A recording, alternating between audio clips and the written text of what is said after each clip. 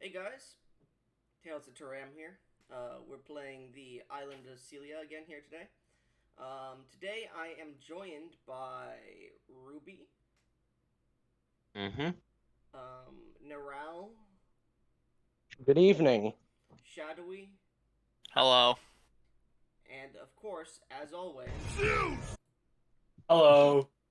um, the others, Gesh and Ral, otherwise known as the Glitter Wizard. I don't know where they are, but I assume they'll either be here later or not at all. So here's to hoping. Yeah, that's really all for that part of the intro. We're gonna be doing the session now. What happened last time was the party went looking for food. Their goblin compatriot died to rats. They went to revive him using Mari's list of ingredients without any amounts. And after figuring out that they need flesh and blood more than they had gotten from the hunters of the town, they went down to the basement, down to the area that they were going to start the ritual, and started to go look for a body down in the body pit to use. However, due to some unfortunate rolls, the party all fell into the hole, aside from Neral and the Glitter Wizard. Um, After falling in the hole and barely surviving the fall, Neral snuck up, watching the ceremony starting to happen as Mari started to cast a spell. Asked what the hell was going on, went to investigate the grate, which they saw blood and bandages at. Cast a spell. Their mage hand became sentient and attacked them.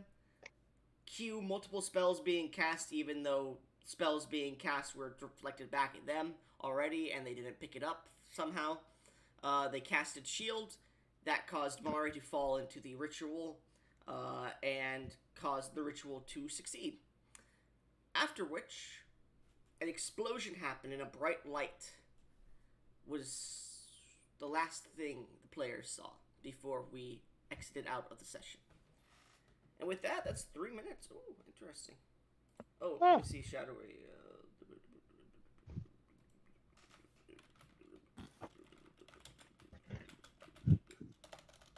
And there goes a bag full of lollipops in 3 minutes. Disgusting. Anyways, so, yeah. If there's anything I missed, can you guys let me know? Anything important I missed? Uh, Oh, uh, you decided you're gonna go fight the boar. I forgot about that. we were going to, but now we can't. Who says you can't? We're in the pit. Oh yeah. Oh yeah. Let me get some music now started, huh? Oh yeah, music. Slash pla. Also, we should probably mention how many of us survived on like 1 HP Yeah. Like two of last you. time. Yeah. 3, I'm pretty sure, actually. Well, Neral was because he was in combat. You guys were because you fell. Yeah, no, I was on the brink of death. Hold on, let me just roll 2 random d20s. And I will say this: last time you guys were confused, the body you pulled up was not in rigor mortis. It had been dead for a few months, so it was hard to position it on you while trying to climb up a rope, which is why the difficulty was so high. Just so you could remember, because you guys got a little bit mad at me for that, even though I was correct. Anyway. I don't know, I wasn't mad. Gonna have pretty good rolls this session.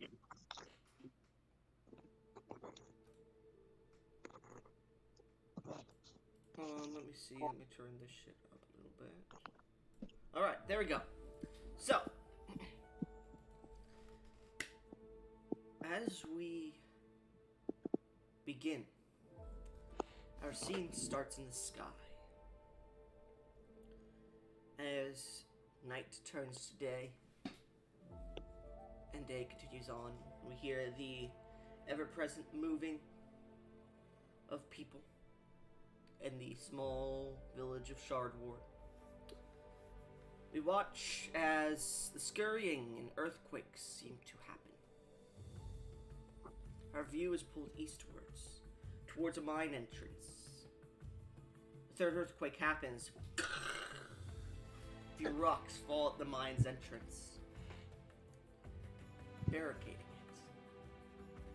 As we hear the low sounds of a roar in the distance, in the mine. We move northwards towards the fields, where we see a merchant cart trying to hurry past a certain point in the fields. As we see two merchants on top of it, and they seem to be carrying. One of them seems to be carrying a heavy crossbow and aiming it towards the field to their left. As he releases the bolt, we see dashing out of the field's grass a shaded animal, large, hit the center of the carriage, sending it off the road. However, as we pull away from that scene, we find ourselves staring at Shardboard once again. As midday starts to become to sunset. As sunset comes, we see the sun setting in the distance before we feel this heavy arcane and we see this flash of bluish white light explode through the middle of town. We see pieces of it ripping up dirt and stone off the ground as people who were standing right by the explosion get flung in slow motion off of the ground forward.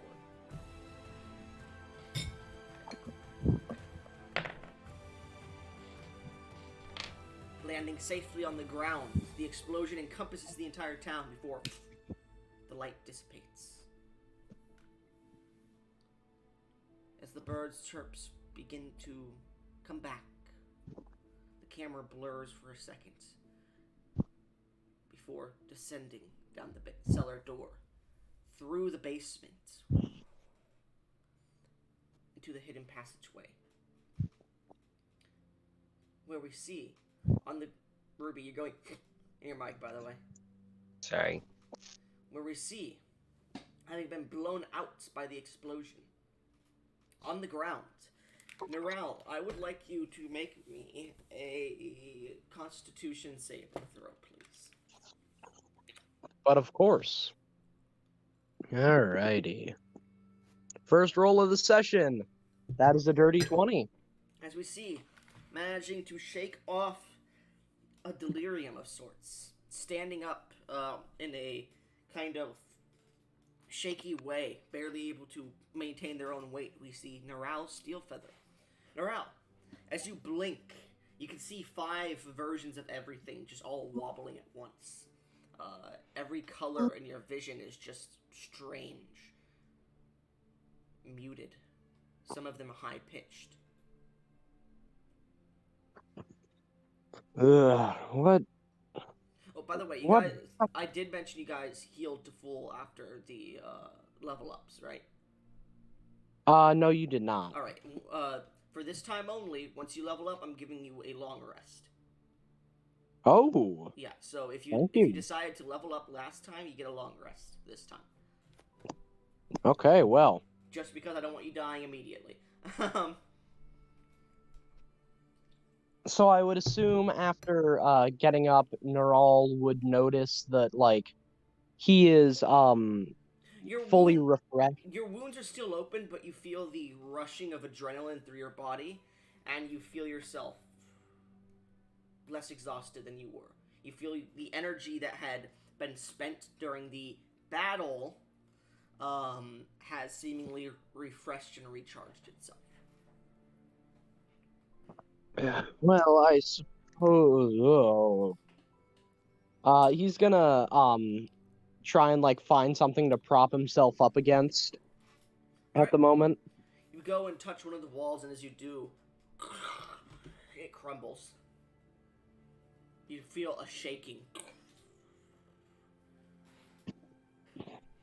This does not look good. And you look up and you see the roots that have pierced through the flooring of the house above, or the basement roof, have seemingly been scorched asunder, and you can see parts of the roof are starting to buckle inwards, and you see a few rocks crumbling. You figure you probably have a few minutes before the roof starts to collapse.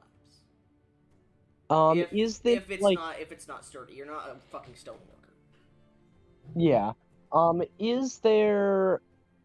I may have misinterpreted your description, but is there like any open sky part, or are we still underground? You're still underground. There's a house above you still. Okay. Yeah. Yeah. So Is my vision cleared by this point? Your vision is still blurry. Well, it's still the same. It's blurry, but you could see high-pitched colors and low-pitched colors. Okay, so like whenever I take off my glasses, all right. Yeah, it's like when you take off your glasses, but they were like 3D multicolored rainbow glasses. Yeah. Yeah. Somehow that makes sense. So you're seeing like reds and blues are heavily accentuated, and then like greens and yellows are muted to nearly gray, basically. Like this color spectrum is all fucked up. Well, because I am a wizard, I do not have that which is known as, What is your Constitution modifier? My Constitution modifier is a +3. Okay. Yeah. So, yeah, he's gonna, like, try, as he, like, gets up and props himself on the wall, he's gonna, like, think of walking out, but then he remembers his, friends are trapped in here somewhere, so he's gonna try and look around the room to see if he can, like, spy. So you're in the hallway right now because you got blasted out of the room. Oh, yeah, right. Yeah. So, yeah, he's gonna try and, like, make his way back to the room he was in before. Alright, so as you start to walk that way, 7 turns pass in character, by the way. At this point, before the minute passes, you feel your vision is starting to clear up. As you push into the room, you push through the doorway and the brick wall just collapses, leaving the entire entryway, like, able to be moved through. It's now, instead of, like, a 3-foot, like, squeezing through with your wings and shit, it's now a good, like, 10-15 foot, just hole. Okay. As you push through, you look into the room, and what once had this dim light that you couldn't really tell the source of, you see a completely pitch black room. Do you have dark vision? Hold on. You do have dark vision, but you don't have devil's sight, do you? I have dark vision, but yes, no, I do not. As you look through, your vision is almost being clouded with darkness. You can see certain shapes, but you can't really make them out too well. Looking at the striations and everything on the floor, the room looks fucked up, like there's been an explosion in here. Like, you see pieces of rubble and everything have been slid across. There's scorch marks all across the room from what you could tell. But when you try to identify shapes in the room, like if you look over and try to look at a table, for example, it turns black, like you've not unlocked a character yet. There's this misty fog, and you keep hearing this chuckling sound. He's going to call upon his goddess. Oh, I will say this: protection from good and evil is that a concentration spell or no? Protection from it is a concentration spell, so I would assume that it's broken. Yeah, 100% that would have broken with the amount of times yeah. you were hit. I figured, and I think last session you said it didn't dissipate; it just got muted for a bit. Okay. But yeah, no. Go ahead. Once again, he's gonna call upon the protection of, if I remember correctly, the goddess's name is Shellshy. Shellshy, yes.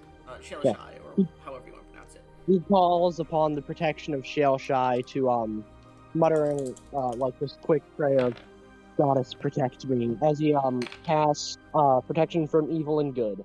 You feel this burst of divine protection hit you.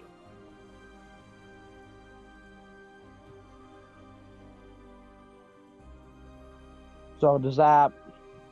It I works, assume yes. Okay, good. As this happens, the entire room becomes clear to you. The darkened mutation that you're seeing vanishes, and now your dark vision works. Alright.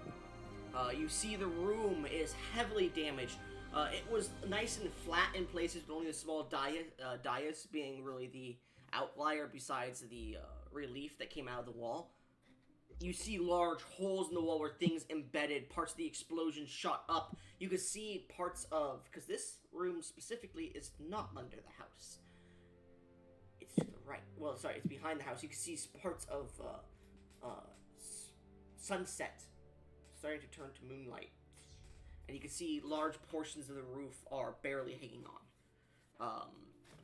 There are very few holes in the roof, and they're very small to boot, but you can start to see moonlight peering through. You look, and in the center where the dais once was, it's completely broken, but there is just one piece of it that's still there, and there's this almost sarcophagus of clay that seems to be dried and just sitting there. He is going to, actually, I think this is a good, area for a common sense check here. Sure. Because logic would say, ignore that, go find where your friends are. Last you saw they were trapped in a grate. However, we all know he's not the smartest of individuals. Okay, that's a 16. 16. Yeah, so for now, he is going to, he's gonna, ignore that and, see if he can find the grate. You hear thumping from the inside of the sarcophagus, but you go over to the grate. As you look down towards the grate, you see the metal is rusted and bending downwards. As you go over and you just touch the metal, what once was this enchanted metal that seemed to almost be impenetrable without a key, you touch it and the entire thing just rusts apart, falls apart, flakes. Alright, he looks through the, seal. Alright, as you look through, we shift back in time a little bit. As the whitish blue light expands outwards. Ura, Arya. Yes. As you are both in the grate, pile of bodies, you see this light start to shine down, and you feel this force hit you. Roll me strength saves, please. All right, well, Roger, Roger. Dirty 20. 13. Okay, so 13, Ura. You feel yourself blasted on the ground as your face is being pushed into the stone, breaking through the stone of this very familiar room to you. You guys watch as the entire room is filled with this light before it dissipates. I need con saves from you both now. Alright. 12. 17. Okay, you both fail that. Bruh, what? Both of you feel your vision goes blurry and everything is wobbling around you as colors are muted and others are stretched heavily. Some are bright, some are dark, some are just not colored at all, some are high contrast. As you look around, you can't really tell too much.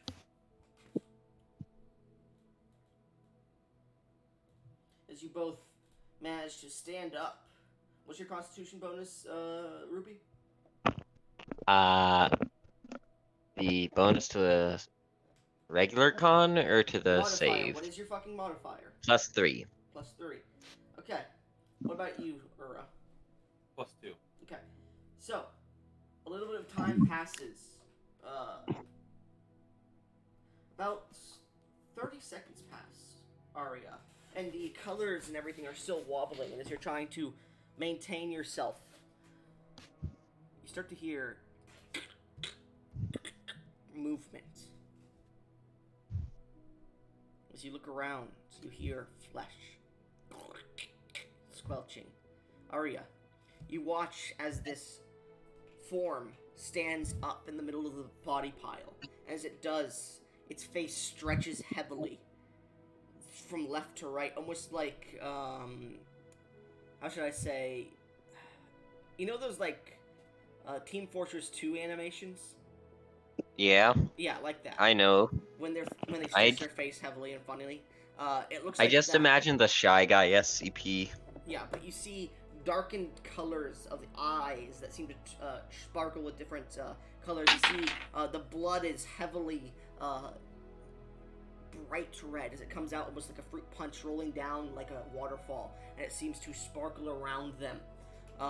This is... You can tell immediately these are undead creatures coming to life, but they seem grotesquely and extremely twisted and changed in your vision at the moment. At this point, I'd like a perception check from you with disadvantage. Perception, I am shit at that with a simple +2. First roll is a 13. Second roll is a nat 20. So 13. Alright.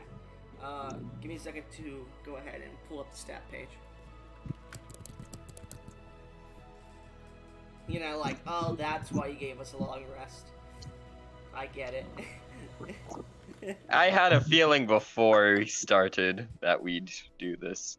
Okay, so Because you did start. as you look around, you see hundreds of zombies starting to stand up to strike at you. As what you see in your mind is a horde. Ura, Yes. you roll me a perception check as the same things are happening, but you see like everything, but with disadvantage, please. Oh. Okay.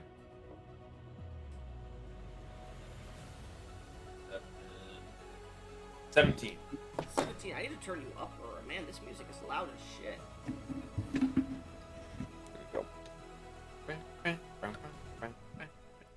So, Ura, you rolled a 17? Yep. You notice 20, 30, 50 of the bodies start to stand. And you recognize a striation upon them, Ura. This strange, spidering-like web starting around the core of their bodies, the heart area. This strange purplish-black goo that seems to stretch out through their body using their veins. You recognize this immediately, Ura. As the horde begins to approach you, I would like initiative checks from both of you. Okay, I am still good at that. But that's still only a +2. For 17. 16. Okay, give me 1 second to... Let me see if there's actually a stat block for this, or I'm just gonna make it up on the fly. Oh god. There are horde That means you're gonna mechanics. die. I know there's horde mechanics, but they suck. Oh, not that bad. They are bad. There's a literal horde enemy, I'm pretty Yeah, sure. there's not a horde enemy. There are statistics for hordes. Eh. And they suck shit. I Anyways. think what I personally didn't like. Go ahead. So, as these creatures begin to make their way towards you... What did you get, Arya? 17. Arya, you go first. You see this horde of over 100 zombies coming for you, Arya. In reality, it's 50, but you're seeing multiple.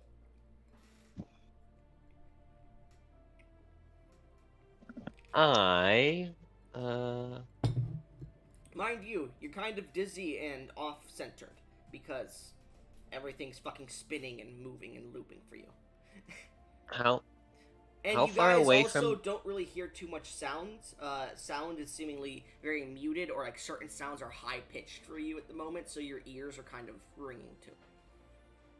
Yeah, how far away am I from the hole back up? You're about... The horde is... it's in the middle of the horde. You fell off the horde... you fell off the pile down, and the pile that was going up towards the hole, you could see the zombies are rising from it. The entire pile is starting to stand up, basically. Alright, not worth it. Or at least half of it. Right, then... In that case... Mind you, it is dark in this area. So, you're gonna have no line of sight, basically, to an extent. Yay. I am lucky I have superior dark vision. Yeah.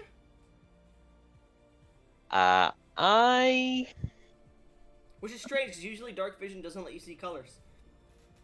Yep. But you're seeing them. You just fuck with them. Make as many How- colors as possible. How far away is the nearest zombie?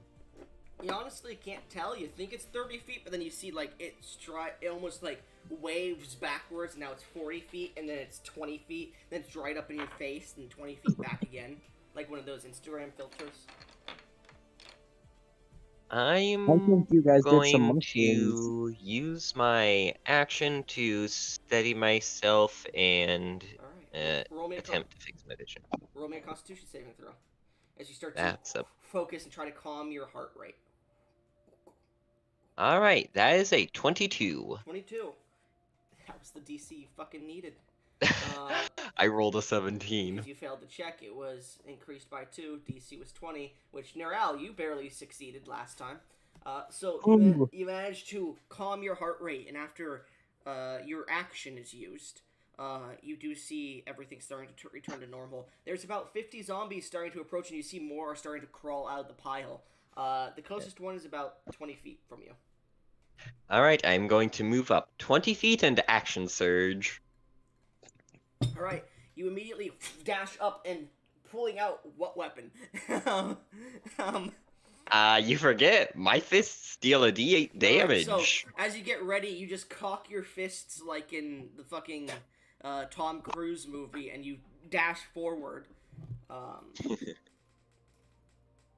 Yep. Yes, I am going to make 2 unarmed strikes I hope you guys survive using my this. bonus action. Huh? I hope you guys survive this. Oh yeah, I hope we do too. First strike, with the +4 is a 18. Okay, you critical hit. That's 10 above. Yeah. Wait, is the critical hit for this campaign or is it for the other one? I can't remember what I said specifically. It's the other one. Yes, Other never mind. one. You don't critical hit. My bad. I'll allow it if you guys want me to. It's up to you, though. Do you want... Because Yeah, it's a fun rule. Other creatures can critical hit It's you. fun. It also helps us survive So I more. will let you know, if that happens, creatures can critical hit you if they're 10 above your AC. Yes, As a I know. wizard, I am frankly scared to engage this rule because the highest AC I can get right now is 19. I've got 12. And that, in order for me to get that 19, that would take 2 turns to activate. Anyways, yeah, let's do that. I'll say we'll do the rule for today. And then we'll see Alright. how it works out. Oh, fuck. And Alrighty. Well, I think I that know I'm going to be is- training. That is a what was it? 14. 14? 14 Yep. damage in total? No, that was a 14 for my second hit. Oh, wait, you get 2 hits? Oh, wait, you shouldn't have... Bonus action to make an unarmed strike. Your fists are not light weapons. Yeah, so how... Ah, shit. So Never mind. So Oh, let me go ahead and mention the rule that I've mentioned beforehand. My I do bad. allow attacks I forgot. with I do allow attacks with your bonus action. However, It's gotta be a it light has to weapon. be it has to be dual weapon fighting is the problem, and it has to be a light weapon. That's how it works. Yeah, my bad. I do So in it's some just that. games, like my other game that I'm running with all of them Zeus. This is probably one you haven't heard me mention because it doesn't really matter. I do allow bonus action attacks, but you basically only get you only roll a d20 for your attack. So like you can make an attack with your longsword again, but you only roll a d20, and that's what you get to hit in that game. Yeah. Yeah. So Normally it's you just don't add your proficiency bonus Here's to the the second problem. attack. that's for dual wielding weapons. So when you have 2 weapons in your hands and they're both light. Well, for weapons. dual wielding weapons, you just Yeah. don't add your ability modifier to damage. That's not. No, how, it's you no, don't no, add it's your you don't add proficiency bonus to hit. Yeah, that's how it works with dual wielding. Also, that's 17 explicitly not how that damage. works. Oh my god, you're fucking retarded, Shadowy. That's literally how it is mentioned in the Alright. book. Don't Alright, argue no, with let's the go here. dungeon master. I got the book right here. I'm open to the Alright, fucking let's see. page. That's what it says. Goblin's right. Here, I'll It's even look it not. up just so I could let you know if I'm wrong, okay? Two-weapon fighting, which is also known as dual-wielding fighting. Two-weapon fighting. Let's see here. I don't have the book open, but I'm looking at a website that is pretty reputable. Let's see here. It's me. Where is it? Fucking hell. I don't give a shit about your fucking discounts. Fuck off. Two-weapon fighting, the basics. Where the fuck is it? So, when you take the attack action and attack with a light melee weapon that you're holding in one hand, fuck off, you stupid ass ad. I don't give a shit. That you're holding in one hand, you can use your bonus action to attack with a different light melee weapon that you're holding in the other hand. You don't add your ability modifier to the, let's see here. The damage of the second attack. Yes, but let me continue to read, please. You don't add your ability modifier to the damage of the bonus attack unless the modifier is negative. Let's see. You can throw it if it has the thrown property instead of making a melee attack, if either does. What the fuck? Why do I remember it so differently? I think it's the mention of the ability modifier. I think it might, let me get my book out, because there might be something in the book that's written that people don't fucking mention at all. I'm sorry, give me a minute here. Maybe. I do have a dagger, I just didn't take it out. Because I fucking hate two-weapon fighting so much, I almost banned it in my campaigns. For this specific reason. Bonus action attacks. Yeah, what page is it, Ruby? Hold on, let me get the book back You out. just said you were open on it. I put it away. Alright, I would bonus think action it's in the attack. combat chapter. Probably. Yeah, I don't know it's- what combat chapter that is. 9. Combat, chapter 9, starts at page 189. Yes, but I'm asking what page specifically two-handed combat is on. Because I do allow fists to be considered melee weapons. Check page 193, that should be it. 93, you said? Okay. 193. Yeah, I know. I'm not going to say the 100 beforehand every time. So, 193, actions in combat. Oh, search, making an attack. Melee attack, that's not it. Cover, damage and healing. I don't see it. Alright. That was just the start of it. It does go on for a couple pages. I It's not was in looking those through pages. page There it is, 195. It's two-weapon fighting. When you take the attack action, you don't add your ability modifier to the damage of the bonus attack unless it is negative. Yeah, you're fucking right. I know there's a fucking feat that mentions something, and I thought that mentioned you. A dual wielder, it's basically it lets you use bigger weapons for it, and it gives you a bonus to armor class. Okay, so that was Two-weapon my fighting bad. just lets you add And- your ability I modifier to will damage. admit I was wrong there, Shadowy. You were correct. And the actual two-weapon fighting style gets rid of the negative to the modifier. Yeah. No, yeah, I the think- loss of. Yeah, there is a negative to the modifier when you try to hit with a two-weapon fighting, isn't there? Although the You negative lose proficiency is bonus. If. Basically, it's if you Yeah. have a negative ability modifier, that it's a negative to damage. No. So let's say you're attacking with a Here's the negative problem. dexterity. There's no negative mentioned in the book to two-weapon fighting, besides losing your damage modifier. Except in You the don't situation where add you your don't have- ability modifier to the damage of the bonus attack unless that modifier is negative. Yes. Yes. Oh, and So actually, if I was misunderstanding. My bad. But yes, I was wrong there. My bad. Anyways, does that end your turn, Ruby? Am I allowed to make that bonus No. action attack? No, your fist's not a light weapon. It was a very long Okay, conversation for that. and No. that is I'm glad 17 you found me. damage. 17 damage. Okay, and that was already with double damage, right? No, it can't be. Yes. I doubled the dice. You I don't did not double your remember. fucking dice I'm in a my fucking campaigns, idiot. dumbass. Oh, that's 20 damage then, because it was a 7 plus a 3. Okay. Anyone wondering? You just roll damage in my campaigns, and we double the overall, because I don't fucking like to take so much fucking time. Sorry. Yeah. Good man. Let me just add That's how I this to- run it in my games.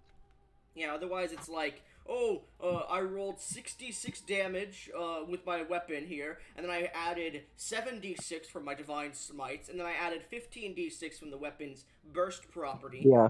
And it's How- like you doubled How all I of those. roll, how I 3.5 roll moment. crits is you deal double damage, and you can double one extra source of damage. Like you can, say, I just say fuck you. You can do whatever you want, man. Burst the fuck out of my bosses. I don't give a shit. I'll just make a harder boss next time. that's why I have a party consisting of 9 players. Anyways, you dealt 20 damage. You said. Yep. Okay. So, as you rush up and the large horde is starting to lumber towards you, you punch and knock one of their heads off with your fist. As you do... Actually, hold on. Let me see how much health they usually have. Okay, you punch 50 times... Give me a second. I need to do some math here for health. My bad. I'm sorry, did I just hear the word 50? Yeah, there's 50 zombies. Oh. Yeah. Ah. I thought that was in relations to health, and I was incredibly worried. Yeah, for a second I did too. I think it's... Yeah. It is... +9... Okay.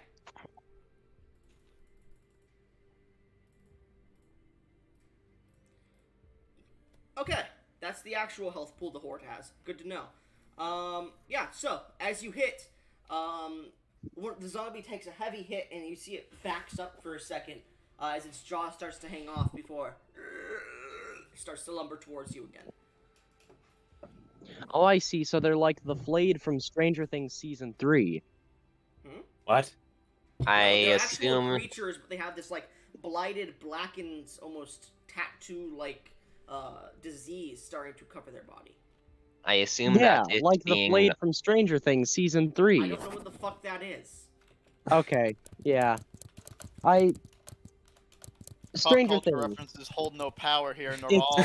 I think saying the No. word again doesn't help. I assume that the I was gonna- it backing it doesn't off matter. due to the attack is flavor. Yes, it's just flavor. As it backed for a second, then lumbered forward, like it took a step back. The flayed, I don't see any pictures. Sort of, but they don't have fucking large tentacles coming out of their back. What? Hold on. I'm looking Doesn't at know his own reference. Well, I haven't finished Stranger Things yet, so it's probably something from further in the series. Yeah, know. Blade get different further on in the series. Oh, well then, I don't fucking know. It's just a normal fucking zombie with fucking black... Yeah, shit. essentially it's a person that has this, black veins and webbing on Yeah, skin and whatnot. yeah. The webbing Yeah. looks like it moves, though, and it looks like something is... It feels like something's staring at you from it, but yeah. Anyways, Yeah, so okay. as you strike it, just give it a mean right hook, it just continues to lurch on towards you. Yeah. Does that end your turn? Yep, Ura, because I am not gonna provoke Yep. an opportunity attack. as you're looking at this whole thing, you see it gets punched, and you see its jaw goes flying way back, and almost like a rubber band made of an elastic jaw, and it just slaps back into place as it jiggles in place. The entire horde seems to move with the same movements, almost like a dance group. Are they distracted by the one actively attacking them, or? If you're talking about your teammate, Yes. the horde seems to be actively seeking both of you. They are aware of actually all three of you, but Geshu's character seems to have passed out at the moment from the large echo chambers, and he is directly under your feet. Huh. If I ran to the The grate is on the opposite side of the zombies and about Gotcha. 100 feet past them. there would be a lot of stuff in the way. It would be about 200 feet running, and you'd have to move through about 30 zombie spaces at least, even if you tried to go around. Okay. I think, unless there's a miracle here, we're very dead, because I know these things. Yes. I would let's say this. There is room for you to skirt by and only provoke 10 zombies attacks of opportunity. Okay, hold on a second. However, you would need to leave your friends behind. Honestly, okay, despite... Honestly, fuck these people. And that is if they I'll be- don't close in on you once you get in there. I'll be fully honest, like, despite being a better person, I know when you're in a fuck situation, I can't help these people without dying myself. What are you doing, man?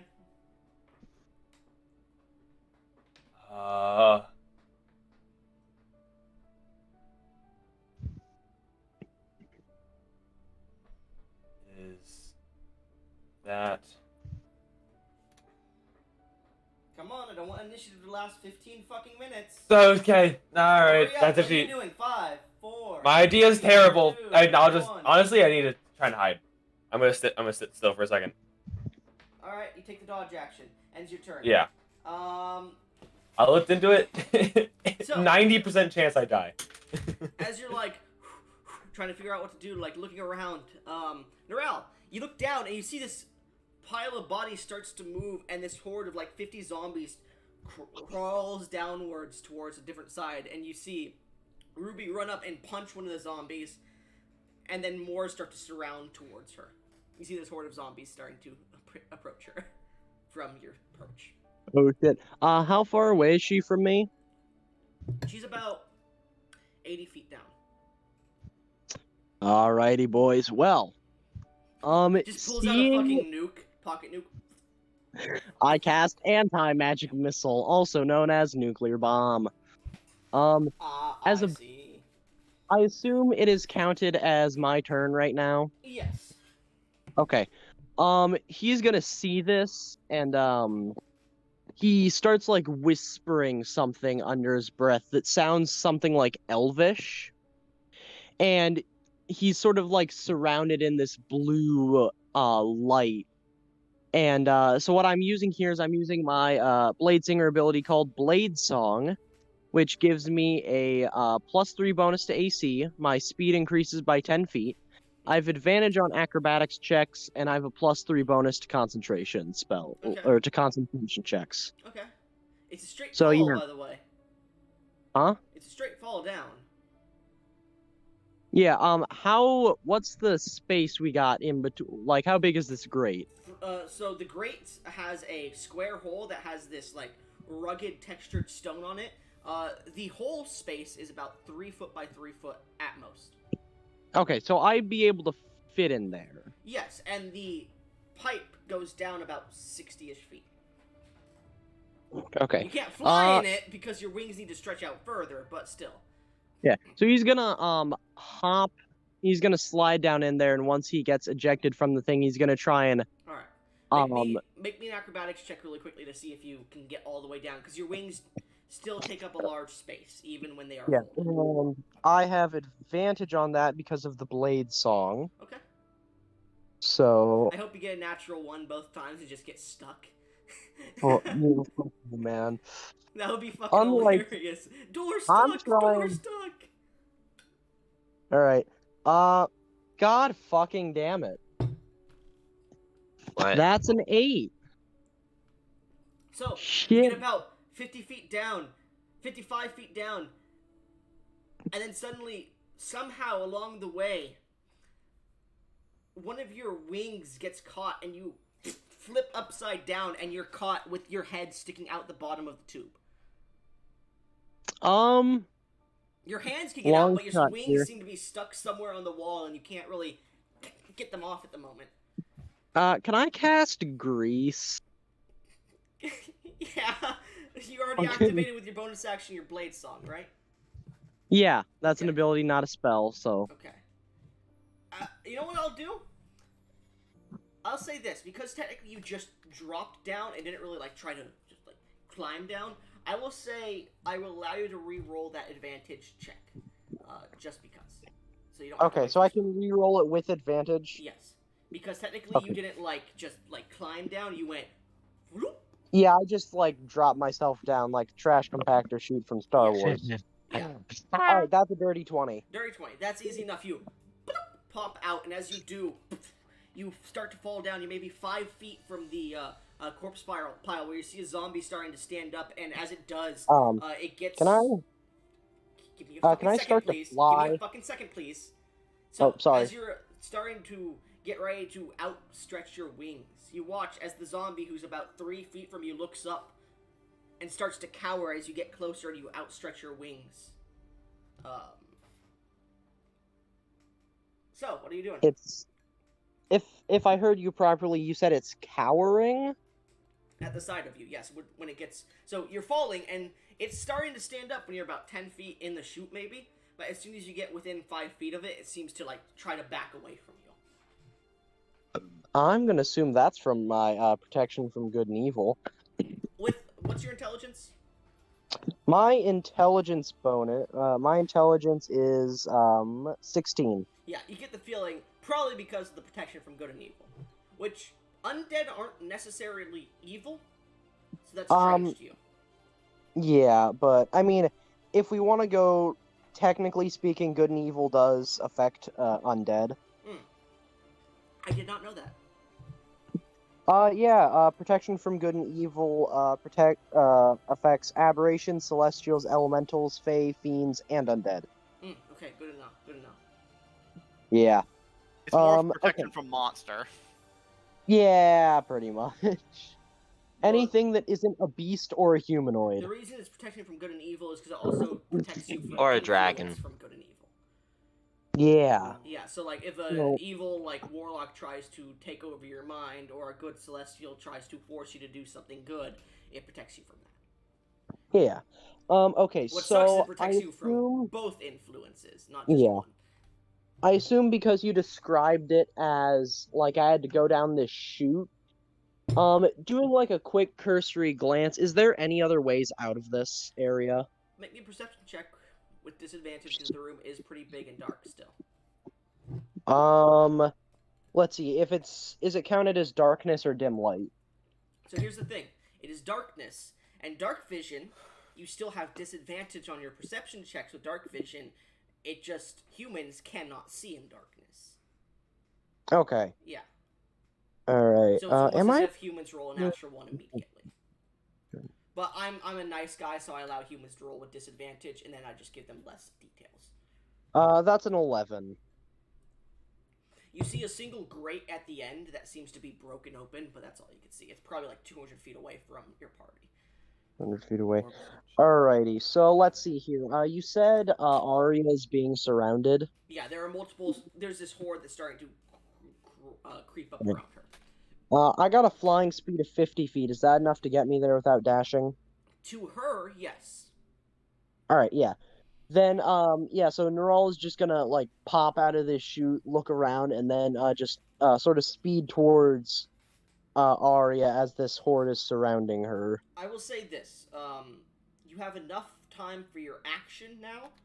Oh, wait, you already used your bonus action, so it doesn't matter. So that was a quick fucking turn already. So, as you get over to her, what are you doing? I do have something I can cast as an action. Yeah, what are you doing as you get over to her? I'm casting Mage Armor. Okay, on who? Actually, does it look like Arya's wearing any armor? No. Right, Arya? You're not wearing any armor, right? Ruby? Arya.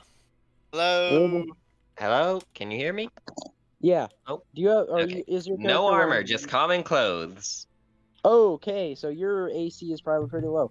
Then 12. yeah, he's gonna cast Mage... Yeah, I'm casting Mage Armor on you. So you go and grab her shoulder as you do this, like, 360 sick turn drift in midair as you guys hear... As you do so, you see this, you said your color was greenish? Your magic color? It's like a greenish blue, like ocean water color. So the seafoam green, armor suddenly, completely, this, like, plate armor almost, just completely surrounds you. It's this, not opaque, translucent, seafoam green armor that smells kind of like the sea itself, as it seems to almost create this facade of plate mail around you. Your AC is now 13 plus your dex. 13 As plus my dex, I'm now at Neural, 15. yeah, as Neural sort of like flies over there, and he's still gonna float in the air, Yes. but like in the air, so he's like eye level with Arya. So I will say Uh, this: no. you had to get down to be about 5 feet above the air to touch her, and that would have taken all your movement to get there. Okay, but I'm just saying, like for flavor, he's just kind of floating in the air, Yeah. flying in the air Yeah. right now. So you're not on the He said, ground, but Hovering. you're on the space above, which means someone who gets below or right next to you can still hit you. yeah. And Diagonally. so he says, "Fancy meeting you here. We always seem to meet in the strangest of circumstances." As a horde of zombies starts to approach. Yes, so... Meanwhile, Fastball special. it's the horde's turn. Yay! Do any of them start to cower away from me? The horde, who are going to start approaching you, get within about 10 feet of you and create this almost like river around a stone as they get towards Ura instead. As the entire Ooh. horde seems to target him. Ura! Sorry, sucks to be you. Yep. The entire horde starts to reach towards you, and let's see here. Because it's the horde, which is the stupidest fucking rules, does a 24 hit you? With shield, it's no longer a crit, but yes. Alright, so, as you see the horde, like, start to almost, not DayZ zombies, but, like, what's that one with, like, that actor with blonde hair? Zombie? Resident Evil? No, like, you know where they're, like, piling up to get over the wall? What's that? Oh. That's Walking Dead? World War Z. World War Z. World War Z style Oh. kind of create this like wave pattern towards you. You pull up a shield and they seem to almost break through, scratching you with their hands. A few of them biting you. You do suffer. Let's see here. I would say you probably get hit by about. I'm gonna roll 2d10 here. About 12. Oh wait, dodge action. Remember? Oh Did yeah. you? Oh yeah. Sorry. Disadvantage. That would be 29 technically, but 24 is the smaller one. Okay. Wait, So- hold on. You said you cast shield on yourself? Yeah. Mm-hmm. What does that make your AC? It makes it so 17. he doesn't get crit. He already said. It raises it by 5. Yeah. So. I would I'm say, trying to. Okay. Actually, I'm not gonna do that because that's probably metagaming. Yeah, it is. Yeah, no, never mind. 12 of them hit you because I rolled again and I got 19 for them hitting you. So the lower of the hits was 24 to hit. The lower of the amount of hitting you was 12. Okay. So as you pull up your shield, you block a few of the zombies, and you guys watch as this green flamed shield just seems to be bursting some of the zombies off as he gets bitten and slashed by a few of them. 12 of them hit you, so we're not going to add any damage modifiers. We're just going to do 4. You take... Ooh. I'll say half of those grapple you. So you're grappled 6 times. At this point, you're basically almost restrained. And you do suffer 24 points of bludgeoning damage. Let me do some math real quick. Make sure that's not dead. And now I'm just wondering where you got your horde rolls from. I'm just So am rolling I. to see if they hit, and because there's 50 of them, I'm just adding plus 10 to their modifier, plus whatever I roll in the dice, instead of whatever they would usually Okay. And that's much better than me actually using the horde rules, which is much more overpowered, by the way. Yeah. I'm at negative 10.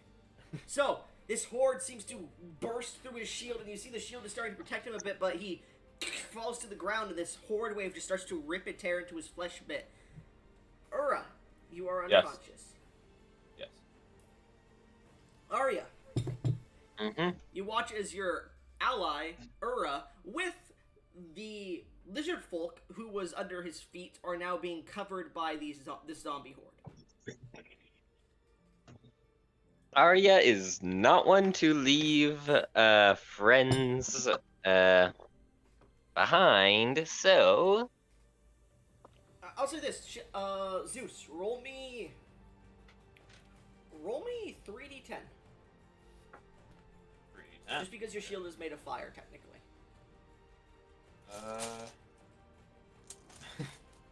I haven't rolled D10 in a while. Hold on a second. There we go. Uh. 7, 6, 13, 18. Alright, so the zombies do take 18, you said? Yes. 18 damage. I'll increase it to 36 just because a lot of them are hitting the shield, so... There you go. So... Don't zombies have weakness to fire anyway? Not these ones. And the holy damage, that's not going to do anything in this occasion, Holy would damage. Oh, wait, hold up. You do radiant damage as well? I forgot about that. You're using Yeah. green flames, correct? it? Yes. Okay. I've basically made it to where all my flames are green at this point. So, There's no reason not to. so that's going to be... I'm going to add their health again. So what is 36 times... What is the ability of your green flame? I can basically make any fire damage the green flame, and it does 1d4 more radiant damage. Okay, so... Go ahead and roll the d4. Okay. 3. So that we bring it up to 39, which then, because they are vulnerable to radiant damage, I'm saying the green flame can be used as radiant damage here, just because I don't want you to fucking die. 39 doubled to 78. Right. But because it's a horde, I'm going to double it again to 156. Alright, quite a few of them are burnt and scarred to death while the horde still seems to be piling on you. By the way, I just took the horde, multiply their max HP of one zombie by 50, just so you're aware. Okay. So when you kill Okay. one, it doesn't really matter because you're still affecting the horde's HP. They still have the same But that- AC. They didn't have an increased AC or a lower AC. It's still 7 AC. Yeah, but that doesn't mean that we can just kick a already dead zombie and still hurt the horde. Yeah. Can I have that other ability, the Courage of the Flame thing, plus 1d4 at any fire damage. It's just extra fire damage. It will roll 36 d4. What? Roll 36 d4. Oh, okay. I don't own that many, so I have to roll it here. Yeah, no shit. Just roll it one at a time and just write them There's down. no way. Alright. 87. Okay, they take 87 more damage.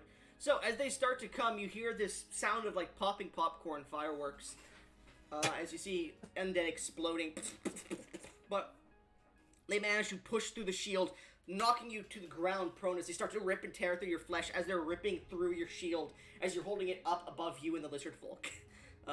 But you are Still- unconscious. Yeah, okay. Your shield is Honestly- still up, by the way, so it pushes against you. But Totally didn't think the 1d4 extra would do anything, then I forgot about the horde shit. mind you, they still, in total, have 1387 HP. Holy Good. fuck. Still good for me, though. That Fire. Fireball.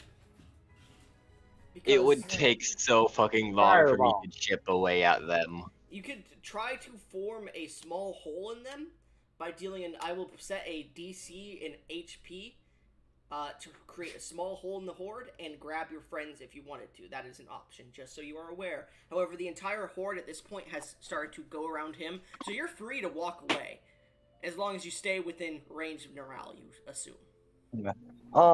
I assume you're not one of those mean DMs who makes talking cost an action. If you talk too much, Okay.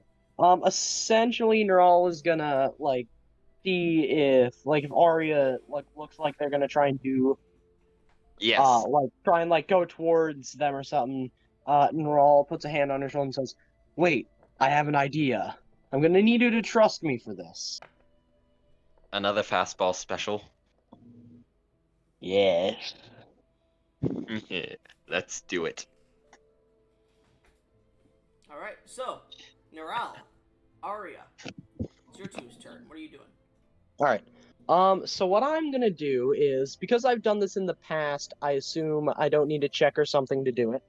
I'm going to grab onto Ari's shoulders and lift them up into the air. I need a strength check for you, please, just because they are pretty heavy. Badass. Did I have to make a strength 180 check? pounds. You did. You did That's have to make it a- last time. Yes. Did I? Oh, okay. They are still heavy. You did. I will say at this point you have a lower DC because you realize how heavy they are. Yeah. Would my Blade Song advantage apply here? Sure. If All it's right. strength based. Let me check the thing. Okay, it's only acrobatics. Yeah. No. Big suck. Oh. Alrighty, boys, let's see what this does. Let's go. Let's go. Come on. 17. You managed to pick her up without any issue. Alright, sweet. Okay, how far away is Ura? About 20 feet. Perfect. I have a 50-foot fly speed. So yeah, no, I'm gonna lift Arya up into the air, and then we're gonna fly over the horde of zombies to essentially right on top, So or right next to Ura. the zombies have domed over Ura, by the way. He is on the ground unconscious. The shield is still above him, but the zombies are reaching through it, and they seem to be like completely encapsulating. So I can see the glowing light of his shield. Of his fiery shield, yes. Yeah, okay. So as I fly up to this shield, would Neural recognize, like, he's using green fire, right? Would I recognize something that's granted, like, by the goddess or something like that? You do recognize the fire the goddess used and then melted the reliquary with when you guys Okay, talked. so I recognize this as, like, the goddess's fire. Yes. He is going to try with his, protection from evil and good. This is going to be entirely up to you as to whether or not this works. Okay. I'm gonna try and like expend a spell slot or something to merge the effects of his like holy shield and my protection from evil and good to like I'm gonna like try and amplify the effects of one of them or both. All right. Very interesting. So I will say this: are you trying to amplify his shield or your effects of protection from evil and good? Because you have to choose one. I will I'm say gonna this, try depending on which one you choose, the other one will dissipate. We are gonna Protection from think good I'm- and evil would force them to back away. Do not meditate. yeah, I think who Mind you, which they have to we- take their action. They have to use their movement to move away from you, so they would still be there, and they can still make their attacks on you. Still with disadvantage, of course, but I think he's gonna like try and pour all the divine protection in him. Like he's gonna try and pour that into Ura's shield to try and like all right. flare to make it more powerful to like push the corpses away. So because this has to deal with something holy, you can either roll an Arcana check with a higher DC, or a Religion check with a lower DC, and you would have advantage. We're gonna make a religion check. Okay. 24. Alright, you almost critical succeeded that. As you feel the holy protection leave you, you thrust your hand forward, and as you do, you see this small beam of green energy shoot downwards as it hits the shield. How are you trying? You're just trying to make it more powerful? I'm trying to like intensify and like expand the shield. So like it essentially becomes like a wall of fire spell almost, like pushing the zombies outward. Almost like a dome of fire. Make me surrounding super us. holy. It explodes Increase. outwards, creating this dome around Ura, similar to the animated shield that tried to encapsulate around you. And as it does, these zombies, I'm gonna roll a strength check. Nope. All explode outwards with this green flame upon them. Roll me 100 D10 plus 50. 100 D10 plus 50. Yes. Not sure if the dice bot will let me do that, but It will. It will go up to 300 at least. Right. Pretty sure 1,000 actually. That's 609. That's 1,218 technically. Oh. And technically because it's a horde. All right.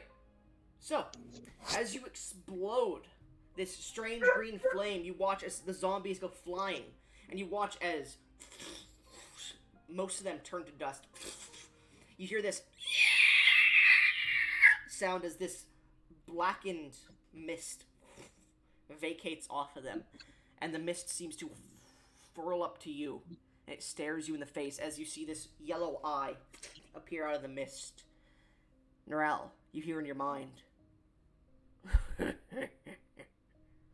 before it fades. You look down and you see the green flamed dome pitters out. As you see no more movements around the place. Alright, combat over. You dealt about 2,036 damage to the remaining 1,300 HP. Holy fuck! What was the max HP? The max HP was like 1,600 or something. It was 33 times 50. Let me go ahead and do the math again. Damn. Actually, no, I'm not going to do the math. So, because Hold it was a on, horde, I know how to do this. I will give you your XP for the combat right now, guys. Just because it was Oh. a horde, I'm going to go ahead and do it this way. So I'm not going to do 50 times the XP, just so you're aware. It's going to be 10 times yeah. the XP. Oh. I was adding plus 10. I'll take that. So, Bruh. for everybody included in the combats, let's see, there was 3 of you. So that's 1,000 divided 3 ways. I'll give you each 334 XP. Okay. Yeah.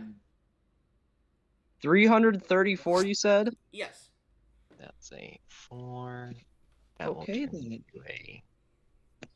Let's see, that puts us up to 400. Okay, that took me from 158 to 492. I'm at 422. Haha. Here I am, stuck in the sarcophagus. Speaking of which, we turn upwards. As he starts suffocating. As the darkness comes to you, after being eaten by the rats, there's nothing. A voice reaches out to you. Poor little goblin. I'll take your arcane power. Leave it to me. Wait. No. Don't. At this point, you shoot up, and as you do, you hit your head against metal, and you hold your head. You take 1 point of bludgeoning damage. As you hit your head against metal in a dark enclosed space.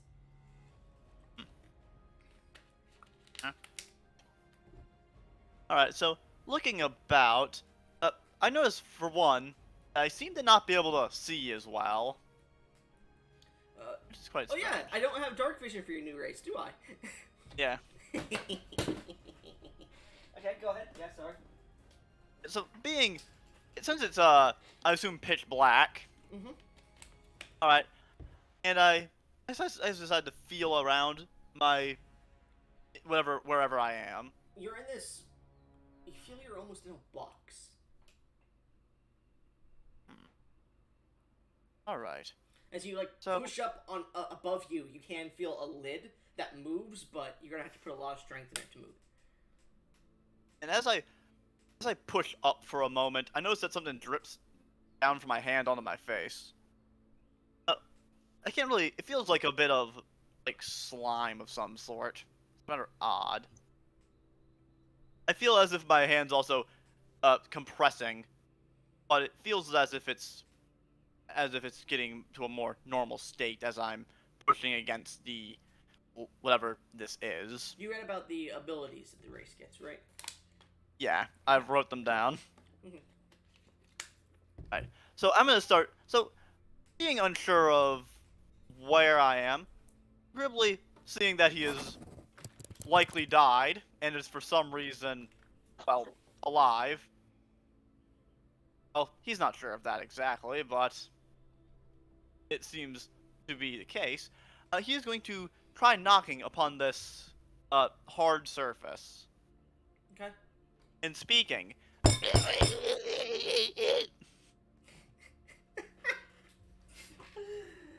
Oh, As God. he tries to speak, he notices that this odd gurgling is coming out. All he can understand it is, "Hey, can someone help me?" It seems that yeah, it just seems kind of strange that he would gurgle this out.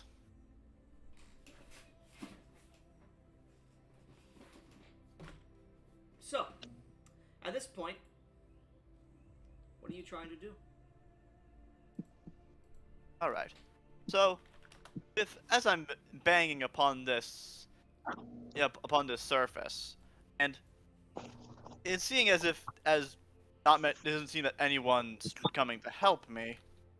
I decide to. I actually notice I feel a bit more powerful. So seeing that, I learned a new spell, so I'm gonna try casting detect magic as a ritual. To cast detect magic, there is a lack of it. Almost a void. As you cast it, you see a small light shoots out from you, almost like a detecting range. And you see the inside of this sarcophagus has a bismuth sheen to it. I'm sorry, the inside of this box.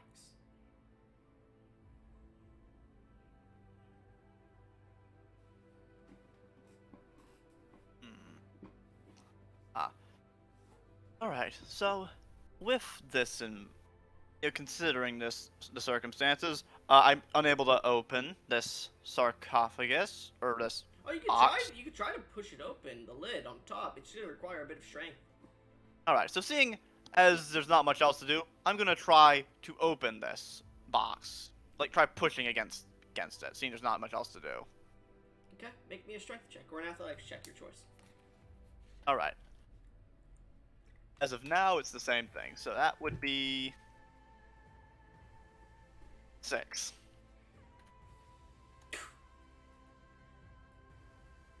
Doesn't open. But did it move? It moved slightly? Slightly. You get the feeling you're gonna need to be doubly as powerful, double the amount of strength you put in as you did, or more. Alright. So seeing that, I'm actually going to try to make it so I'm upright, so I can push more against it. It's like a good upwards. foot-tall box at this point, so you're like, you have to try to sit upright, and you're like pushing your head and like having to push your cheek against it at this point if you're trying to sit up. Alright, so seeing as that's probably going to be ineffective, as I'm quite a bit too tall for this box, I just sort of, I just actually put my back against the other side of the box and push again. Okay. Go ahead and make me a strength check. The zombies, when they get flung off with the holy shield. That'd be a 10. Morale looking down to the horde of zombies and letting them know that they can just leave them alone. Now we can do this the easy way, or we can do it the hard way. The choice is yours. God damn. I do like that. Yeah, I don't seem to improve too much. It's a 10. Yeah, you get a bit more of leeway, and you do see a small bit of light appear into the box before it closes again. Also, with the light, did I manage to at least see my hand or something? No, it was just a quick... Okay, so so seeing as this seems to be working, I'm gonna keep attempting to open the box. Okay. I'll say roll me one more strength check, and I'll give you advantage as you're doing it over the course of a few minutes.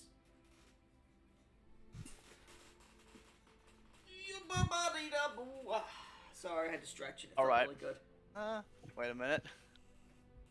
Okay, after creature, I can't see myself. Dang it. Technically, Alright. you know where you are and can technically see yourself. It's just you're blinded to most other things. So you can see yourself at this point. Okay, in that case, I'm gonna use that ability. What ability? Chronal Shift.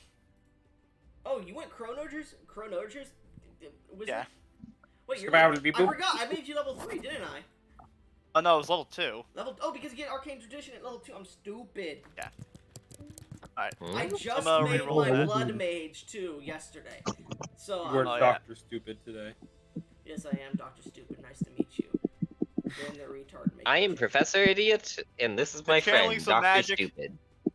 I decided to channel some magic into this push, and there we go.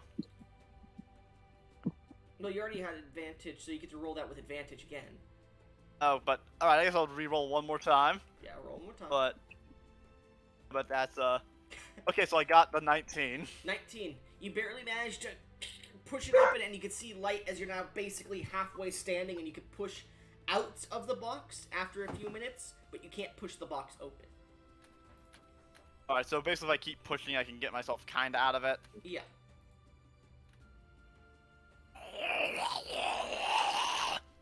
So, as you manage to push out, we return to the rest of the group. Gesh, He's as back. you felt this white light hit over you, you fell unconscious, but you awaken to the sound of a directly next to your ears, because it nearly deafens you. And as you awaken, you see flying down from the sky the Draconic Harpy and Arya, the Drow, land next to you and Ura, who is unconscious on the ground, bleeding out. What are you three doing? Go ahead and roleplay or do whatever you're doing at the moment.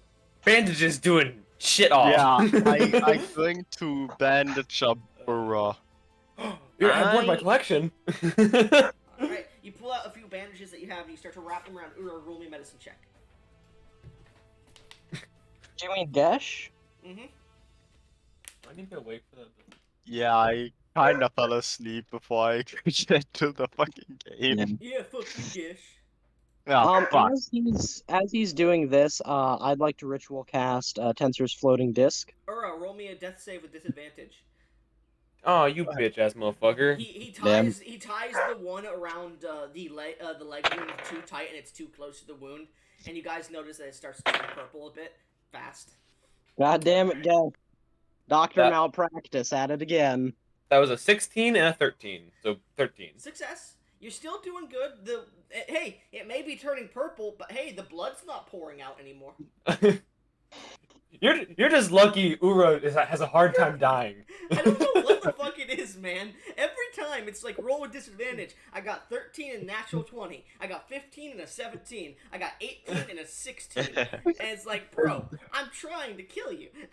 Yeah, He's blessed by the green lady. And when we have Ura has advantage, no we right roll to things lie. like Bro, nat 1 and Everyone 8. else is like rolling natural 1s or like natural 7s, and you're like 16, 19, 17, 18, 15, 13, 15. And it's like, Yeah. Swear to What, God, like, dude. what? How do we keep doing this? I have no clue. bro, what the fuck, Ura?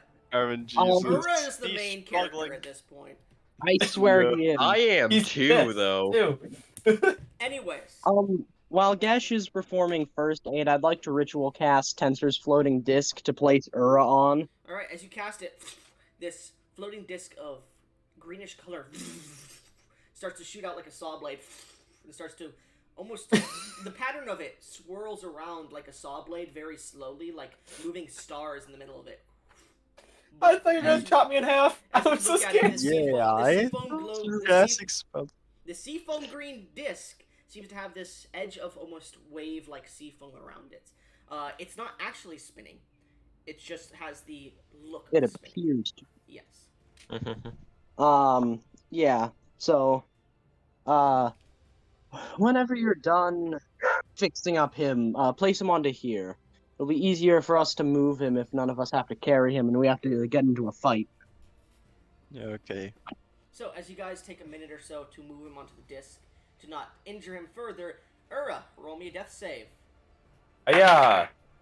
I'm gonna bless myself. Favor the gods. Hold on a second. Why? Did you roll a less than a 10? I want the number 6. I don't think you can use it on that, but let me just check, because I might be stupid. As long as the total is less than a 10, I'm pretty sure they can do it. Well, I'm pretty sure it has something to do with before you know if it's a save or not, but let me check. If you fail a saving throw or miss an attack roll. Well, let's see. Death saving throws, are they considered an actual saving throw or just called that? Let me just check. Can I say pretty please? Let me just check it, because it may be considered an ability check. Is the problem? Oh man.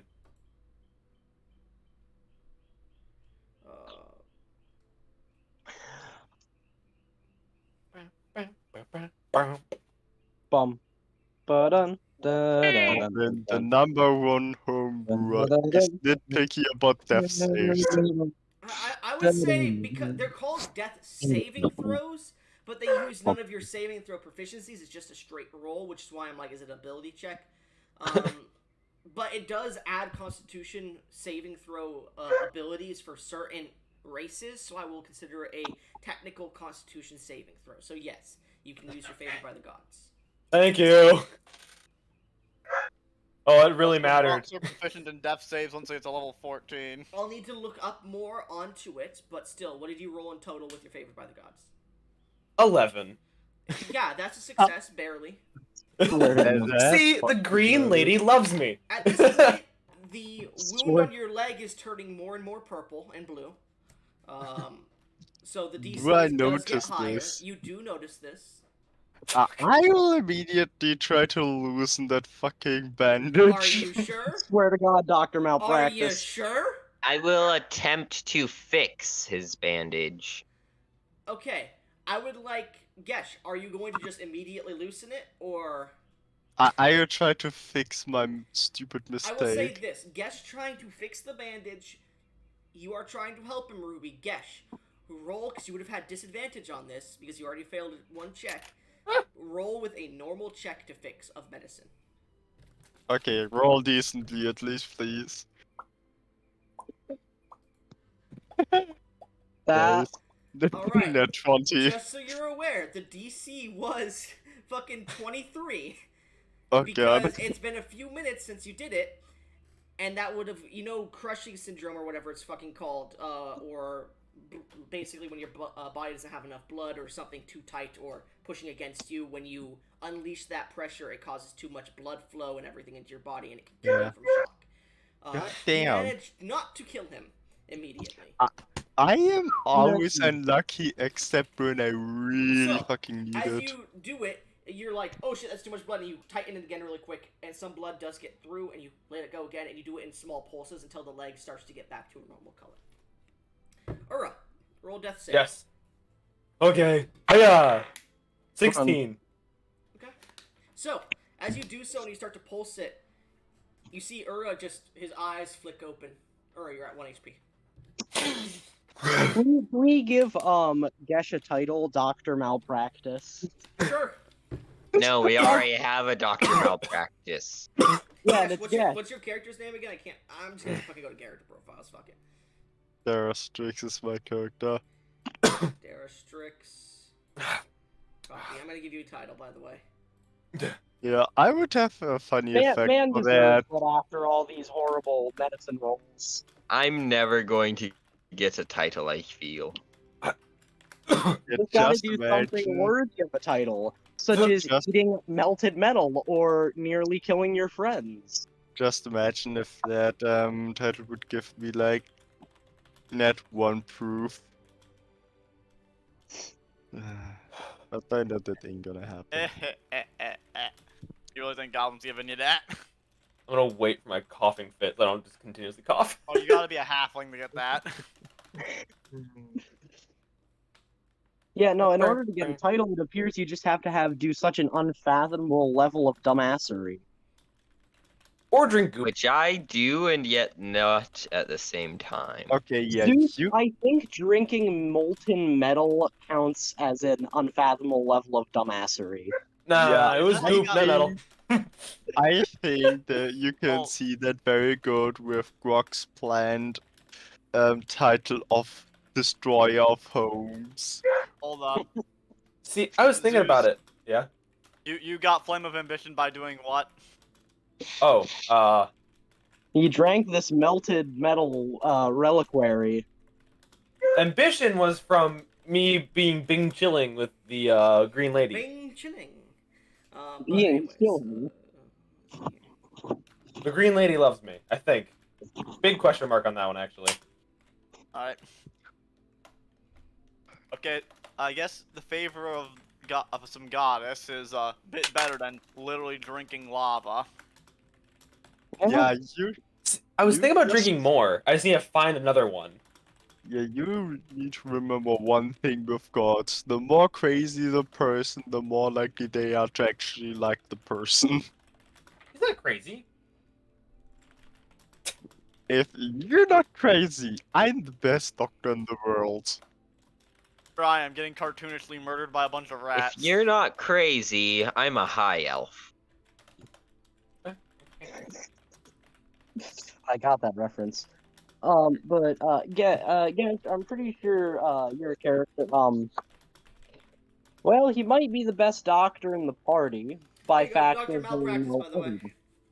Oh wait, what's your added score to medicine? The person that was doing medical checks on me. It's a That's once. ama- It's a once a short rest thing, by the way, Gesh. Yeah, I see Just it. for anybody, Get just for it? anybody watching this, Doctor Malpractice, whenever he rolls a medicine check, he can take disadvantage on it to become immune to natural ones on the check. For this check specifically, once he uses this, he has to take a short rest before he can use it again. I may also choose after he uses this ability to give him disadvantage on one roll of my choice before his next long rest. Oh fuck. So yeah, Okay, same question though. What is your medicine bonus? +5. I was Oh.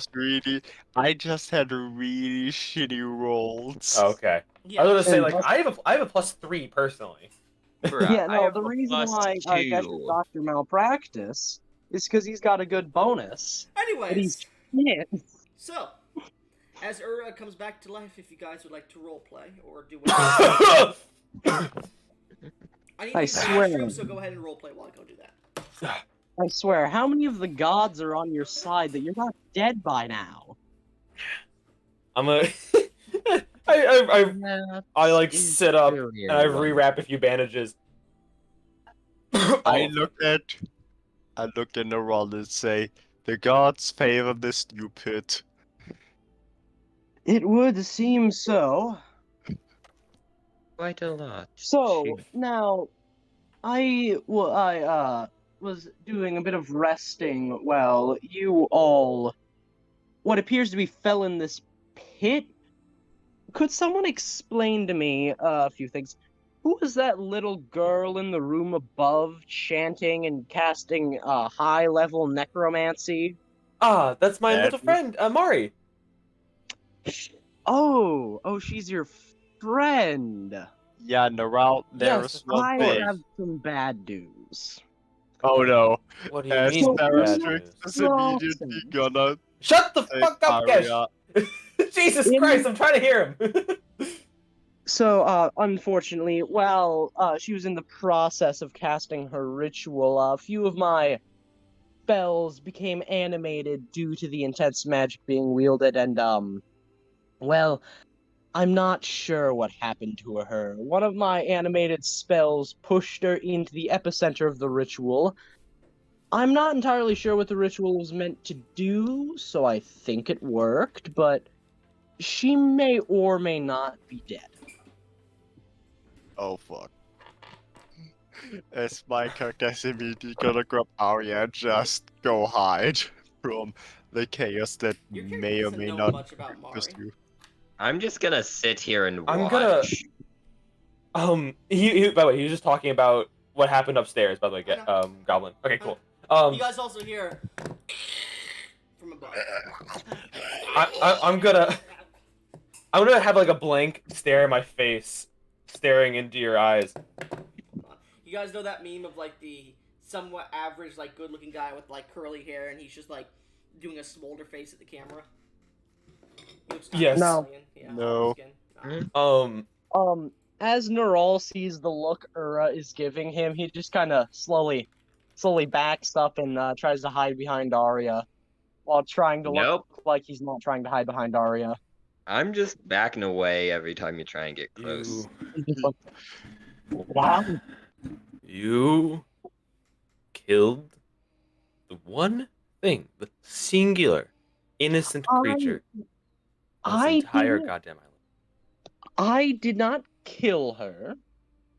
In my defense, it was a spell that was magically animated by the ritual she was casting that may or may not have killed her. We don't know if she's dead. Is still Just as a your precaution, spell he's that going to did start it. moving the tensor's floating disc backwards. Okay. You are lucky. I owe a debt to you. Because if it wasn't for that, I would turn you to dust and snort you. Whoa! Well,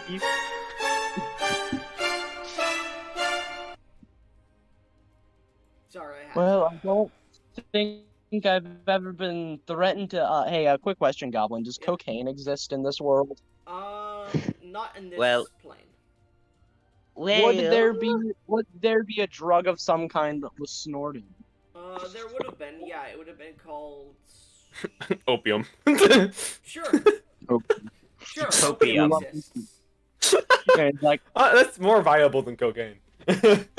well, I've never been threatened to be used like opium before, but That's what I did to I the last would- man that crossed me. Hold up. Let me go ahead and go on Google. Is opium snorted?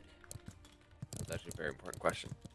I mean, at the end of the day, this is your own personal D&D setting, so No, I gotta Yeah, keep. yeah. I gotta keep to. I gotta keep to it. Let's see. you know, when you're talking about hard drugs, keep to the We can homebrew hordes and like Smoked. magical artifacts. So the opium plant can be smoked, eaten raw, or as a pill, or Oh. or drink it. I Oh. will say there is angel dust, which is a kind of iridescent, or pearlescent, I should say, kind of drug similar to cocaine. But Well, I've never been threatened to be used by angel dust before, but I suppose it is not entirely unwarranted. Now, however, before we get, in hindsight, this may have been one of foolish of me. There was this strange clay coffin in the center where the ritual was being cast. However, in my haste to make sure all of you were not being horribly consumed by what appeared to be a horde, I descended down here to rescue you. oh yeah, I guess you missed the horde of zombies ripping and tearing into Ura. Yeah, and you also missed out on He somehow 300. survived.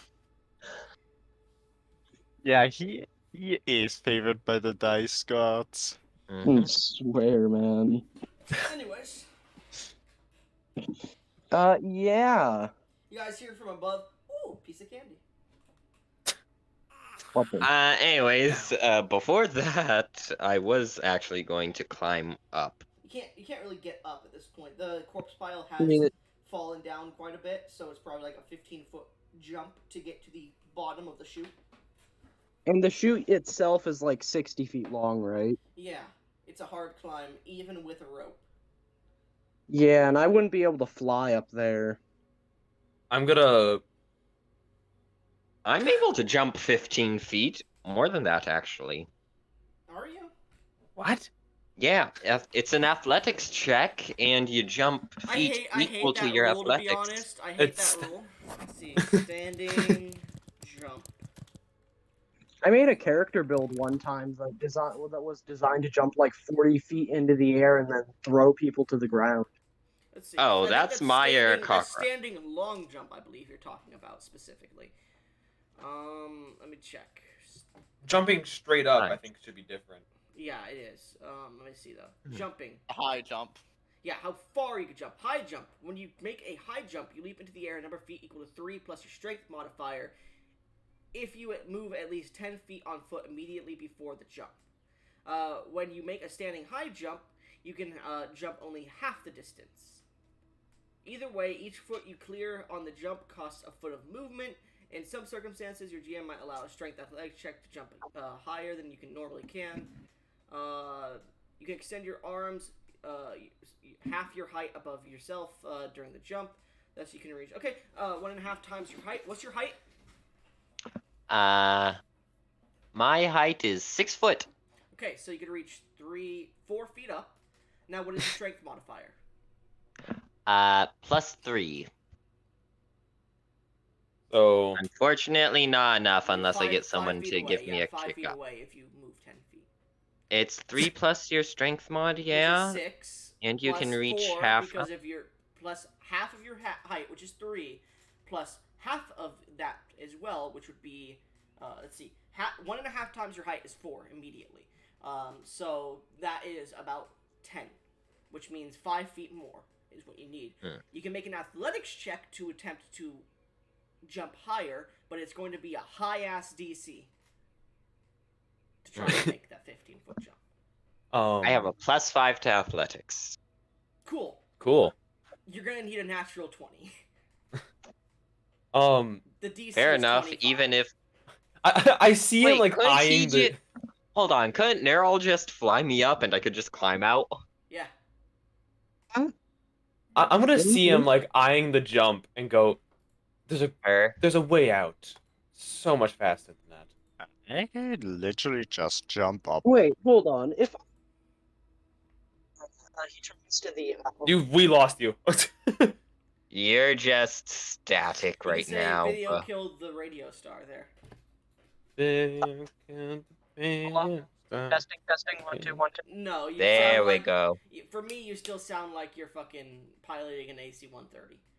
Yes, same but still. You're wearing those really dumb looking headphones.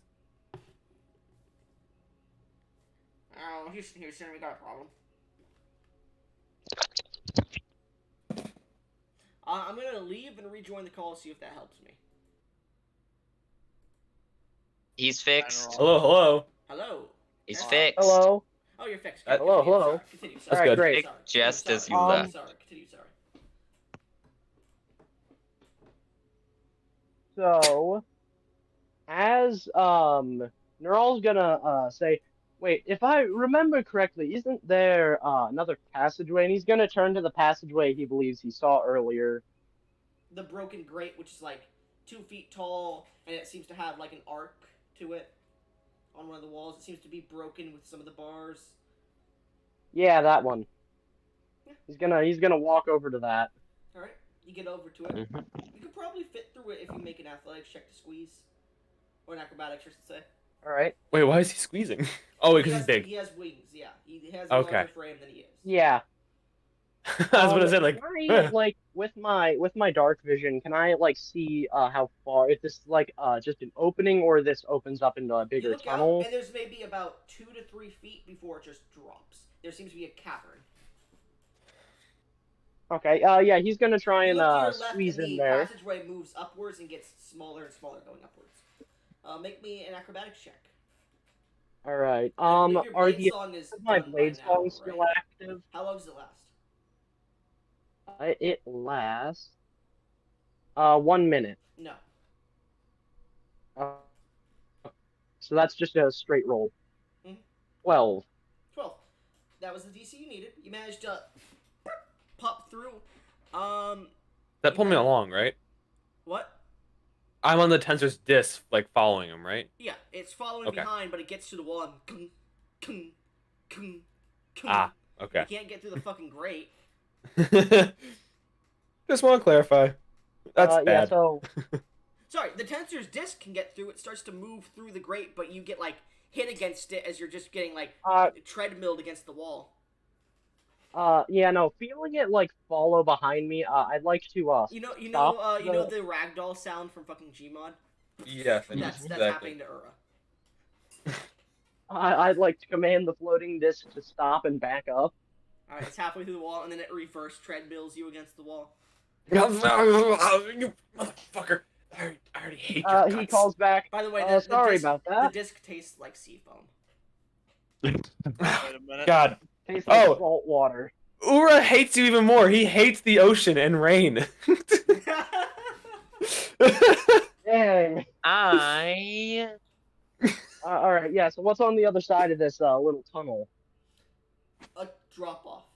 There is a small ledge, maybe 70, 80 feet away, but as you look down, you see this small drop off into a river, maybe 60 feet-ish down, maybe 30 feet. You can't be sure at this point. but it seems to Oh. have this glowing ambient blue, like, photoplankton light in it. It seems to be constant along the entire river, though it's bioluminescent. Fascinating. Okay, so is there any sort of ledge outside of this little cavern cave opening thing I'm in? As I said, on the other side of you, about, you don't know, maybe 70 feet away, there's another ledge on the other side that seems to lead into a Okay, cavern. so I crawl, so like I poke my head out of this thing and it's just sheer cliff. Basically. Okay. Okay. He's gonna back out to the group Make and me say, make me an acrobatics check. okay. Make the fucking around check. That's another 12. Okay, managed to just barely squeeze through again. Alright, so he's gonna turn to the rest of the party and say, okay, so we have two options there. There's a small cavern through that grate there. There's a ledge on the other side that is about 80 feet away. I could attempt to, as you crawl out, I could attempt to fly you over to the ledge. Alternatively, I can cast a spell and we can drop into the river below. The river below is our only way out. It leads us outside of town. Have you been here before? I live here. Well, I used to. I'm gonna burn the place down once we're done. Well, I suppose I can agree with that. I can agree with you on that. So, we're all for falling into the river? If you can Yeah. prevent us from drowning, yes. Give me a minute, Well, guys. I can prevent you from drowning. That I'm not works. sure how many of the others can fit on my disc. As long as it only takes 15 minutes, I don't need drown protection. I cannot work breath for that long. No, I don't. It's not about how long you hold your breath. It's about not hitting the bottom of the river and knocking yourself out. Yes, there's a spell I know that will slow our falls. That works. Very I'll well. say this, Gesh. As they're talking, I'll say you just look through the bars really quickly, and like I would assume you squeeze through to just check the fall of the river. I would assume you guys are all getting this information as well as you're looking through. Gesh, you are 100% sure you can fall without taking damage here. You've jumped off crazier ledges before into water. You're more inclined to this type of stuff with your body. I'm gonna turn around, and who do I immediately see? As you turn around, you immediately see the back of the Draconic Harpy. Narao.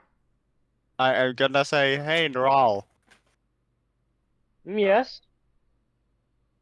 I don't need your spell. Bye, as he just lets He himself just fall. T-poses and falls backwards. No, he's just sitting on the ledge and just while sitting folds back. Did he just jump? God He just damn. jumped. Holy shit. Shit. So Jump. when he does that, I'm gonna look at the rest of the group. So that's what we're trying to You avoid, guys since hear if it's a splash. see if his head hit the bottom, that would be kind of immediate death. Just to clarify. Well, I suppose there's nothing we can really do about that now. So, who wants to take the safe way into the river?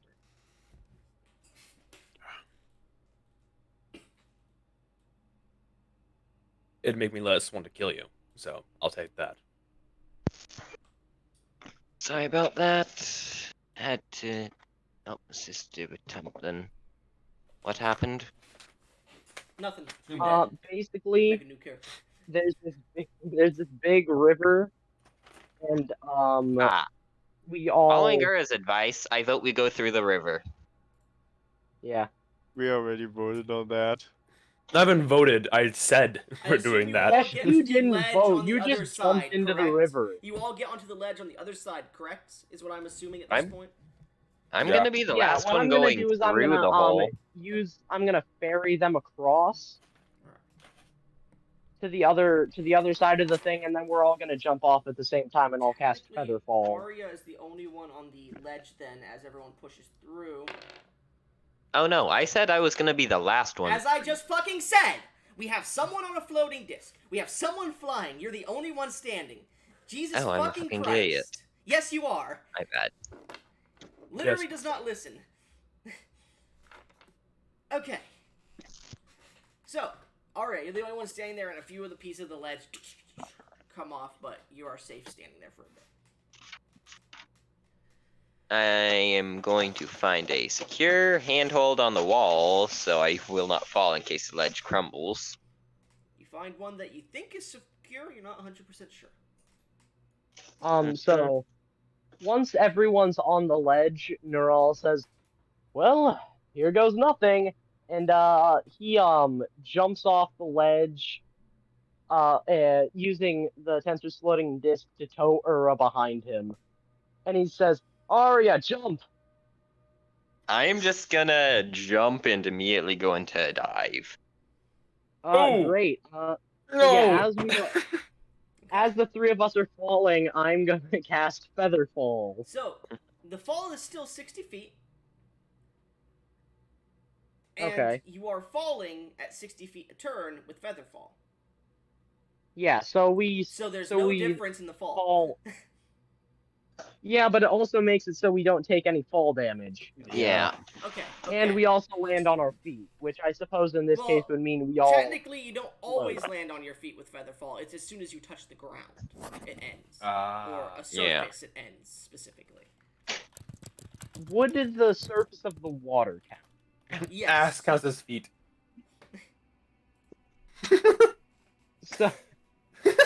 So essentially how I'm imagining this works is, like, we all touch the water and, like, just float on top of it.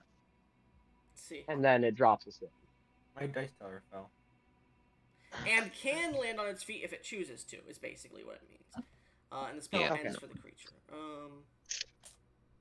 So, yeah, if you touch the water, the surface of the water, the spell ends. So, I will ask this. Who's landing on their feet? Disc? I guess. Okay. If you're on the disc, I mean- the spell immediately ends for you. Oh wait, no, the disc can't. I looked it up. The disc can't go disc can't- 10 feet down The without disc can't breaking. persist over, Okay. I don't, if I So- remember correctly, it can't persist over pits. Neural, as you jump down, the disc breaks. Ura starts to fall. You cast Featherfall on all three of you. All three of you hit the water. Yes. Neural and Ura, you're landing on your feet, correct? Yes, Sure. that's much safer. Okay, the river is moving a Yeah. little bit fast, just so you're aware. Now that you're down here, Ruby, you land in a dive position or on your feet? In a sort of dive, yeah. He said dive. All right. Ruby, Fucking man's gonna knife to the bottom of the river. as soon as you hit, the momentum starts to pick up, but you are hitting water, so it slows down immediately. You are drawn by the river forward without any issue. However, the two of you landing directly on your feet, I need acrobatics checks from the both of you, please. God damn it. Nah. This is why we can't have nice things. I'm using my rubber ducky die for this. Ooh. 18. 18. Duck die. Neural, you use your wings to stop yourself from fucking buckling over into the river. Ura, what'd you roll? I've been here before. 21. 21. Ura, yeah, you know the river moves pretty fast, and you manage to, instead of, like, swirling like your head over your feet multiple times, you manage to just do a small mummy laying kind of thing. You just start to float down the river. None of you are pulled. I am a mummy. Yeah. As you guys start to swirl down the river, we'll get back to you. Shadowy. I'm alive! As you push out of the coffin, eventually stepping out. You look down and see your hands are a muted grayish green.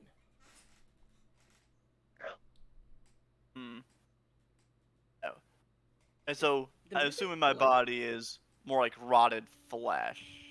You look down and it's not rotted flesh. It's just flesh that seems to be cold to the touch.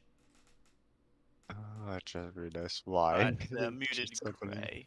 Yeah, You can see Alright. parts of your body where wounds once existed. There are almost like healed over scars, accentuated from what they would usually be. You see Alright. on one of your wrists there are stitch marks stitching your wrist there. Huh. And as you look towards one of your scars, you can see it's closing up. And you can see a single drop of blood comes out of it, almost like a thick molasses as it hits the ground below. Ah. Ah. Alright. So looking at this, I'm just thinking, looking over my body. I'm curious as to where a couple of these wounds came from. Then again, I'm thinking, rats. You also feel one around your throat, but as you try to talk, air is escaping it, and you feel it scars over, and you can now speak. Ah. Alright. As you look Okay. around yourself, you're in a dark room. However, you can see the room looks like it had a recent explosion, like it was scorched by an explosive fireball. Things are thrown around, pieces of the room are falling apart, and you look behind you towards the box that you're in. A clay box made of hardened, fired clay just suddenly crumbles on itself.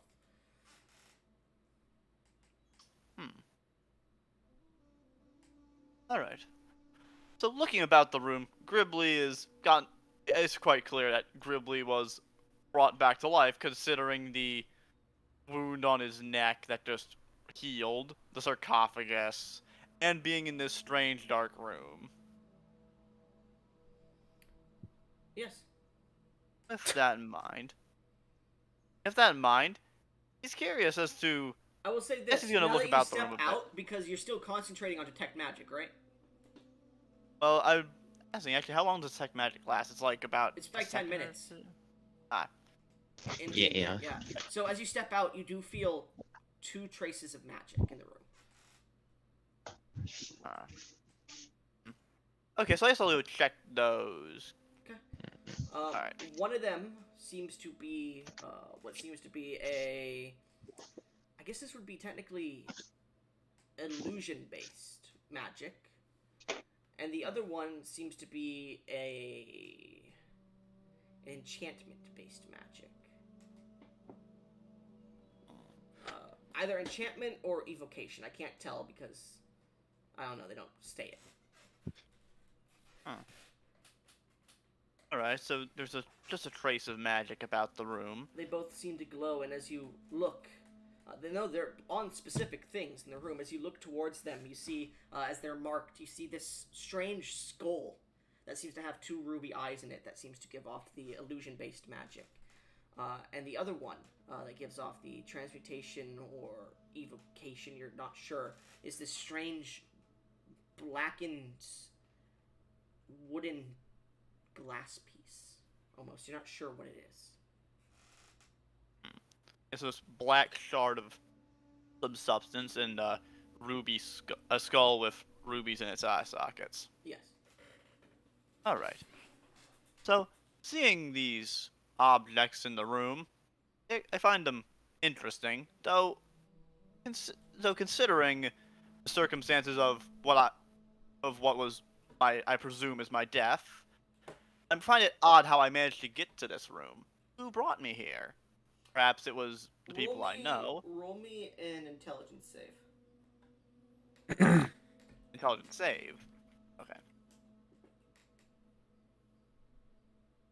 Alright. That's a 16. Alright, your intelligent, inquisitive mind overpowers your shiny goblin mind. So you can do what you want. Alright. So, yeah, looking.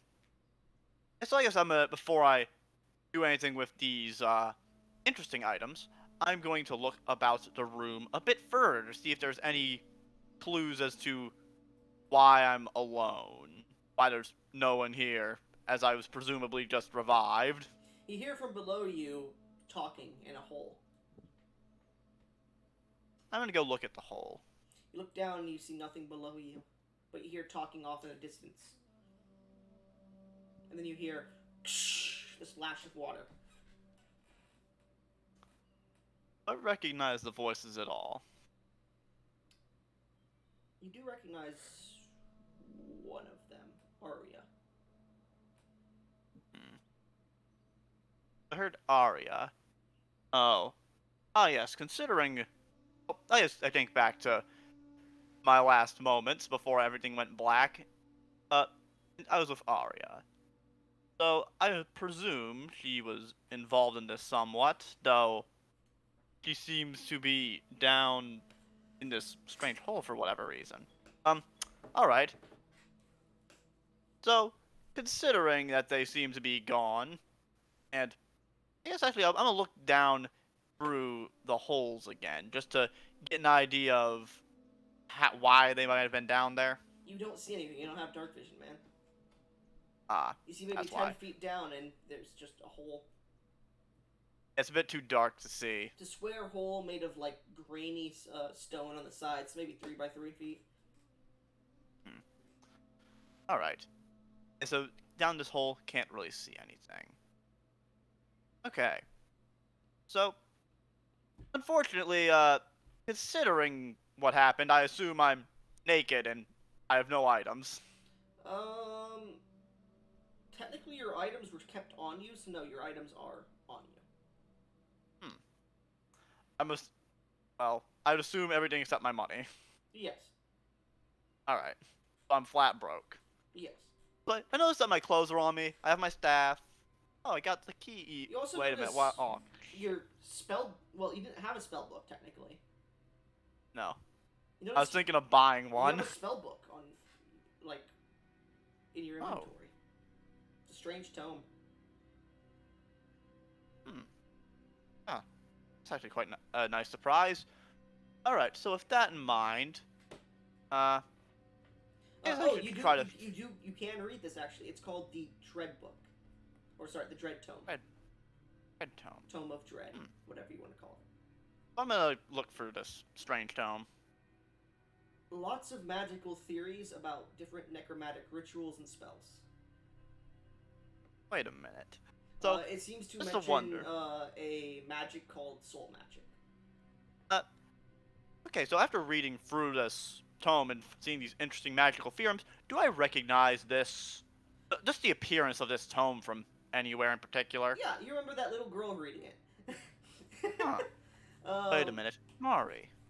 This is Mari's You tome. also skim through the book and find a bookmarked chapter, and it starts to speak of a revival ritual called, that seems to mention the creation of a living corpse. A somewhat undead, somewhat alive creature. Okay. It speaks about a soul being implanted into a body, either naturally or through a ritual of sorts. And it doesn't always have to be the soul of the person's body. Alright, so Gribbly considers for a moment. If Mari had this tome, was she the one that helped revive me? Perhaps she's with the others. Excuse me for a moment. Alright, we'll just completely ignore him then. Rest of you, Yes. Yes, sir. roll me Constitution saves, please. Alright, except that's... for Gesh. Except for Gesh. Yeah, the cold water, I guess. No, it's not because Yeah, fair enough. It's because it's water and you guys might drown because of the long fucking distance. 17? How's that feel? You're fine. Pretty cool. Yep. My character who can just breathe underwater for some time. Yeah, fair enough. Ruby? Give me a second to move over to rolls. Bro, this dropping Kermit is making me sick just to look at, man. What? Fuck, It's 11 fucking nauseous. with my +5. I know. I thought you were like disgusted by it, like, fucking No. Then, disgracing Kermit. Noral, what did you roll? I got an 8. Alright. 11. So, Ruby, you and Noral are eventually pulled underneath the river. And after about 15 to 30 minutes of being pulled by this fast-moving water, Wait. Fuck. Sorry. mute yourself. If I would have noticed them just You were fucking up in far the ahead of them, man. You eventually, Gesh, your character eventually shakes off the water as they start stepping out into this large cavern area that seems to have an opening to the outside world where the water falls off into what you assume would probably be the ocean as you look out. And you see washing up on the shore next to you these two drowning individuals, the Draconic Harpy and the Drow, as Ura seems to climb up out of the water and shake off his wet bandages as well as he starts to reapply them as he heats them up with his fire. I'm going up to my friends that were nearly drowning and checking if they're okay. They Oh are boy, it's time gurgling. for more Dr. Malpractice. What did you say? They are gurgling. They are drowning. I will try to get the water out of their lungs by Alright. chest compressions. Ura, you watch as Dr. Malpractice approaches your drowning friends. He doesn't know that I'm Dr. Malpractice. I pinch the bridge of my nose. Okay, look, I'll help you. Just please be careful. Alright. Gesh, go ahead and roll a medicine check with advantage. Sorry about that. Dog dragged me into a bed frame. What? Exactly as it 17. sounds. 17. That advantage matters. So, as you eventually get the Draconic Harpy, the water out of their lungs, they are brought back to consciousness as you go to try and perform medicine check on Ruby. Go ahead and make me a medicine check with advantage.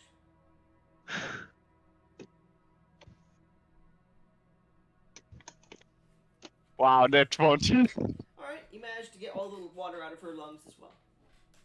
So, as both of you come back to consciousness in this cavernous space where the water pours off the side of it as a waterfall into a ocean in the distance, you guys look out and you see the ocean, the fog wall, stretching forward before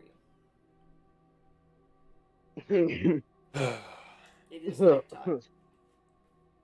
What happened? I remember hitting the water and then...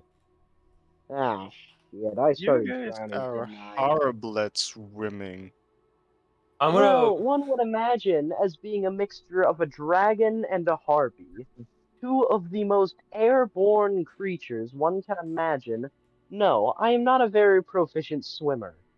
I'm also Fair the point. dragons, and I'm But actually very Aria good at swimming. doesn't have that. I was not expecting the river to be that fast. I noticed. You guys were almost drowning. You were drowning. Well, maybe we wouldn't have begun drowning if someone hadn't jumped ahead.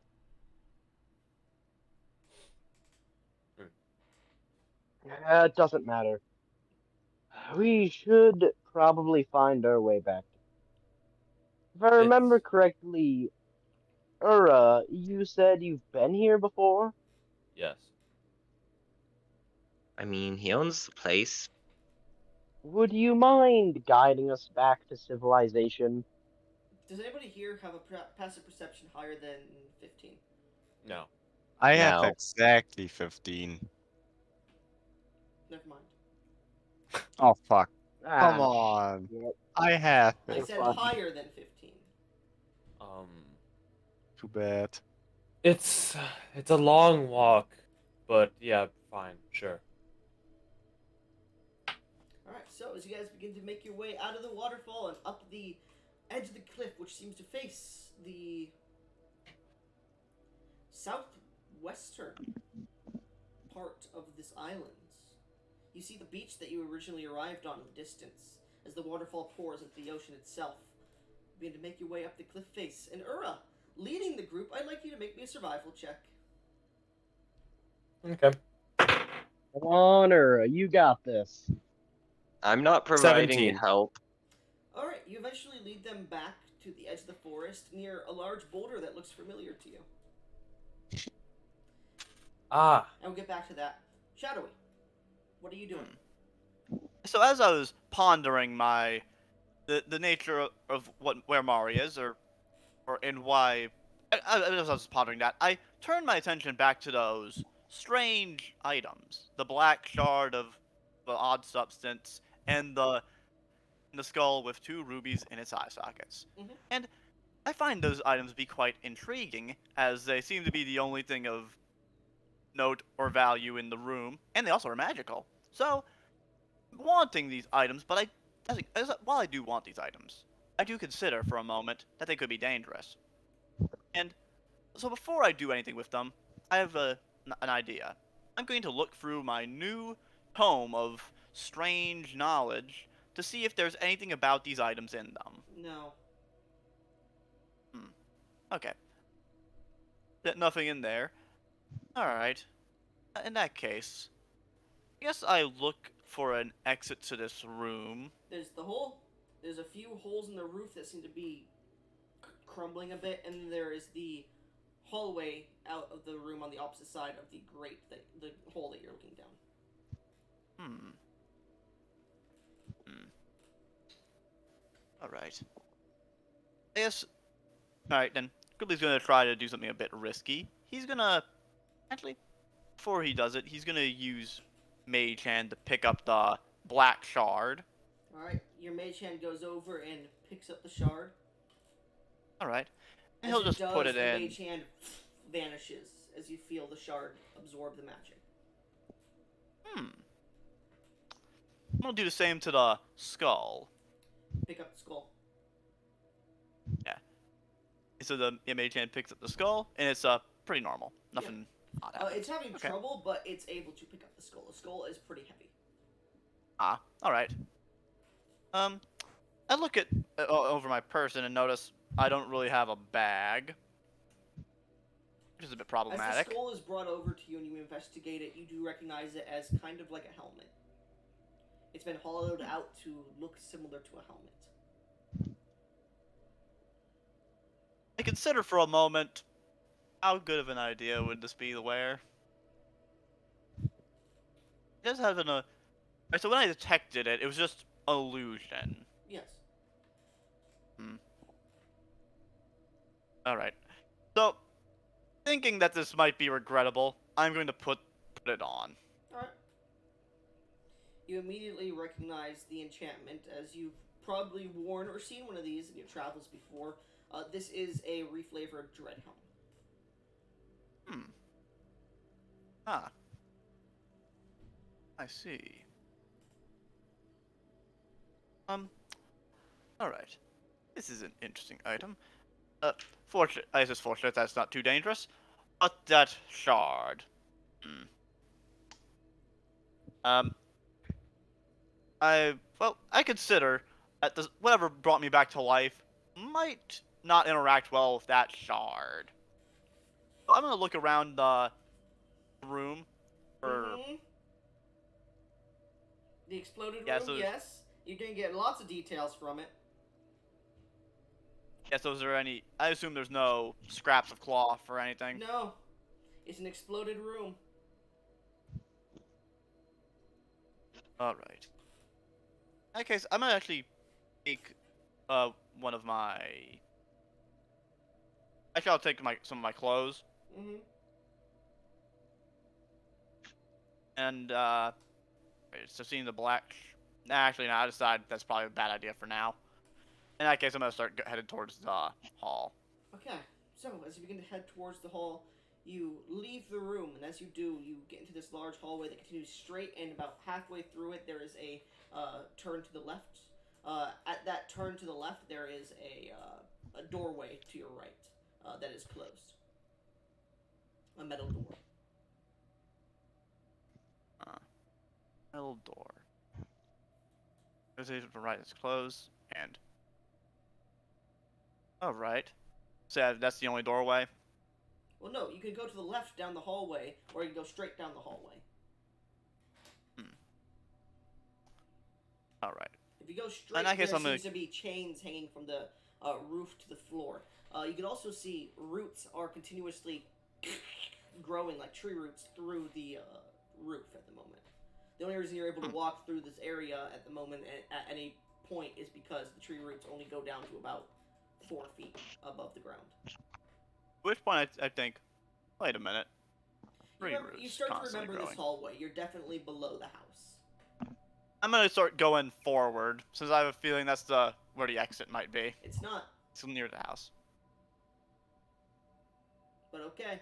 You go forward and you get to the chains. As you move through them, you see a stairway downwards. Alright, in that case, I'm gonna head back. Okay. So you head back. You get back to the intersection that leads to the left or back to the room you just came from. Alright, I guess we'll go down the left way. You begin to head down the left hallway, and as you do, you see doors to your left and right, the small grooves on the ground that have crimson stains to them. And as you continue to walk down, you eventually get to a broken wall, which you recognize leads to the cellar. Alright, in that case, I'll head the cellar. As you head to the cellar, you see the ladder that leads up, and the door is open. Alright, I'm gonna head out. As you head out, you find yourself under the stars of the night, the moon shining and glistening beautifully. You look around the town and you see lots of trees are starting to grow around your house.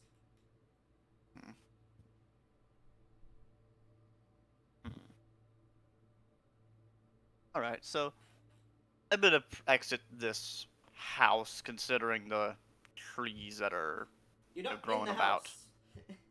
Oh. You're Alright. coming out of the cellar at the back of the house. Alright, yeah, Jesus so I'm fucking- out the back. At the back. Okay. Alright. You see many trees are growing around, and it's almost creating this sort of forest around the house. Oh yeah, that situation. Alright. So, looking at I'm thinking that if I were to go into town like this, it might not go the best. You're literally in the middle of town. Yeah, you're already in the fucking You're a town. little bit outside of it because it's mainly just a road. Like you're behind the buildings that are in the middle of town, basically. I'm just wanting to. So people see me, or is it? Yeah, It's it's at nighttime. night. No one's fucking looking around town at the moment, but you know that you're technically in the middle of town. You're just behind the buildings that are actually what's called the town. All right. So knowing that my compatriot seems to have gone off somewhere, Tribbley is going to decide to. He's gonna look around for any familiar faces, like, for example, Melavinki. He seems to be nowhere at the moment. The stars are out, and as you look around, you find none of your compatriots. Eventually tiring, because this is really getting on my nerves. Eventually tiring, and, well, not tiring, but deciding it'd be best to wait for your allies to return from wherever they've gone, you decide to camp out at the house that you've just gotten out of the cellar of, and wait for them to return. Now we get back to the other group. As you get to the boulder, this small clearing in the forest. What do you do? Well, from here, we walk that way, and we'll arrive in town.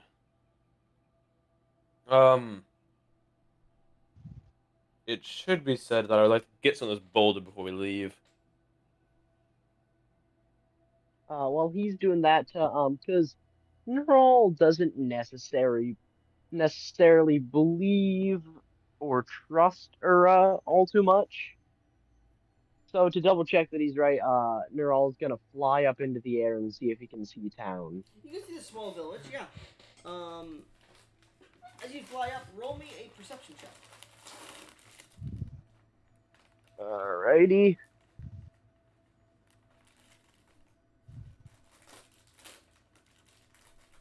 That is a 7.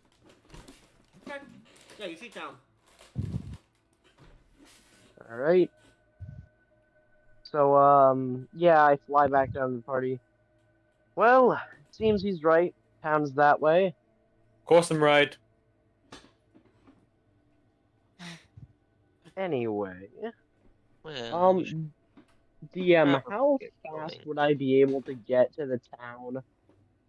Or I guess, how Flying, much faster would it be flying, if... maybe 5 minutes.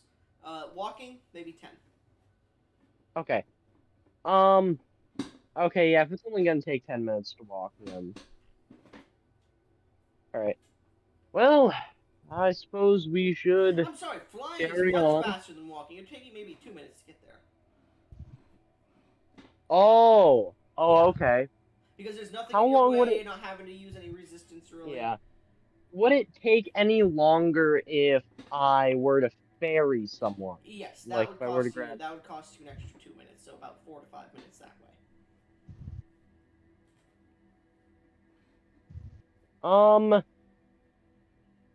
Neural is gonna say to the party, well, it would be much faster if I were to fly some of you there. By my estimation, I would be able to fly 2 of you to town in the amount of time it takes for the last one to walk there. Technically, it would cost you 12 minutes to fly 2 people there and back. But yeah, anyways.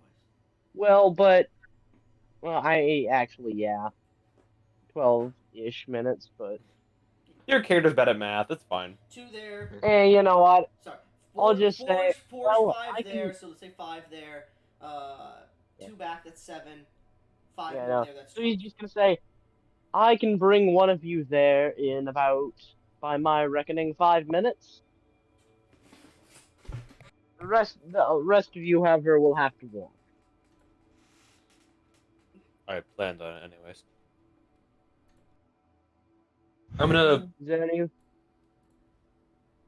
Is anyone fond of a taxi ride? I'm down. During Very that well. conversation, I'd like to try to blast off on that rock. I'm literally about to fucking fall asleep over here, guys. This is just so Damn. fucking boring. Sorry we're not making this exciting enough for You you, s- Goblin. Sorry. Anyway, so... Speaking of town, weren't we supposed to take care of that boar?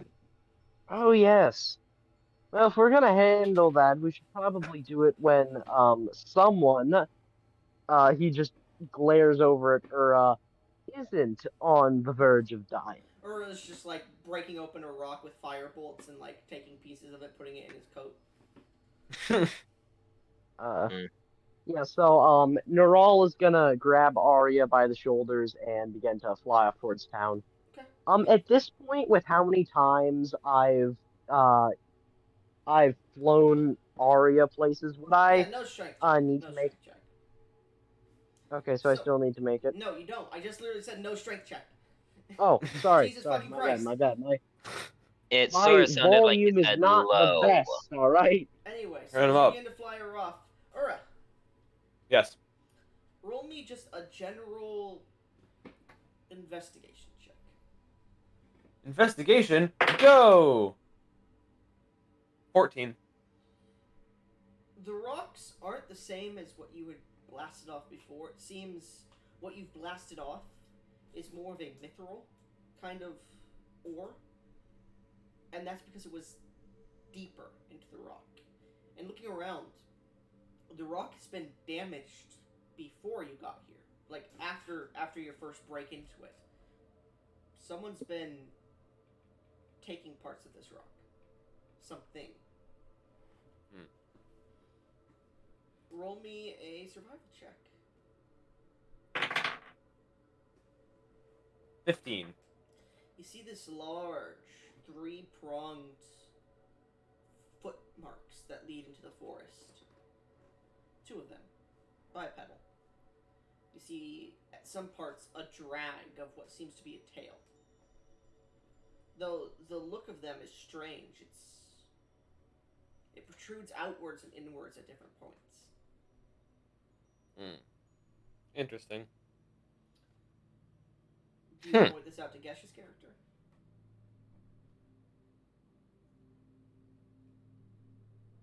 I don't see it coming back anytime soon, so I'll keep this myself until it becomes important.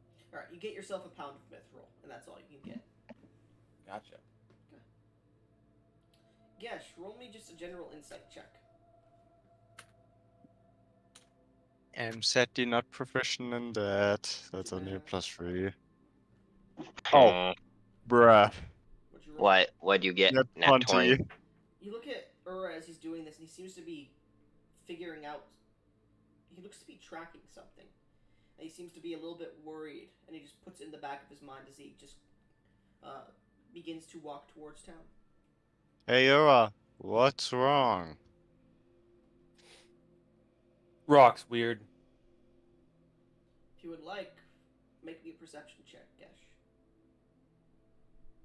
Yes.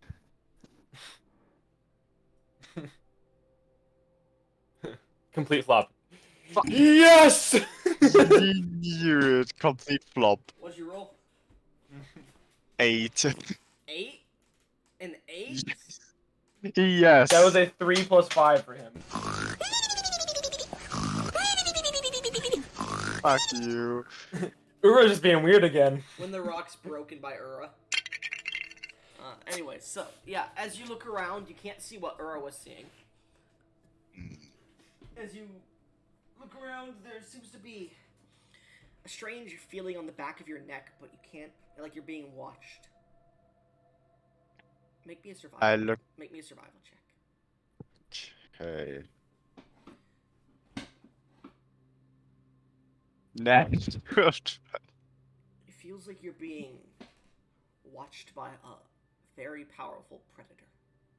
Not hunted, like you're being inquisited by the creature. It has a sense. You can't see anything, but you swear. And as you look into the forest, you see this black, vacuous glow of 2 eyes just staring at you.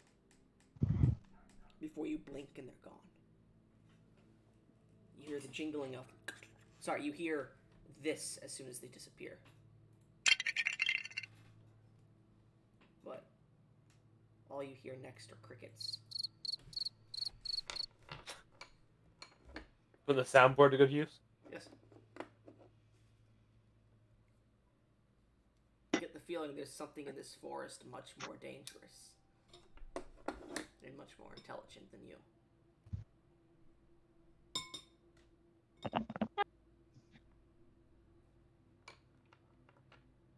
And it feels Ura seems to have picked up on it as well. So, do you guys head back to town? Mhm. Yes. After collecting my stuff, yes. Okay. You get a pound of mithril. Ura. Yep, written down. Okay. Go. You guys eventually make it back to town. Woo! Hey, Norel, what are you doing before? The others arrive? Alright. So, let's see. We arrived in town like 5 minutes before them, right? Yeah, like 5 minutes before him. Alright, well, the first thing he does when he gets back is he's bringing his, broken rapier that he's been lugging around to the blacksmith, see if he can, trade it in. Blacksmith closed.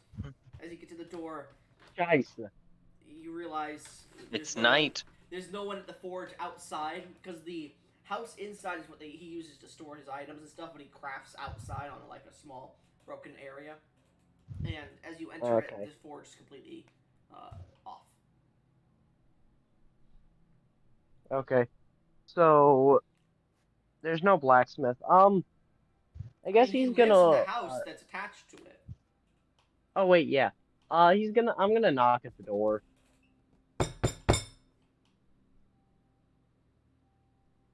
There's a few footsteps and the door cracks open. Hey. Hello, my good sir. I do hate to bother you. However, I have a, urgent issue, as you can see here. And he, shows them the 2 broken parts of his rapier. Well, your rapier shattered, remember? It's not 2 broken parts. It's shattered. I thought I remembered you said it like broke cleanly, but okay. No, It shattered. there are multiple pieces Okay. it did shatter. So The could I have brakes were clean, still but it collected shattered. up all those pieces? I'll say yeah. At that point, you could have collected those pieces. Okay. Yeah, so he shows them like the little pouch that he put all the pieces in the Hilton safe. Now, I don't expect that you'll be able to fully repair this, but The dwarf has a sleeping perhaps you cap can on. use. Huh? The dwarf is wearing sleeping cap and attire, and he goes, "Come back Um, tomorrow. It'll be open then." Mm. Closes the door. I don't know what I expected. Very well. So yeah, he's just gonna walk back over to wherever Ari is and just start wandering the town, waiting for the others to get back. Arya, what are you doing?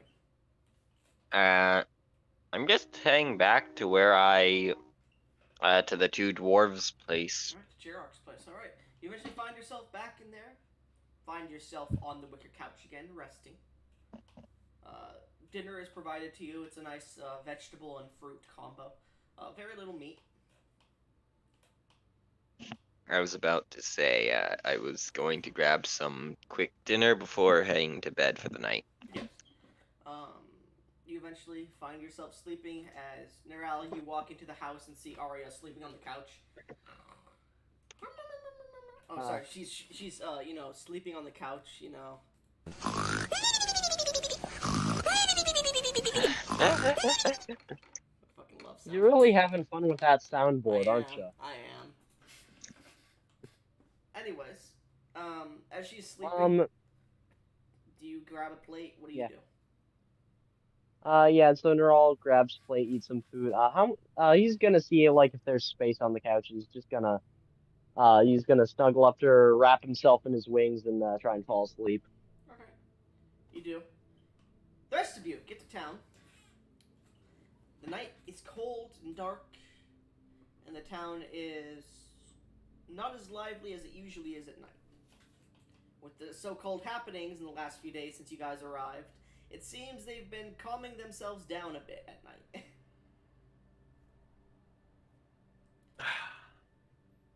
Are we near the house? It's in the middle of town, so yeah, you walk up and you see it maybe a good 200 feet from you. I roll my shoulders back. You can see one of the trees has broken through the roof and is about 60 feet tall, and you can see it's branching out and creating a small canopy in a forest behind your house. Casting at the front door. I'm gonna cast Firebolt on the house. Okay.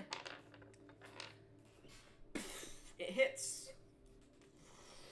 The front door, which is made of wood, begins to burn as the wood and stone house, parts of the wood begin to burn.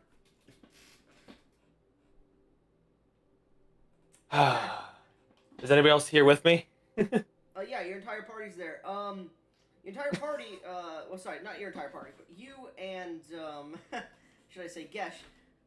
Before we get to that, Shadowy, as you're staying in the main chamber of the house, you swear you keep hearing someone talking. Something.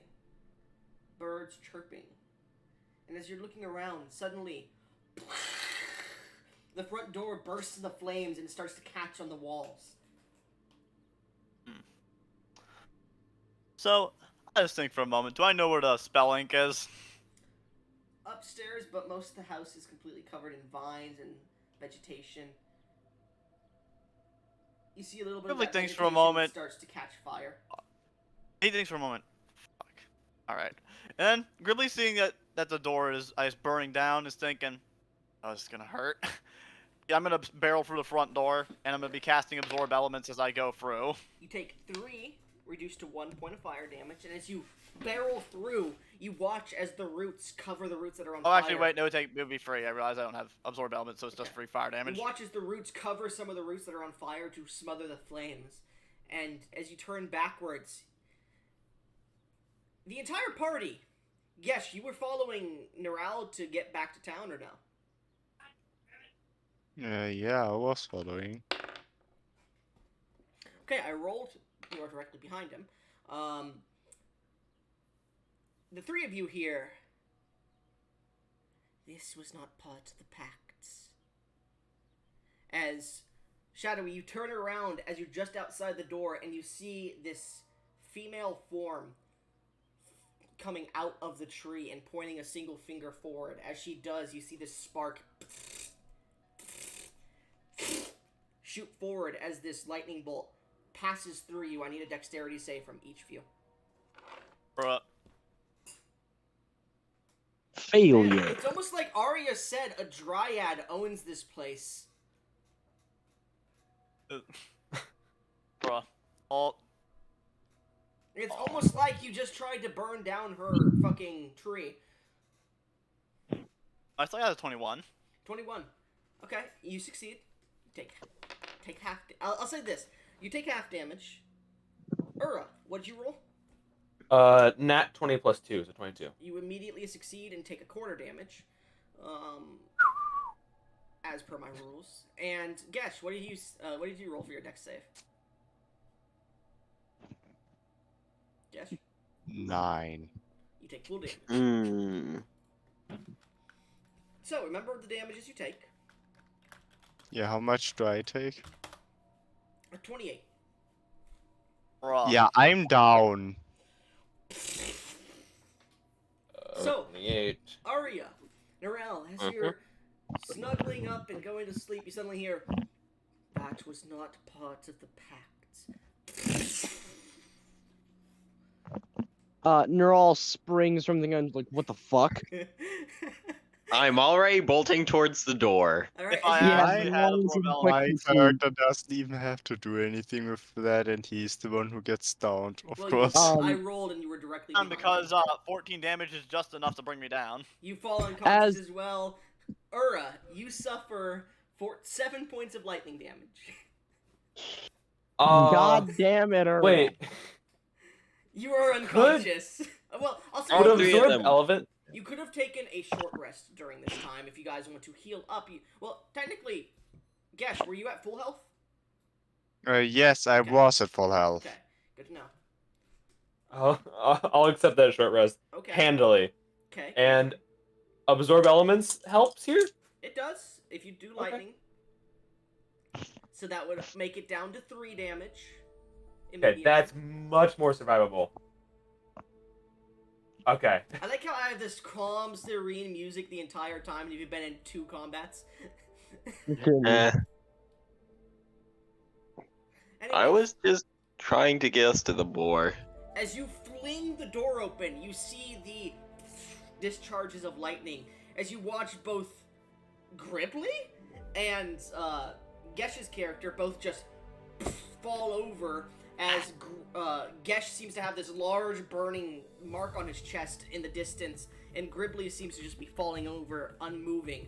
As Ura is just standing there holding this small bit of energetic lightning in front of him, almost like when, what's his name? Kylo Ren stopped the laser in front of him, he's just holding it there. So the first thing Neural does when he sees, like, this lightning and he says, "What did you do?" Narelle, immediately you and Arya both ping the direction of the lightning bolt coming from Ura's house. And you both watch as the house is completely engulfed in flames. And the tree that's shot out of it seems to have some flames on it as well. I destroyed that bastard's home. I assume you both are immediately flying and running over to Ura, correct? Yeah, no, Yep. I'm immediately bolting to Ura. This was not part of the pact. The pact has been broken.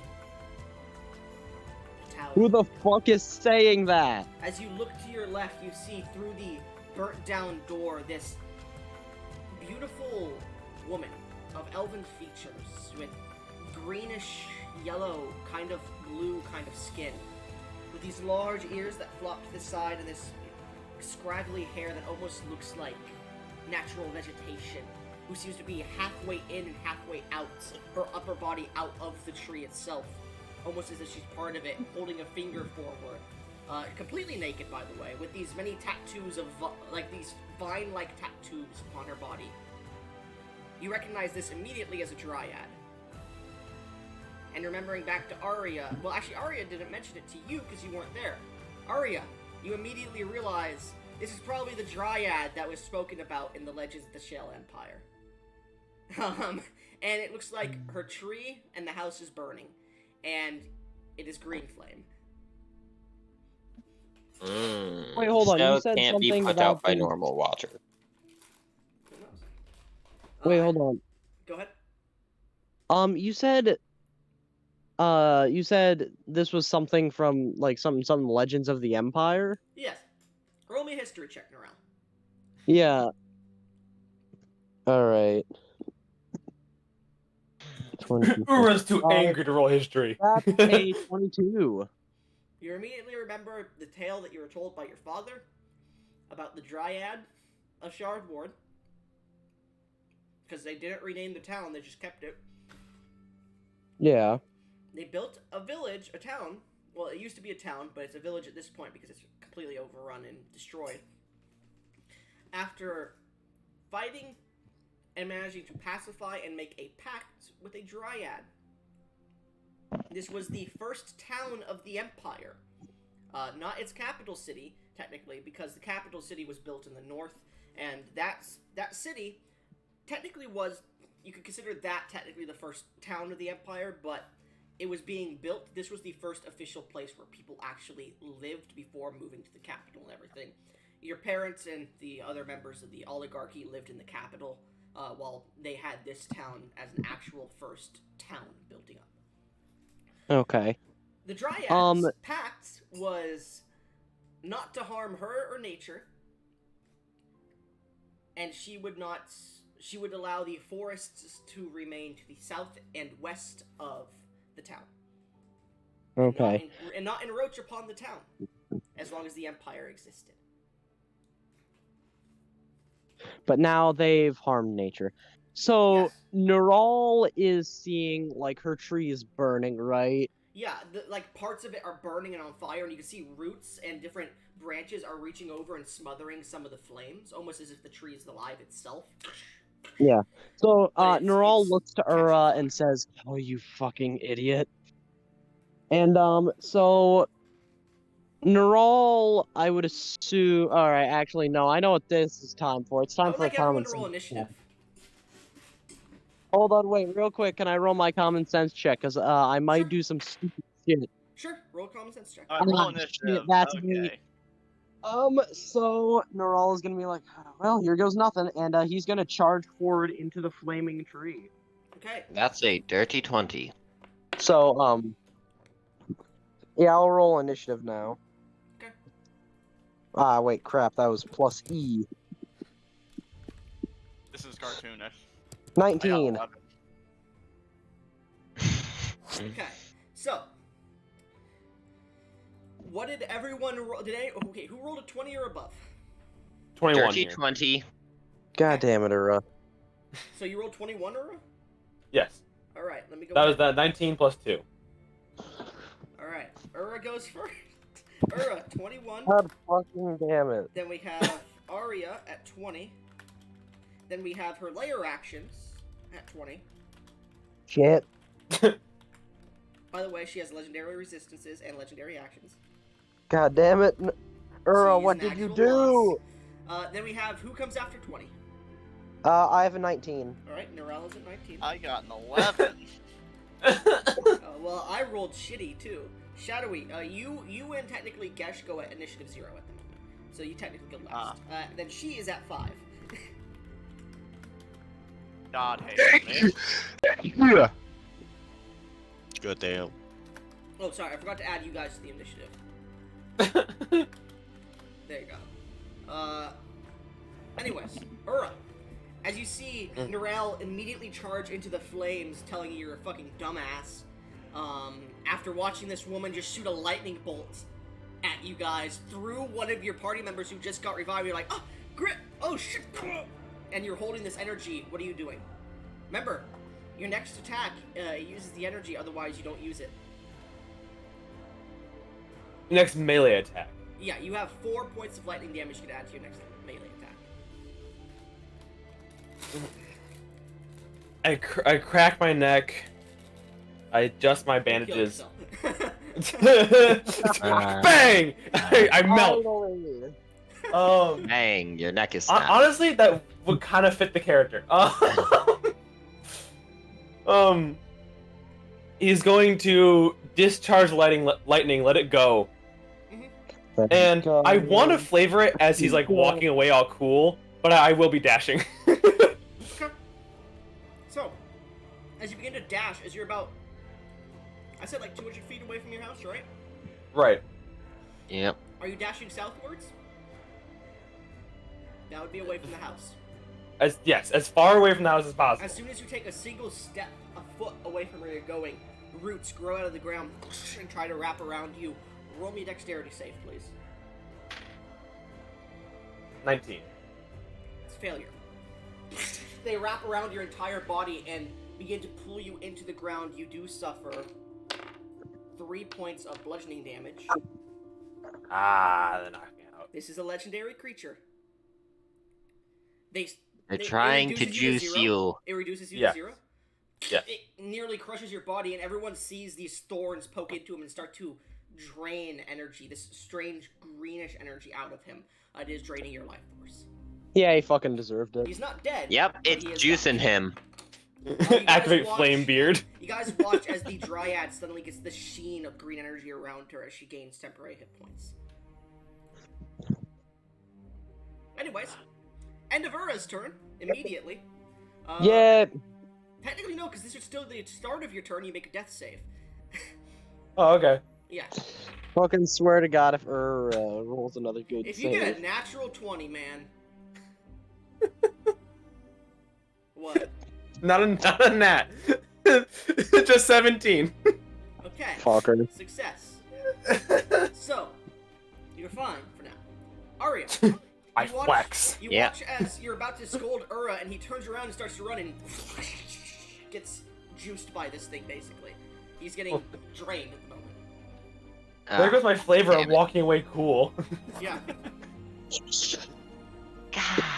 Shouldn't Damn have it. fucking lit the dryad on fire. I dumbass. am I didn't know there was a going dryad here. to- I'll be fully honest. Bro, Apparently you fucking did. Aria told you! Yeah. It was in the property details. I'll be Yeah. I'll 100% totally honest. Whenever I'm not talking, I'm not paying attention. I can tell. That's how I've been playing Ura. Don't worry. Aria, you're about Anyways, I am 160 going. feet from the building. How far from Ura am I? You're about maybe 20, 40 feet from him. 20 to 40 feet. I would say 25 feet. Alright, I'll move up to him and attempt to rip the vines from him. Make an athletics check, please. That is +5 for natural 20. Dryad effect. You rip them apart, and though the thorns seem to strike out at your body, your flesh is too hard, and it just bounces off and breaks the thorns as you rip Ura out of the vines themselves. Ura. Yeah. Roll me a death save immediately with advantage. Okay, so 11 and 8. Alright. Why do I always Success. end up saving party members in the weirdest ways? Gribbly, what the fuck, man? I just saw the Walter White shit. Fuck. Literally anything happens. Can I just I get honestly a feel bad dang for title called The Griffin. Savior that gives me advantage when I'm saving someone from death in I'll think combat? about it. But yeah. Anyways, you guys have to go Okay. soon, so I'm trying to get through this initiative as fast as possible. Yeah. Later, Aria, it's still your turn. Anything else? Give me a smooch. You want to use a bonus action to try a medicine check on Ura? You could do it, but it's gonna be a higher DC. Can I help him? Hold on, I need to get something. Hit him. My action surge. Oh, short or long rest. Okay. So, that Remember, That would I have allow counted actions- as a short remember, rest? I allow action surges to include bonus actions. okay. So, I am going to use a bonus action to. Actually, no. Yeah, I would. I'm not going to action surge yet, actually. I will use the bonus action to make the medicine check, Make a though, medicine check for me. which is +2 to it I'll say you have for. advantage for the natural 20. Just because. I help him. Yeah. Alright. You feel the life juices of Ura's that was sucked into the vines hit you, and it feels like you start to. +2 for 21. You start to feel invigorated, and as you do, you start to take these juices that were Ura's life force at one point and just slap them on him. Ura, you regain 1 HP. Really living up to the savior idea I had, ain't I? Anyways, Ugh. It feels like I icy am hot. then going to use my Icy 5 hot. feet remaining of movement to step closer towards the dryad. alright, as you step closer, that ends your turn. Layer action. Okay. Yeah. You guys watch as a tree. Ura, you nearly get your head knocked off by this tree growing maybe an inch behind it as the roots grow up behind you. And you watch as the dryad disappears from the tree inside the house and appears directly above you, Ura, looking down at you. Hey, bitch. This has made it She's got- easier. Ura, roll me a charisma save. Bye. Charisma save. To not be Well, I'm loving charmed, I that. assume. Oh, okay. 22. I mean, honestly, it's not to the point where you're like, monkey noises, but she's got a nice pair of tits on her. Anyways. I don't have. Do I have? Wait, shit. We rolled for penis, right? We did roll for that. I still have a penis. Okay. Yes. Right. Yeah, I specifically remember mentioning that. Anyways, end of her course. interaction turn. Narelle. If I remember correctly, it actually grew. Narelle, you run into the fire. What are you doing? Okay. So, do I see, as this house is like burning, do I see any like tree roots or any parts of like yeah, the dry land? The tree roots are trying to smother the flames on them, and they're doing a good job at the Okay. roots, but you see the flame is catching all the leaves at the top, and it's starting to spread too fast for them. Okay, so what I'd like to do here, and this is completely up to whether or not you say I can, just like that bullshit I pulled with the fucking fire shield shit. I'm going to try and cast absorb elements on like the fire. He's gonna try and like call out to Shell Shy and like absorb the flames to like, you know, put out the flames on this dryad. Make me another religion check with advantage, please. Yes, sir. Because these are Yes, green sirino. flames, remember. That's a Nom 22. nom nom. So, as you hold out your hand and call out to Shelshai, you feel the energy create this vortex of, not anti-magic, but, no, technically anti-magic, as it starts to draw the green flames into the effect. You're gonna take damage from this, just so you're aware. I can handle that, alright? And while this is happening, he's like, he's trying to cast, like, absorb elements. Yeah. Well, you're using absorb elements at this point to absorb it, so you're gonna take half the Okay, damage. so I don't get the fire resistance from it. Well, first off, it is, let's see here, 15 points of fire damage reduced to 7, Okay. and then an additional, because this is not what's being resisted, 3 points of radiant damage. Okay. So I take 7 fire and 3 radiant. Yes. Okay, I'm still up. As you feel I it still... burning up. Remember, you have full health per, well, you get maximum health per level up. So you should be at like 12 plus Yeah, 2 times I your am- con. I am currently at... I have 18 max hit points. I am 1 under half Okay. right now. So as you hold out and you're just absorbing this energy, you see the green flames are being absorbed by it. It'll take another turn if you want to try to concentrate on this to get all the fire away. Yeah, we're gonna continue to try and do that. So I assume that's my entire turn. That's your entire turn, and you're just holding your hands out trying to absorb it into this vortex. Turn well spent. Okay, I'd like you to roll me a persuasion check, please. Persuade... Ah, shit.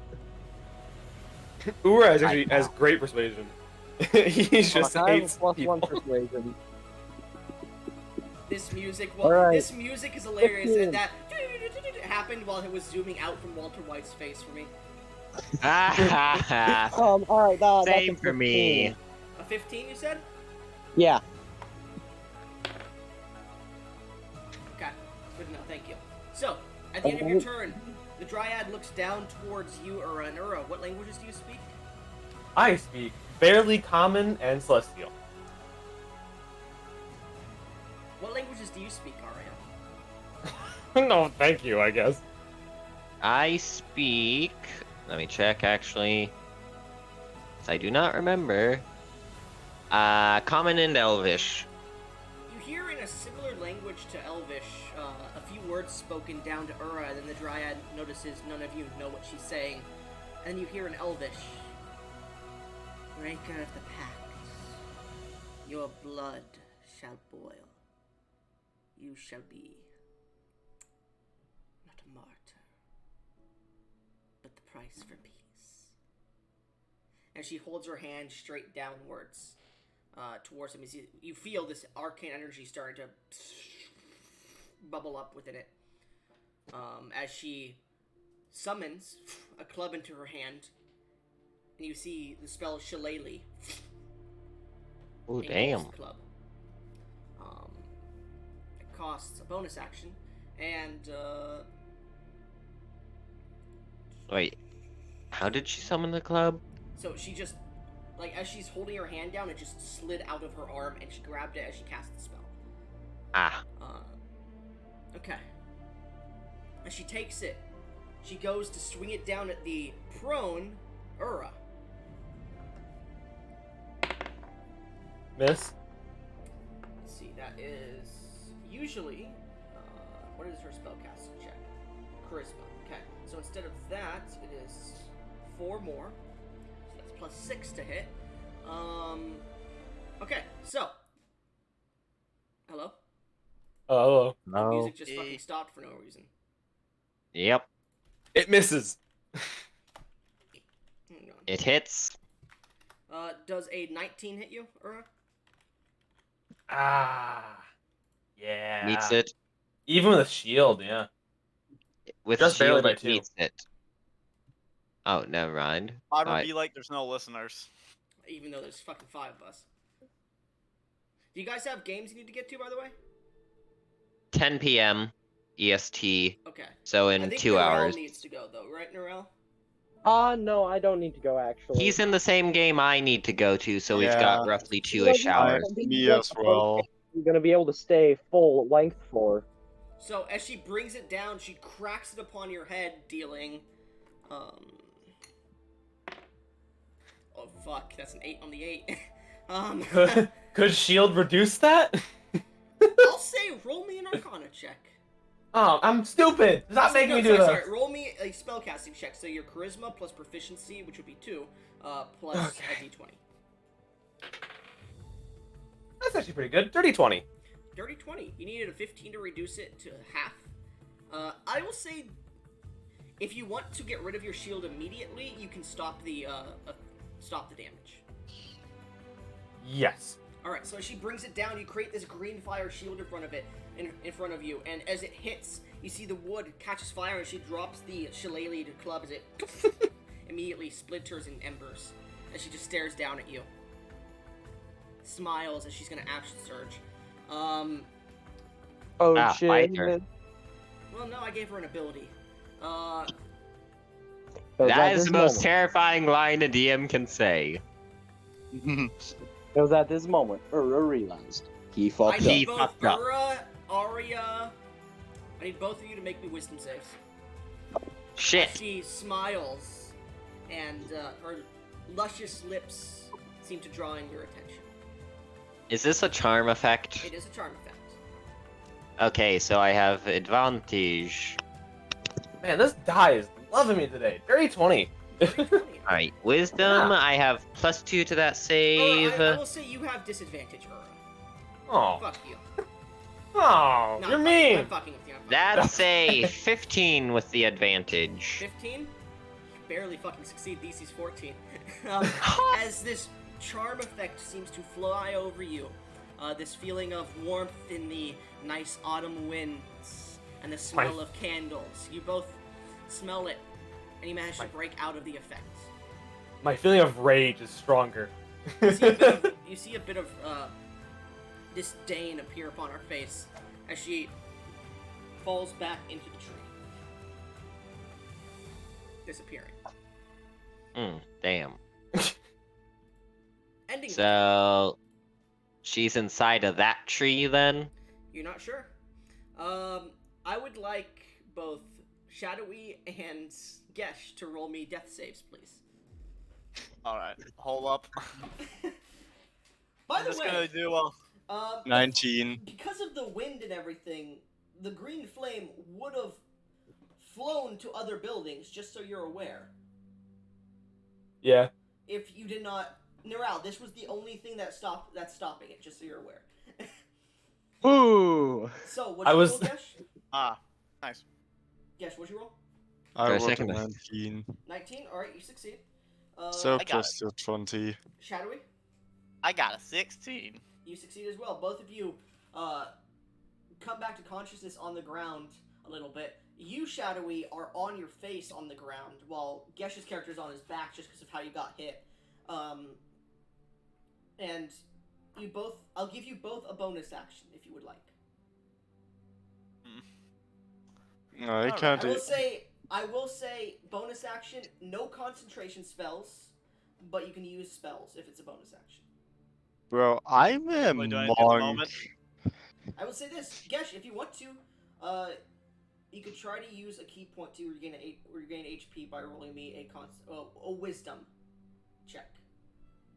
If you fail, you lose the key point without any benefit. Okay, yeah, nah, I'm not gonna do this. Okay. I mean, there is a thing that can do that anyways at a certain level. I know. I'm just saying Yeah, these are effects. quick and healing. Oh, by the way, Ura, I will mention. Yeah. Just as a free action, she did use the marking rule, and she did mark you. Aw. Because it still technically hit, it just didn't do damage. Yeah, you know that's the, it. you know the rule for D&D marking, right? I'll look it up right now while we're talking. What's it mean? Basically, they can attack you if you were to provoke their reaction without technically using their reaction. So that That's means they interesting. can attack them twice. They have to mark the creatures to do that, though. Yes, and they can hit multiple marked creatures. I think once a turn. So if, like, for example, 5 creatures they marked with an attack each, and then those creatures try to run out of the way, they can make a strike at each of them if they have the ability. Well, they can make a strike at each of them without using their attacks of opportunity. As long as it's As long as it's marked. been marked. Yes. And I think it only lasts for a turn specifically. I don't know the full rules, but I just know that fuck you, Ura. Anyways, I forgot, but I'm face. pretty sure you do not do called shots, Goblin, No. right? I do allow it sometimes if it's thematic, but there's downsides. to it. Appropriate. Shadowy, is there anything you want to do with the bonus action? I can't really cast any spells right now, so I'm just groveling So you on both the ground. fall unconscious again. Ura, Yes. as you just destroyed her fucking club and she's moving back in, it doesn't provoke an attack of opportunity because technically she's not moving. She would be teleporting. Interesting. Yeah. Oh, so Um, she's back. I wouldn't know this, but she would be back in her main tree then, or in a different tree. Alright, time to talk no jutsu my way out of this. That's what I was thinking. Maybe. Thinking about it. Hold on a second. I gotta think what Ura would do. I gotta do the annoying thing. What would Ura Fucking do? fuck you. What would Ura do? Probably light something on fire. Okay. What? That's He's- what's funny about that. What would Ura do? It spells wood. So he's still mad about Mari dying, and now he's mad that this bitch is trying to kick his ass for apparently, at least to him, no reason. Except for burning her house down. Yeah, but it's a bad That's no house. reason at all. Except for burning her house down. Bro, you bought this house and it's just been problem after problem after problem. You should never have bought it, man. I will mention there are a few people coming out of the house at this point after the you know. There are people coming out of their houses to watch what the fuck's going on. And the ripping of thorns was not quite that quiet. When fucking Ura decides to fucking when Ura decides to piss off the fucking Dryad. Now we can do this the easy way, or we can do it the In hard doubt. way. The choice is yours. I like how it's echoed like she's in several trees. But when I point out something that is definitely title worthy and it gets it, maybe that'll be a title. Oh. That's a win in my books. When you guys Okay. first met Ura, you know. He's a criminal. You guys have to understand that. He's evil. He's Kinda- not he's- only is he a criminal, he's a dumbo. He's getting better. He's getting better. He's chaotic good. He's moved up, but still. What you guys heard when the ritual finished? I'm going to. I love this soundboard, man. I can Yeah, tell. especially since I'm waiting for my turn while playing Minecraft. Yeah. I'm gonna say something to her first as she's like pulling away. Like I'm gonna get it correctly in Ura language. It's just a bad house. Roll me a persuasion He didn't check mean to attack you. with disadvantage, Ura. He didn't mean to attack you. Okay, not bad. Besides, he's not even part of the Empire. Holy shit. Okay, 16. 16. I cast silvery barbs. On Ura? Reroll, Oh. Ura, reroll. No. Actually, no, you're in the house, you're over 200 Hold feet on, from hold Ura. on. I'm going to make a common sense check here to see Well, if... Ura, You're too far already. You're over 200 feet from him. Ah, shit. What's the range on silvery barbs? It's like 60 feet. Not that. It's Yeah. Yeah. It He's is in pretty fact- close. Alright, Ura, you lucked out this time. Alright. I'm just getting So, yeah, potatoes. 16. As you It's say just that, a bad. Yep, alright. she stays out of the tree and summons another shillelagh immediately. Well, another branch immediately. Well, fuck her branch. Roll me a charisma check. Ura. Okay. Aria, roll me a persuasion Yeah. check too, for what you said. Alright. You said he didn't mean to attack your house. And that he wasn't part of the Empire. Oh, you're mentioning that he's not part of the Empire. Yep. Ooh. We're playing the illegal immigrant card, I see. Yep. I think I'm that's a not even plus just an 3. immigrant. I'm just illegal. Wait, was that advantage or no? No. Okay, then in that case, it was a. Wait. Well, I forgot my own modifier. That's an 18. Okay. Ura, what'd you roll for your charisma check? 16 plus 6, 22. Okay. Aria, roll me a charisma check. And I'll give you advantage on this. Flat charisma. Actually, no, technically you would have disadvantage and then advantage, so charisma check just normal, yes. What's the Alright, disadvantage Yeah, from? That's a 16. 16. Alright. The Dryad stares at the both of you, remaining outside of the tree. Roll me an insight check if you two want to. Okay, this actually would I really help with would. everything. 100%. That's not bad. 14. How's that feel? Insight. Okay. Nat 20, 24. Alright, she doesn't look hostile at the moment, she looks a bit more confused. And Aria, I want to go to a supper call with you. First Aw. time this out. Aria. Hello? Yeah. The Hello? look of confusion at first seems to be confusion in like what you're saying until you like start to say stuff in Elvish, because she can barely understand Common to an extent. Oh no, I was speaking Elvish. I know, I figured that. That's why I'm like, that's why she's confused about what you said. She can't understand Ura for fuck all because he's speaking Common. But I will say, as she looks down to him, you can see a look of interest in Ura. I said it that way because you get the feeling it is of the body. And that's all. That is. You are so surprised by that you don't get the extra information from the natural 20. that you Oh, got. damn. So let's go back. I was like, I was about to say interest or interest. Interest. Okay. Yeah. It doesn't look like.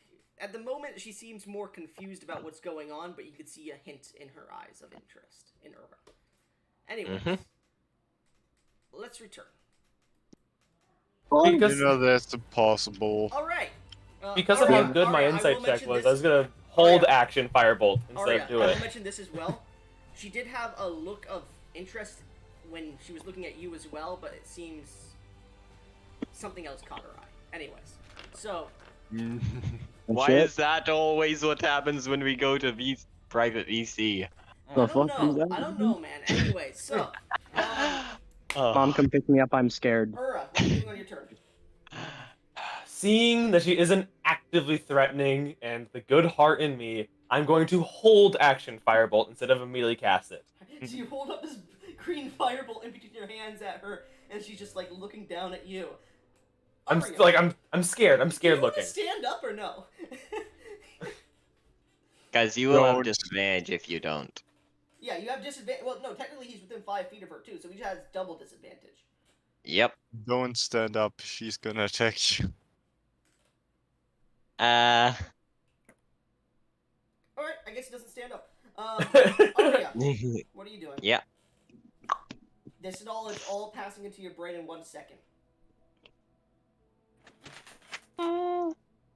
May I have a moment to speak with my new associate? Although he's not part of the Empire, I do wish to talk to him. As I point towards Ura after speaking We're in the in middle of Elvish. a goddamn fight. Roll me a persuasion check. I'll give you advantage. That's +3, because I only have +1 and I have proficiency in persuasion. I have a First +6. roll was a nat 19 for 22, and second is another nat 19.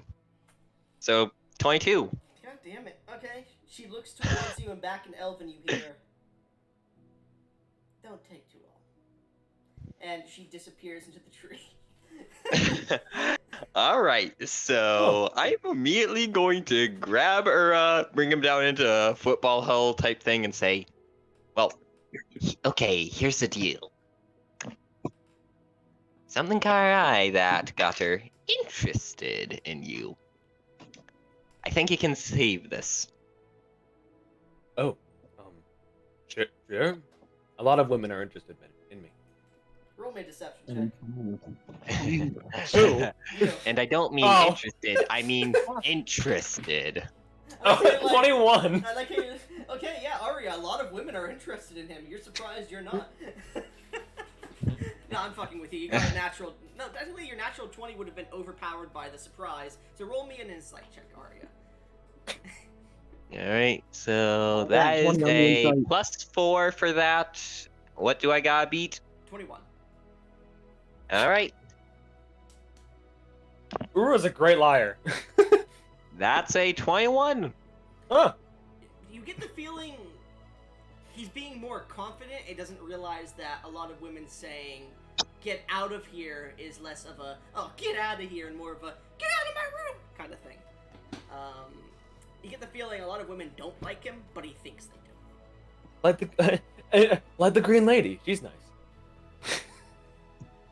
Well, most of the time I would agree with people. So, as you guys having are talking admired. about this, we move to Narelle. Roll me Who a is currently- Constitution save. On fire as he's absorbing all this fucking hell flame that Roll Ura's me a been Constitution pelting. save, please. Yes, sir. 16. 16. You needed a 15 or higher. So, Ooh. you do suffer.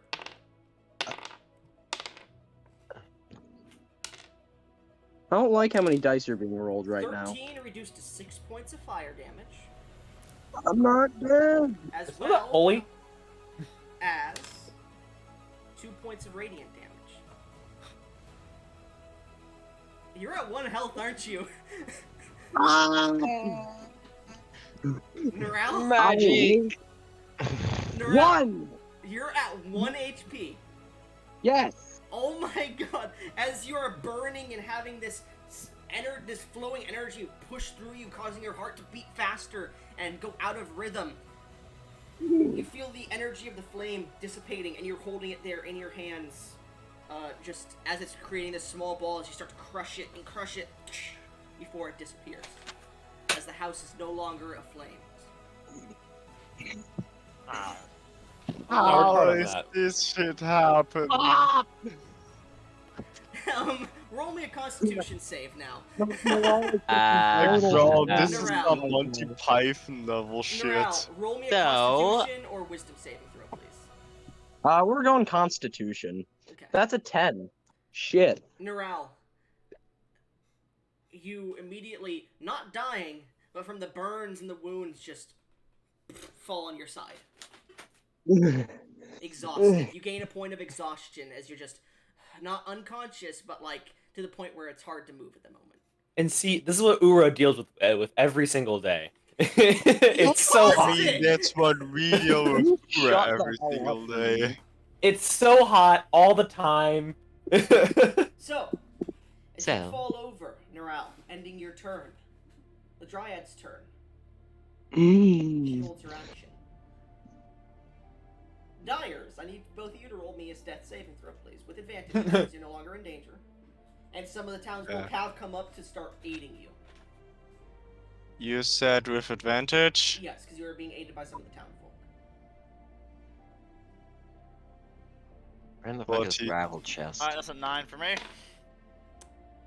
Okay. With advantage, you roll a 9? Yes. Alright. I made the grave Hey. error of using Avray. Yeah, Avray sucks recently. Why is this campaign more like Monty Python? Okay. And you, Mr. Gesh? I got a 14. Gesh, you come Hello? up for a bonus action if you want to do anything. I still not have anything to do with a fucking bonus action. So, initiative is loose here. Ura, is there anything you want to do? As the Dryad has appeared back out of the tree and is currently holding the club in a defensive motion to an extent. I'm sorry, what? The Dryad has come out of the tree again and is holding the club in a defensive motion, as if she's ready to attack if you do. Gotcha. Okay, you know Your what? That's firebolt does dissipate at this point. I'm going. Yeah, I'm gonna let it go Let it go. Oh, let it go. and continue listening to what Who has me on a huddle right now? She's, Arya, me. Oh, yeah. yeah, she currently has you close to the ground and is whispering in your ear. I'm gonna just drop the firebolt. Listen to Arya more. Okay, there are 2 ways I can see this going. One, you make a deal with her. Or 2, we all die. Okay. Does she like the Green Lady? Arya, Uh, as you're talking and you look up, roll me an insight check. Let's see how well I do with this, because I've been rolling way too good. I do not expect to roll that good again. That's a 19! Arya, you should probably stop whispering in his ear. That's the feeling you get as the Dryad's attention goes from Ura to you. I'm going to crick my neck before stretching and say, well, I do believe that should you accept that, it would all go quite well. Okay. Yeah. Was gonna be a I Archfey essentially warlock. sold into slavery.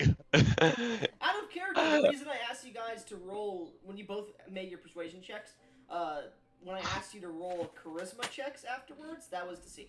But anyways, Okay. so Ura, that ends your turn. Arya, it's Oh. your turn.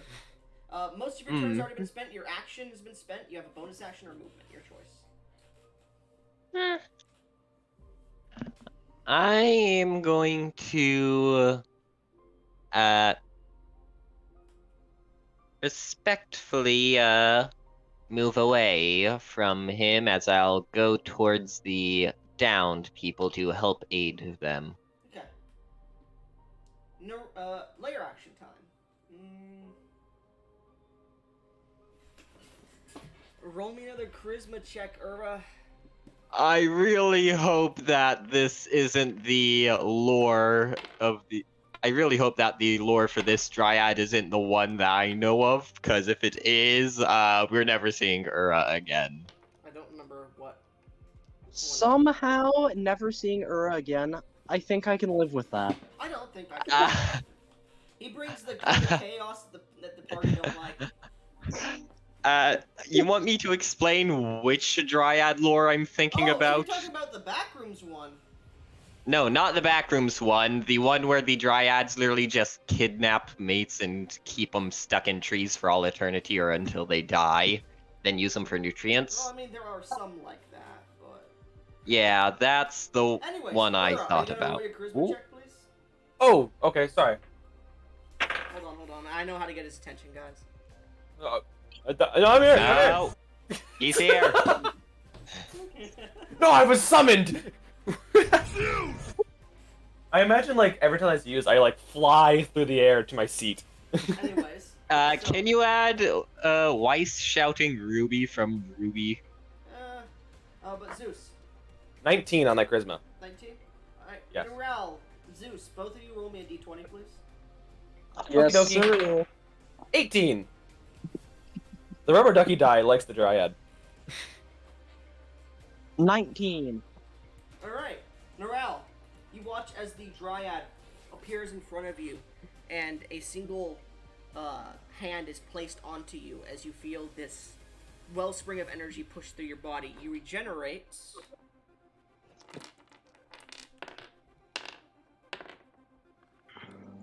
17 points of HP. If that goes above your 8 HP maximum, you gain temporary HP. Well, that exactly puts me at max. Bruh. How am I able to talk no jutsu with a +1 to charisma? Anyways, that ends the layer Ruby action. the Morale, best. as you're on the ground exhausted, if you feel the energy pass through you, is there anything you would like to do? So, he sort of like stands himself up and looks at the dryad and says, Now that the problem of the fire's been solved, can we cease this conflict and just talk? Norel, this is all hinging on you now. Roll me a persuasion check with advantage. The DC has been lowered from 30 to quite a bit. You're welcome. God, She's probably damn. gonna want Ura in compensation, but still, that's better alternative to being Yeah. party wiped. At this point, you should give Ruby the Talk no Jutsu title. Alright, men. Literally, every character of mine has been able to talk no jutsu at some point. Alright, men, here we go. Literally, talk no jutsu their way out of impossible situations God somehow. fucking damn it. What? 13. Would there happen to be a random animal nearby I can silvery barbs? Oh no, I see some person fucking Well, walking. you silvery barbs yourself and re-roll, I'll fucking take it. and then give yourself advantage again. And that way, with silvery that barbs, way you'd roll with disadvantage Motherfucker! twice. So how I work with silvery barbs, if you roll with advantage, you keep the because silvery barbs you don't keep advantage or disadvantage. Well, I re-rolled and got a 15. Did you re-roll with advantage? Yes. Re-roll again because that's not how it works with silvery barbs. Oh, okay. Yeah. My bad. Yeah, no problem. This is probably gonna be worse, isn't it? Hold up, this is cartoonish. 18! That's Okay. not worse. That's decent. Fine. What was the DC needed? 18. Goblin. 18.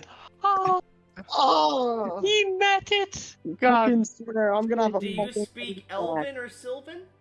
No. I speak Sylvan. As you're speaking Sylvan, back to you, the Dryad will go. Of course, we can speak. The Thank you. amount I of love uncanny luck this party has I is will speak ridiculous. with two individuals. You and the one who burnt my tree originally. And at this point, Inwardly, like dusting off my pants. you feel inwardly, Neural is thinking, fuck. She leans forward and touches you by the shoulder as you all watch as Neural is talking. He suddenly vanishes. The Dryad pulls into the tree and appears behind Ura, who's talking with Arya at this point, watching. And Arya, as you turn around, she just pulls Ura into the tree. Fair enough. You know, so I did actually step away, however, to help with the downed people. Remember? Okay. Yeah, at this point, the house, which had stayed in sort of a small bit, like in its normal state of house, this huge amount of trees burst out of it, destroying the rest of the house. As Pretty much What else? a expected. large patch of trees starts to grow behind where the house was. Small forest is starting. At this point, I would like to take the two that are talking with the Dryad into a separate call. What Yes, I Wait, yes. do- they'll I need usually- to roll death saves. You guys will eventually be brought back to health because there are so many people helping you. Okay. Yeah, every time I got dragged into another call during games, no matter what it was always for a variant of, this person likes that. This NPC likes that person. This person has Or- a foot fetish. Yeah, essentially variants of that. Anyways, let's go back. And never any. Alright, you two, how you doing? Good. Ura's great. I love this character. So, I fucking hate him. God damn it, guys! Oh, you were supposed to talk to her originally. And then all Fuck this you, shit Ura. happened. Oh, I Ura was does not like hoping- you either. As soon as that happened, I was hoping to kill the party. Anyways. So, as you find yourselves in a darkened space, everything lights up. Ura, you find yourself... Sorry, no, Narelle, you find yourself appearing a bit nauseous in the stomach, but in this large 30 by 30... No, more about 300 by 300 foot tree inside of the trunk. You see Phaelites dancing around these large winding patterns of ramps that go up and down the tree. You see many different small waterfalls and pouring sap falls as well. You see animals, spirits as well. Spirits of animals, nature spirits, things like that. Pixies, fairies. You see areas of the tree where you can go outside if you go up. You see a descending bit going downwards, and you see this... You're on a balcony about halfway up the tree, and as you look down, there's probably 1,000 to 2,000 feet before you can get to the bottom, and just looking down, you could see at the very base this small wooden well that seems to pour out of the floor at the very bottom. And you can see this small green ethereal light that just pillars up to the top of the tree, past you. At this point, Okay. as you're standing here, amazed by all this, you hear, as you look backwards and see the tree itself seems to almost splinter inwards, as coming out is the Dryad pulling Ura behind her. Watch my arms. As Ura, you are pulled out. Ooh. And you see the Terrifying. inside of a tree, Ura.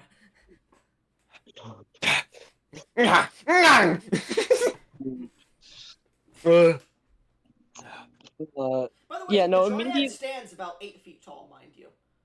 Oh Hey, shit! Yeah. I'm She's like fucking 3 times as tall as I am. She's like one of those.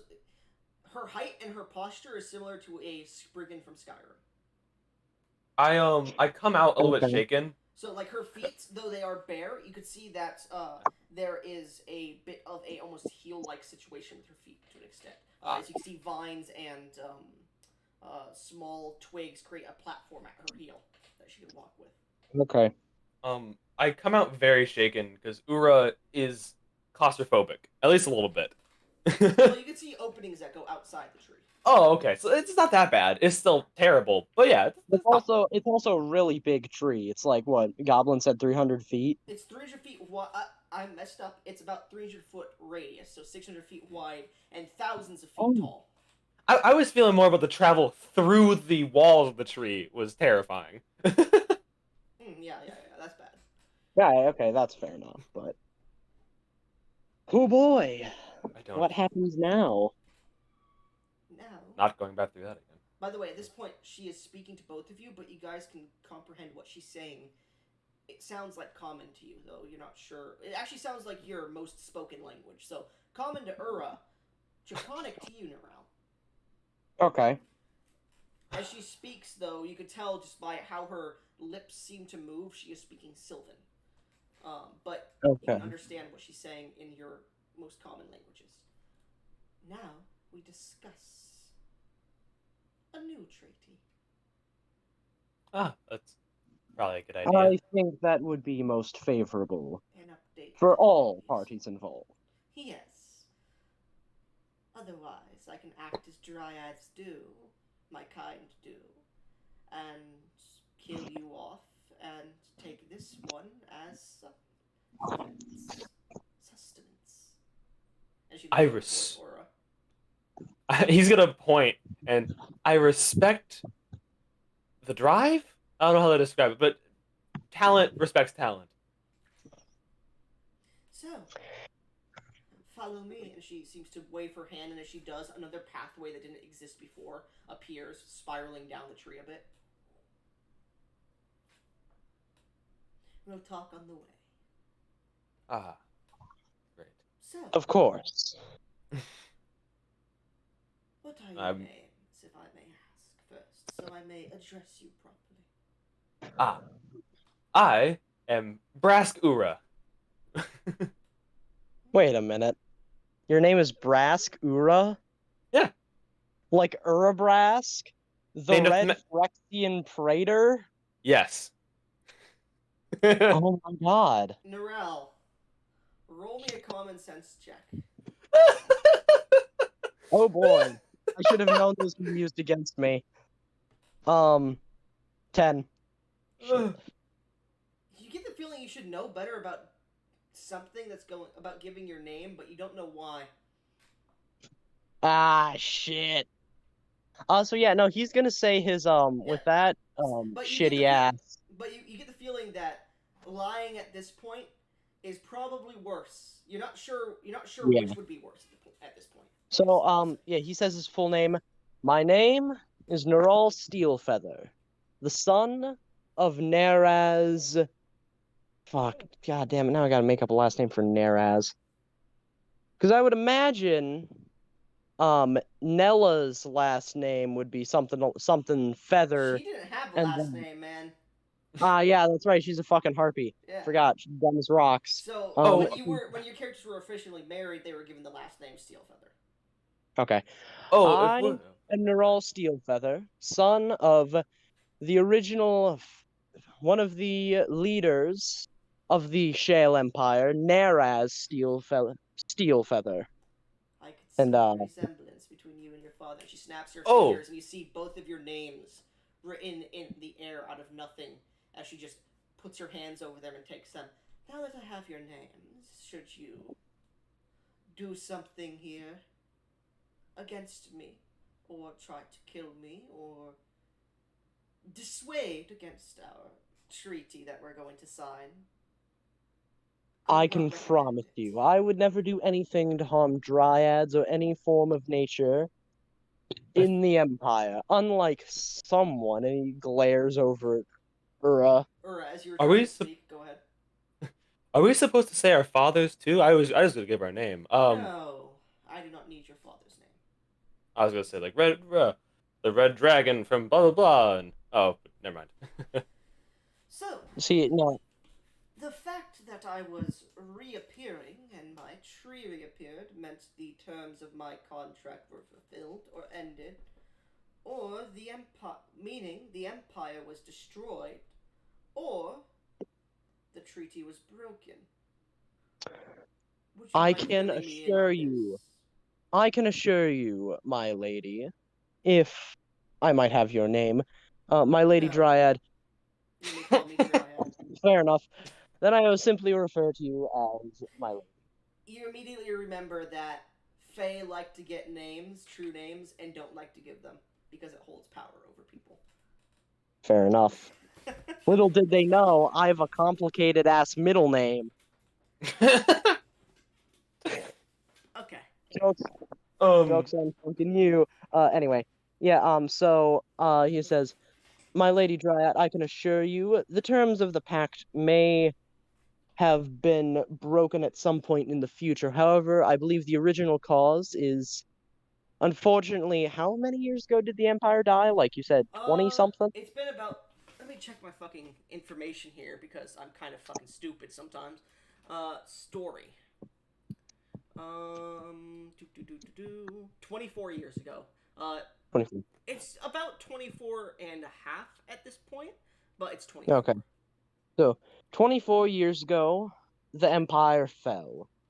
A unknown force killed all of the leaders of the Empire, resulting in its fracturing into dozens of different tribes. I see. This, I believe, is what caused your treaty to break. No. Hold on a minute. There. I. Neural There's. is glaring daggers at Ura. Hush. If there.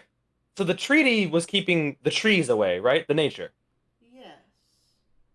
There was a man that lived in the house that your tree is now in. Um, he's a complete asshole. Personally, I really hate him. He's a murderer. Um, and I believe he was keeping your thing, your treaty alive? Question mark. No, I felt my treaty break 24 years ago, or Oh, around. I'm not sure how long ago. It's been quite a while. But at least more than 5 years ago. It's just that I've been supplemented with quite a bit of magical energy to the point where I did not need to return. so that fool did one more. Ugh. And the same thing was the reason I did not realize the treaty broke, and now that I'm thinking about it, I can realize the treaty broke, was the fact that the treaty also supplemented me with magical power. Oh, that's I it. see. Should I be making treaties? I want power. So if we are to make a new treaty with you, would one of the clauses of it be a granting of you some form of energy Well, so you might let me sustain go over the yourself? previous treaty that your oligarchy made with me. I could ask the Green Lady. She has a lot of power, I think. Ura, Yes. please quiet down. Yeah. Sorry. Shut the fuck up. By the way, she has like her fingers locked as she's like walking with you guys, and she goes, "The last treaty made by your oligarchy. After quite a fearsome battle for a few days, they put up a good fight, but they couldn't beat me. They made a deal, a pact. They would supplement me with quite a bit of magical energy.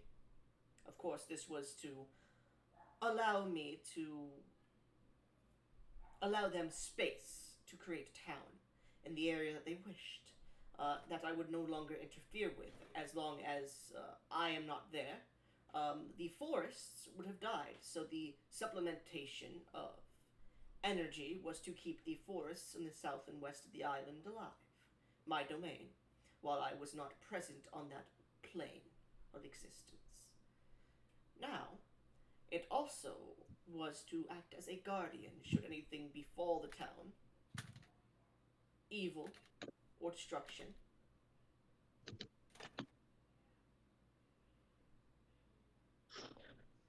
If Alright. if that is all the pact entailed, It was basically a then I banishing would of me for a time, and the Hmm. guardianship towards me. humbly request the same treaty be made, however, with one addition. Of course. At this point, you're Instead, still walking and you're getting closer to the bottom, by the way. okay. Instead of, if I understand correctly, the last treaty banished you from this plane of existence, yes? Yes, it didn't banish me per se, but it required that I remained out of the way until I am needed. Perhaps we do something similar to this. I cannot imagine you would particularly enjoy being unable to interact with the world. Oh no, and in fact, if you try to reinstate the same treaty, it is going to be a no for me. I wish to remain on the island for now, to see the changes Very that have well. happened. And she That seems sounds to have fun. a small, creepy smile upon her face as she says that. I'm gonna smile back. Then I Blushes. will Anyways, then I make this request as a treaty. The same treaty as before, however, with one addition. You will be allowed to roam the island as you please, staying on this plane of existence. However, you will be bound by one rule. You cannot harm anyone who is a member of the town of what's the name of the town? Shardward. Shardward. Cannot harm anyone who is a resident of the town of Shardward, and nor can you harm any who officially follow me or um any other of my party. Oh, that's a good one. So essentially, she can do as she pleases. However, she can't harm the people of Shardward, and she can't harm people who follow or I guess serve the group. She's nodding her head, and as she she stops for a second as you guys get to the ground, and she bends down towards you, bending over, like looking directly at you, and goes, "Dear Neral, without me, Shardward would not exist. And if I do not get a treaty that, should I say, irks me, it won't exist. Keep thinking. Because what if So your enemies become members of your town? Then I cannot aid you. You've got to think about the loopholes, dear." very well. And Then as I will change it. she's still bending down, she turns around and just boops you on the nose, Earl. I feel like we'd be screwing over. He's going to swallow his anger, and he is going to say to her, "Very well, then I thank you for your assistance in pointing out that, in hindsight, obvious flaw. Then I request this. I will also All mention before you continue, I can only stay as per my bind to this world within my territory. It doesn't stretch the entire southern island, but it does stretch quite a bit of distance.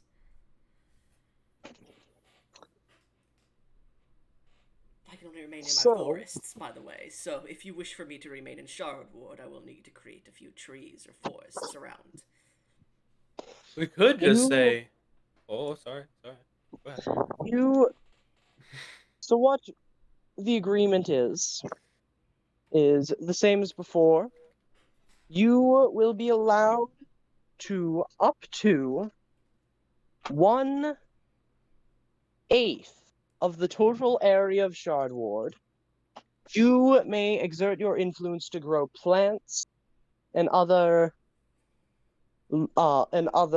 vegetation or life in exactly 1/8 of the total area, and you cannot harm any who follow or serve our group.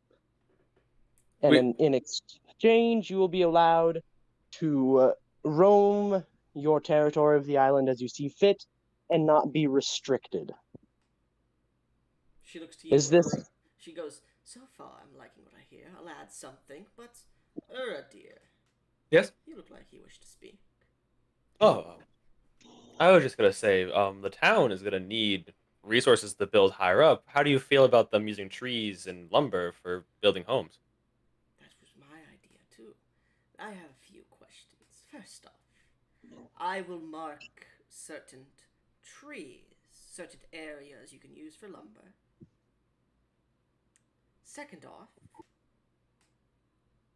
I wish to be in a position of power to an extent, almost as if counsel to those who rule over Shardward, to have a say in what happens to the town. After all, it's my area. I don't. I'm gonna look to Norral. Like the mayors won't mind that, would they? I don't think they would threaten. he looks over to Ura. In the end, it does not matter if the mayors agree to it or not. By right, Shadward is property of the Dryad and such. You will be allowed to have a position directly below whoever is the current ruler or leader of Shardward, to give advice to them as you see fit.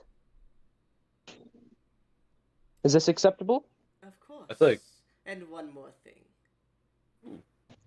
Should this treaty be enacted fully and not thrown out by you or broken within the first month, I will remove the strange magical effect that seems to be aging the town. That would be nice. Very well. Then I believe the deal is made. Of course, but The contract, and she summons a piece of paper and hands it to you to read over. The contract is exactly the same, even with investigation checks over the next few minutes. It seems there's no hidden contracts or anything, any trickery by the fey creature. All right, perfect. So, like, looking over it, it is. I can see no like loopholes or anything Yes. she could. There are obvious loopholes and stuff like that, but there are loopholes for both sides. Okay. So it's not like something like they don't want to get into 15,000 word detail type of thing. It's more of like they don't expect you to take the loopholes, but if you do, it's like not going to be a big problem. Okay. They'll so talk not to you about she it, but it's can't. not going to be like deal breaking. She can't. Okay, she can't really mess with things too much. All right, Yeah. perfect. All right. Well then, I suppose it is time we sign the contract. Well, signing is kind of strange here. And she pulls you towards the well in the middle of the bottom. The bottom, many floral designs, large places of grass, animals. And you can see many different fey creatures coming around with individuals from other realms or even the Feywild who seem to be creating deals with them as well. And she goes, after all, we are in the Hall of Deals. Come with me. And she brings you over to the well. I was gonna say I don't know how to sign my name. Norral, roll me one more investigation check on the paper though. Sir, yes, sir. 20 plus 5. 14. 14. Now, I will say you could have brought this up with her, but she did add one thing on that is strange to you. What? Here, I'll send it to you in private DMs. Big All fan. right. Understandable. Have a nice day.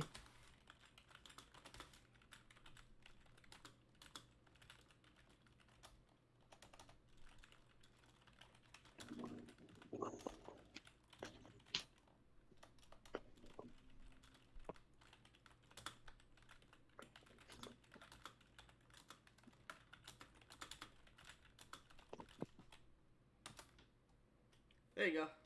That's one of the things she tried to put in there. Now you can speak to her about it if you wish. Nope, we ain't saying nothing about that. All right, Zeus, do you wish to look over the contract too? Sure. All right. Go ahead and make an investigation check. Contract is signed. 12. Everything looks fine. Can I even read it? You can read it, but it's like a bunch of jargon that you're just like, oh my god. it's big words. Oh. Man, those You words can't too even big read for one of the Earl. last words too. It's like mammary or something. That's something. This is wizard speak. I'm not It interested. mentions your name too, but you can't fucking read that. Man, not the time to play a low intelligence character. No, it's I not. will say that. No, it's fucking not. God Do you damn. not enjoy my 11 intelligence? The things that will break the pact, by the way, and Okay, yeah, yeah.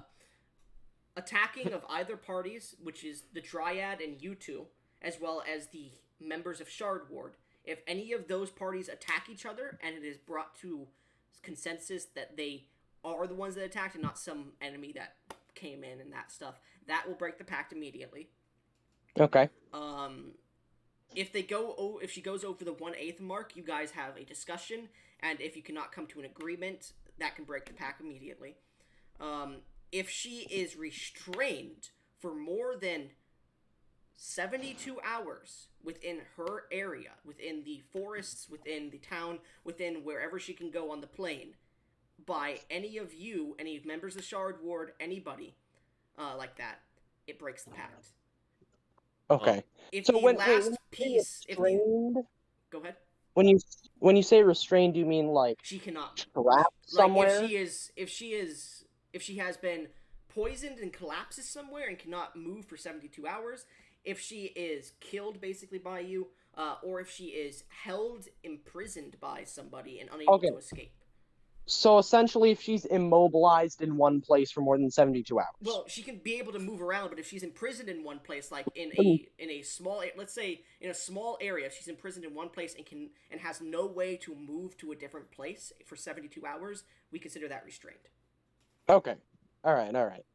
So Glad if she's we stuck got in a that basement, clarified. like for example, the ritualistic basement for 72 hours, even if she's in a different room than she was, that's still imprisoned in the basement. Okay. So she is. All right. Yeah. I think I get it. Okay. And then if the last thing is not met, which Ura doesn't understand, she is Exactly. it is written that she is willing to extend the period of time up to how long did I say? I Oh yeah, she is able to extend it up. She is willing to talk about extensions up to 3 years. Okay. Makes sense. Okay. And those are the things that would break the contract. All right. And so it is signed. Well, signing. And she brings the paper and dips it into the well, and you see the entire paper turns green. The text seems to disappear and it starts to shine yellow on it, and she puts it down in front of you, and it seems to just float in the air. She goes, "Now, if you don't mind, bite your fingers." Actually, no. That's a barbaric way. And she pulls out this small little thorn, and she goes, "Prick your finger with this and sign your name at the bottom." Are you sure you want my blood? Contract, I see. Well, yeah, Nerol pricks his finger, signs out his name. All right. As you sign out your name, it seems to shine with this. What color dragon? What color kobold are you? Blue. It shines with this bluish color to it. As she takes the thorn and hands it to Ura. You now. Are you sure you want my blood? Please do. All right. Do it, Earl. You gotta sign this contract after all. I haven't even gotten to my thumb yet. Calm down. I break my By the way, finger. Ura, as she's handing it to you, she moves her hand away as you try to grab it, and she hands it to you, and she's just staring at you as she's bending over, looking at you as she hands it. Roll me an insight check, Ura.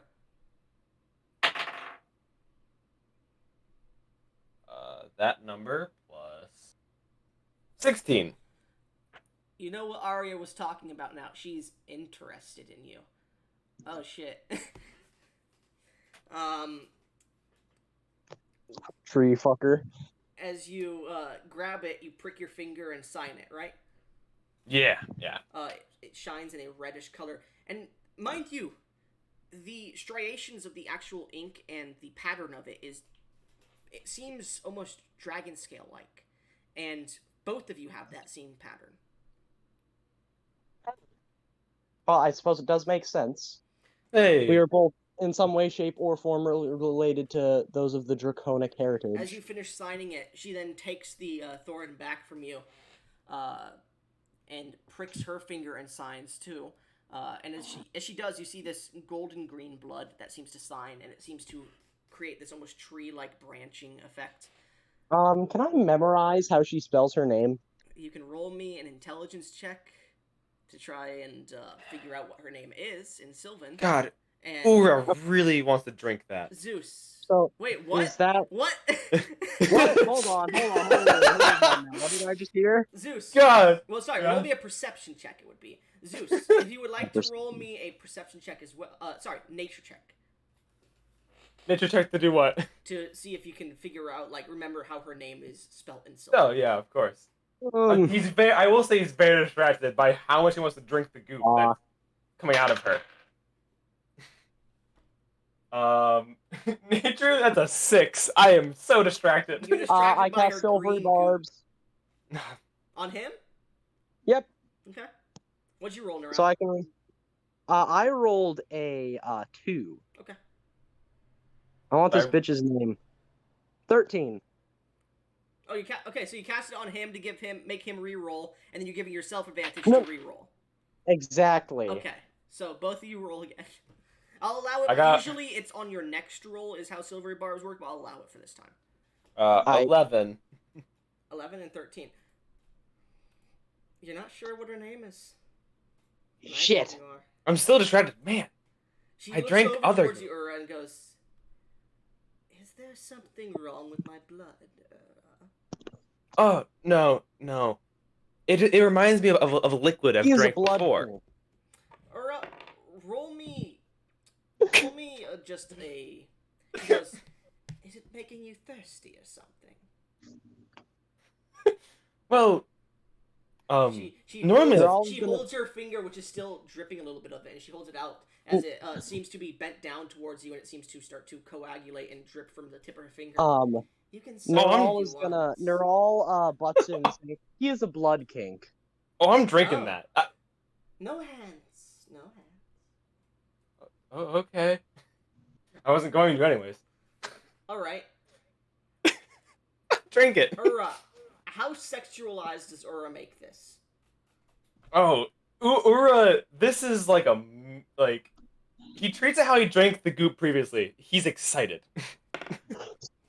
So is she. The fuck does that mean Anyways, in this context? Excited for different reasons than her, I think. Yeah. As you start Okay.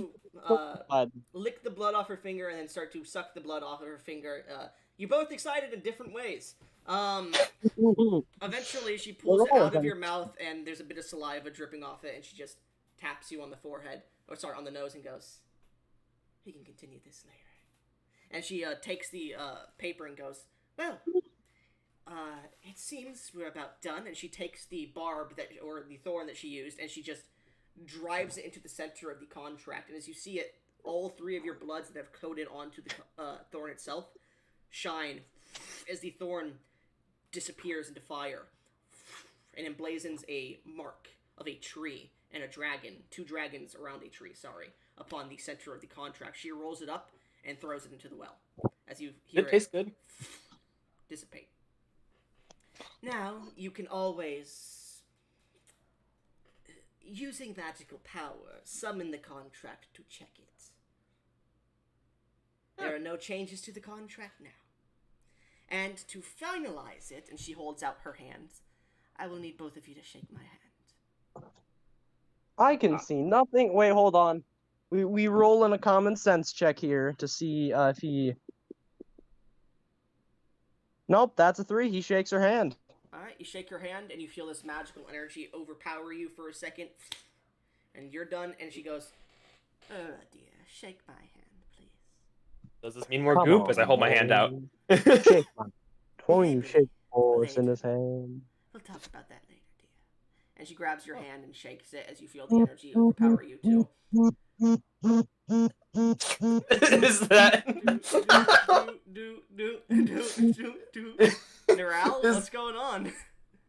Sorry, someone was calling me. So, as the deal Who is was made, brain? she goes, well then, I think you've stayed here long enough. How about we return? Shall we, Narelle? Yes, I think so. All right. Well then. And she grabs both of you and Beep, starts boop, bop, boop. pulling you towards the wall. And as she does, she gets past a few flower beds. She goes, oh, 1 second. And she pulls this pink petaled flower off and just strokes it really quickly and hands it to you, Ura. Huh. Thank you.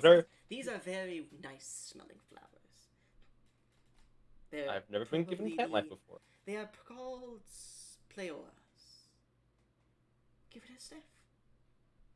Can I make a Yeah, roll nature me a check or nature check. something Roll me a nature on check. this? Roll me a nature check, Narelle. Not you, Zeus, because you burn too much flowers. You don't know shit. These are just flowers. Ah, shit, that's a 7. I personally don't like flowers, but I'll be nice. Or are you gonna smell this flower? Hell yeah, I'll smell this flower. I go, sure, why not? Smells of lavender, cinnamon, a nice summer winds, autumn leaves falling. Roll me a charisma save. I knew this would happen. Did a rubber ducky roll low? Oh no, Rubber Ducky's loving it. That's a charisma save. That's a dirty 20. It feels somewhat similar, but more powerful than when she tried to charm you earlier. And I'm she- resisting the urge to silvery barbs. Realizing that it did not work on you, she goes, well then, time to go. And she pushes you both through the tree. He's too stupid. Stop trying to charm him. God damn. Oh, just wait. As you guys get pushed through the tree, is there any questions before we continue? Did it taste No, good? sir. The goop? Yes. Norel, go back to the chat, please. Back to normal? Yes, Yeah, sir. back to normal chat. Zeus, Yeah. let's taste the goop. It tasted like syrup, but not syrupy in like consistency. It tasted like a nice warm soda cooled by ice. That's the consistency you got, but you got the taste of syrup. It wasn't the direct taste of syrup. It was a direct taste. It was maple syrup mixed with a more fruit-based taste.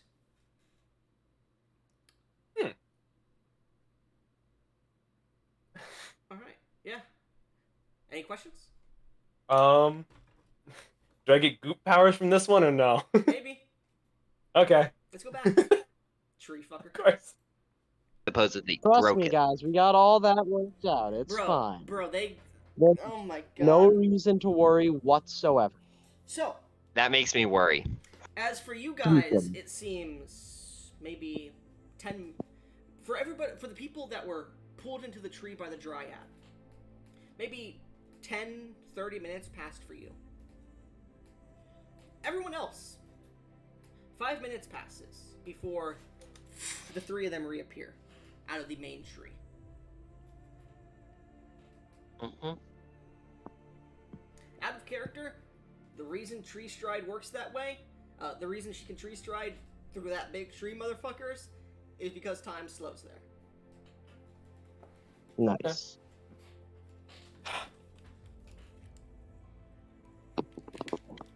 It's more of a teleportation, but, you know, it's if there's connected trees, you could do that. But anyways, so, as they reappear, the Dryad steps out, and as she does, she, now looking at her not in the tree, is around 8.5 feet tall to everyone else who hasn't seen her.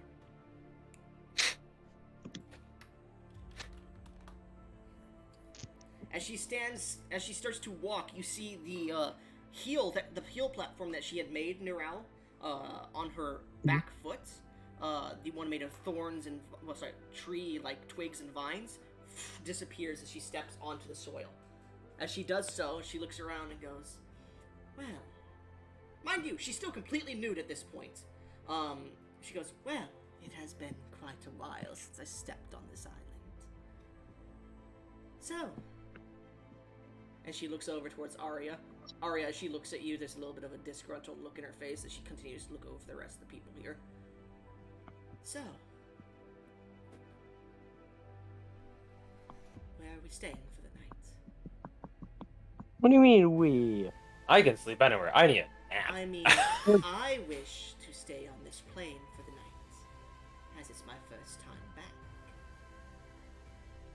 I think there is an abandoned house that will suit you and Aaron nicely. I could certainly whip up a few hammocks within the next Well, 10, I could- 20 minutes. I can create a small abode, if you wish, around my tree. It'll take Yes, me an I hour think- or two, but I can create I think that would be favorable. We do have quarters, just not enough to fit all of us. Of course. I will We say don't this, have quarters. comfortably, We have a Jarok's wicker house hut. will fit 2 of you. Yes. I say to Arya, we don't have quarters. We have a fucking dwarf's wicker couch. Please, the I'll creation get of a home would be. I'll get started on some hanging homes for right now, and later, if you want me to create something else, I can create a better house. And she seems to turn back towards her tree and flicks her hand in a circular motion as you see the tree grows taller as more large branches start to grow off of it, and you see these small, large bulbs of wood begin to burst out of some of the branches. They start to take form of small hoveled huts hanging. This will take about an hour or two. Do what you need to do. Zeus, Yes. as you step back, the taste is in your mouth and you keep clicking Yummy. your tongue. And you stare over towards the dryad as she starts to create the tree. Roll me a charisma save with disadvantage. Of course. Fuck to the dryad. Okay. Not 19 on the die. Okay. The goop. Oh. Only a 21. Okay. You're looking at her and you're like, Well, okay, she has a nice uh, form. You got a 19 with disadvantage? No, 19 was the first roll, and then 15 for the second one, but I have a +6. You're looking at her and you're like, she has a nice form, but that's all. And you keep, like, having this strange, like... She's trying to seduce him. Yeah, basically the monkey image. You keep having this neuron activation in your mind, but you're able to resist urges. God, they are If it's any indication. My skull! I- Oh, I need to go to the cellar still. I didn't know that rights could be birds. Dryads have a charming effect, and they have a high charisma, man. Yep. Oh, so they are birds. Okay. See, Ura's stupid, and he doesn't know anything. They're actually technically druidic in their magic, but they have high charisma, which technically their charisma They're is their spell large casting. multi-class. No, what's funny is their innate spells are druid spells, but they have the ability, their spellcasting ability is charisma, which is weird. They're convincing plants to work for them. Yes. It's mainly the same They're reason. that bardic people are- druids They're or druidic raising up the bards. As the dryad begins to create this beautiful housing area for you guys for the moment, what do you do? What do you all do for the next 2 hours? I'm fetching my skull Okay, from the cellar. good to know. Is the cellar even still there? It is, but it is being currently overgrown by roots and tree trunks. If you would like to hurry that up. Big hurry. I'm gonna go I'll over help. and find the mayor. I will help him. All right, the mayors have come over at this point, and they're like, "What the fuck is going?" The Liliana starts to walk up to you, having her charismatic self, her elven self, seemingly kept in composure. The dwarven mayor, what the fuck is his name? All I know is Bongus. Reginald. It's Comes- immune activation. He comes like walking over. He doesn't have a shirt. He has like an open pajama striped shirt on. He comes walking over in his tidy whities as he comes hobbling He got over. that. Uh, He got that Hello Kitty underwear. Yes, as he comes hobbling over, he goes, "What in God's name is going on over here?" And he like pushes a few people out of the way. Yeah. You, So, Neral, Neral. what the fuck have you been doing? why the fuck does he sound Asian? Oh, ho, ho. No, Neral, Yo, what the hell is going on? I can't remember his voice, so I'm gonna go with this. What in tarnation is going on, Neral? Alright, so Neral is gonna give The Actually dwarven was his mayor voice. takes like a devious, smug look and says, "Well, long ago there was a treaty created in this town with that dryad, and essentially all you need to know is that the treaty made the dryad protect the town. However, 24 years ago, when the empire was destroyed, the treaty was broken. I have just remade the treaty with a few additions. The Dryad will protect anyone who is a follower or servant of me or my companions here," and he gestures to the rest of the party. "Now, of course, you have much more experience being mayors than I. However, if you were to swear fealty to me now, I would become your liege lord. You would still be mayors of Shardward, and I would not interact very much with the daily goings on of Shardward. However, you will still keep your status as mayors.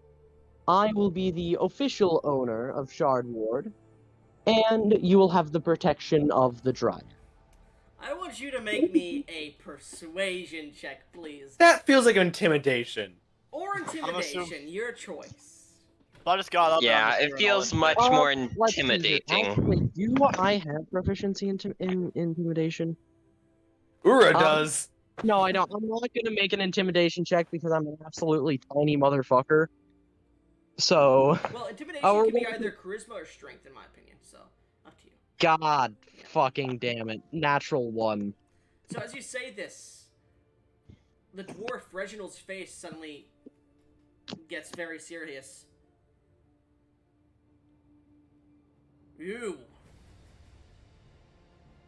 You all came to our town, destroyed part of our town, grape shot at our town, put our people into danger, complained when we tried to keep our people out of danger, brought the hunters here. And then you have the gall after creating a magical explosion in the middle of town. If that was you, if it wasn't you, I apologize. But still, you have the That gall. was not us. Roll me a deception check. He It doesn't wasn't. know for it sure. Was, it was though. What? The No, ritual it wasn't. caused it. The ritual caused it. It was. Yeah, I personally had nothing to do with the goddamn ritual. I don't think I've gotten any context All right, on what then roll that. me a fucking persuasion was. check because you don't believe you're lying. Yeah, no. As far as I'm aware, I'd have no idea who the fuck that girl was, what the fuck they were doing. Roll persuasion check. Why Ura's so mad? God. All right, that's a 10. Shit. Whatever. You have caused tremendous trouble for this town. You promised to take out that boar 2 days ago, and what have we seen? You have fucked around in town all this time. Okay, to be Shut the we'd fuck up, had. lizard.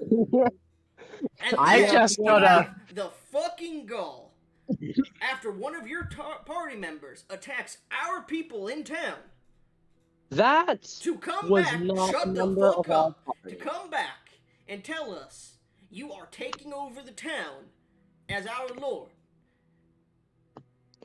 If you would see past your impossibly thick and idiotic dwarven skull, you would have heard that all I am doing is asking that you officially accept me as your lord. You still remain mayor.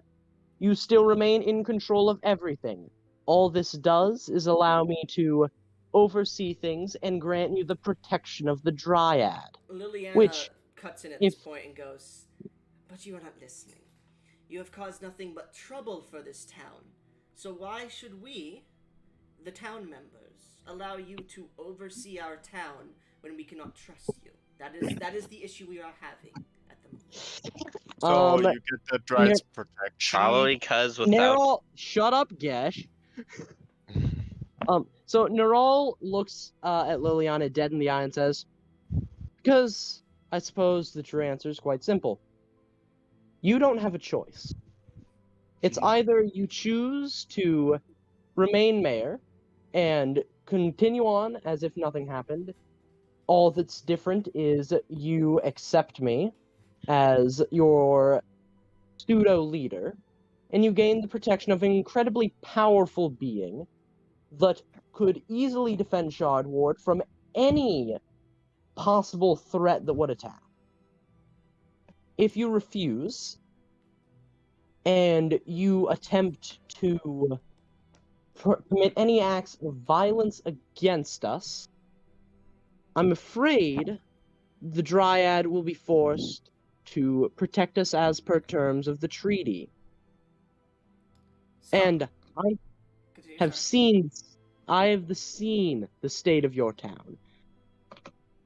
There's a logical answer here. Is Continue. Is any of the other group supporting or saying anything against or anything during this time? As Neral I'm seems just to be sti- strong-arming the town at the moment. I'm I've just already walked standing away. behind. I'm just standing right behind Neral, cracking my knuckles. My character's just backing up right now. All right, Neral, roll me Alright. an intimidation check or a persuasion check with advantage, please. Just me walking away at anything. The DC is pretty fucking high, just so you're aware. I need this rolled in chat. Dirty Dirty 20. 20. that feels like not enough. It's not. I'm scared. It's fucking one away from the highest I possibly You could have needed to roll gotten. the That's a highest you question. possibly could, because out of character the DC was 25, natural 20 would succeed no matter what. God fucking damn it. Well, you know, You don't know that you failed. As you say this, Liliana looks to you and goes, "Well, it seems we're seeing things differently here." And Reginald goes, "Hey, you're right!" And he whistles. As you see him whistle, a bunch of the dwarves in town pull out pickaxes and axes. What's been happening? I would like a contested charisma check from the party. So everyone in the party, roll me a charisma check. And What's it needs to meet the happening? DC. So I just completely burst out after the Neral is check. strong arming the town into having him be called their lord after literally causing them trouble the last few days. Yeah. well, And from the I way was the actually contract is worded, figuring out that's things, and I was literally wanting to go do the only- boar today, but Shh. Everyone in the party besides Ura, roll me a charisma check, please. Alright, I'm awake at this point. I fucking swear. So That's a enough. one. That's a one added to the group total. Sorry, guys. 18. I'm Yes, just 19. destined to do shit at charisma. I'm actually gonna have to re-roll that. Dirty I'm gonna have to 20. re-roll that Neral, What? using Chronal Shift. All right. Oh. Thank so you. as you're seeing all this happening, Shadowy, you just move your hand. It's like, I just got up and I'm like, okay, that dryad just hit me. It's like, oh, okay, there's a lot of shit going on here. Alright, that's 11 I got. So that's 64 in total. Alright, hold Um, on, let me calculate it. 45. 20 plus 55, 14 plus. 64. Yeah, 64. The DC That was 62. It's not that. It's 60. I believe it's 64, right? It's Yeah. 20 plus 18 plus 14 plus 11. Yeah, no, it's 63. So you beat the DC by 1. As you're saying this, you watch as a few members of the town who are pulling out their weapons just start looking over towards Liliana. Even some of the dwarves and some of the elves are starting to pull out their weapons too. And Liliana looks towards them and she just backs up. And you see a few of the elves and dwarves put away their weapons. About 10 members of the town pull out their weapons, and the dwarven mayor goes, "Listen, this is not your town. You have not built this town. You simply come here, destroy it, and then wish to strong-arm us intimidate us into, should I say, forcing the town to be in your hands. That is not how a leader works. That is not how they perform. That is not. You are not a leader. You are but a bandit. You are no better than those hunters." And you hear Liliana go, "Reginald, I believe you have said your piece already. You don't seem to Neural wish." looks to Reginald. Can I Neural finish? looks to Reginald and says, Can I finish what I was saying, please? "Oh yeah, sure." Liliana Sorry. goes, "Reginald, you have said your piece.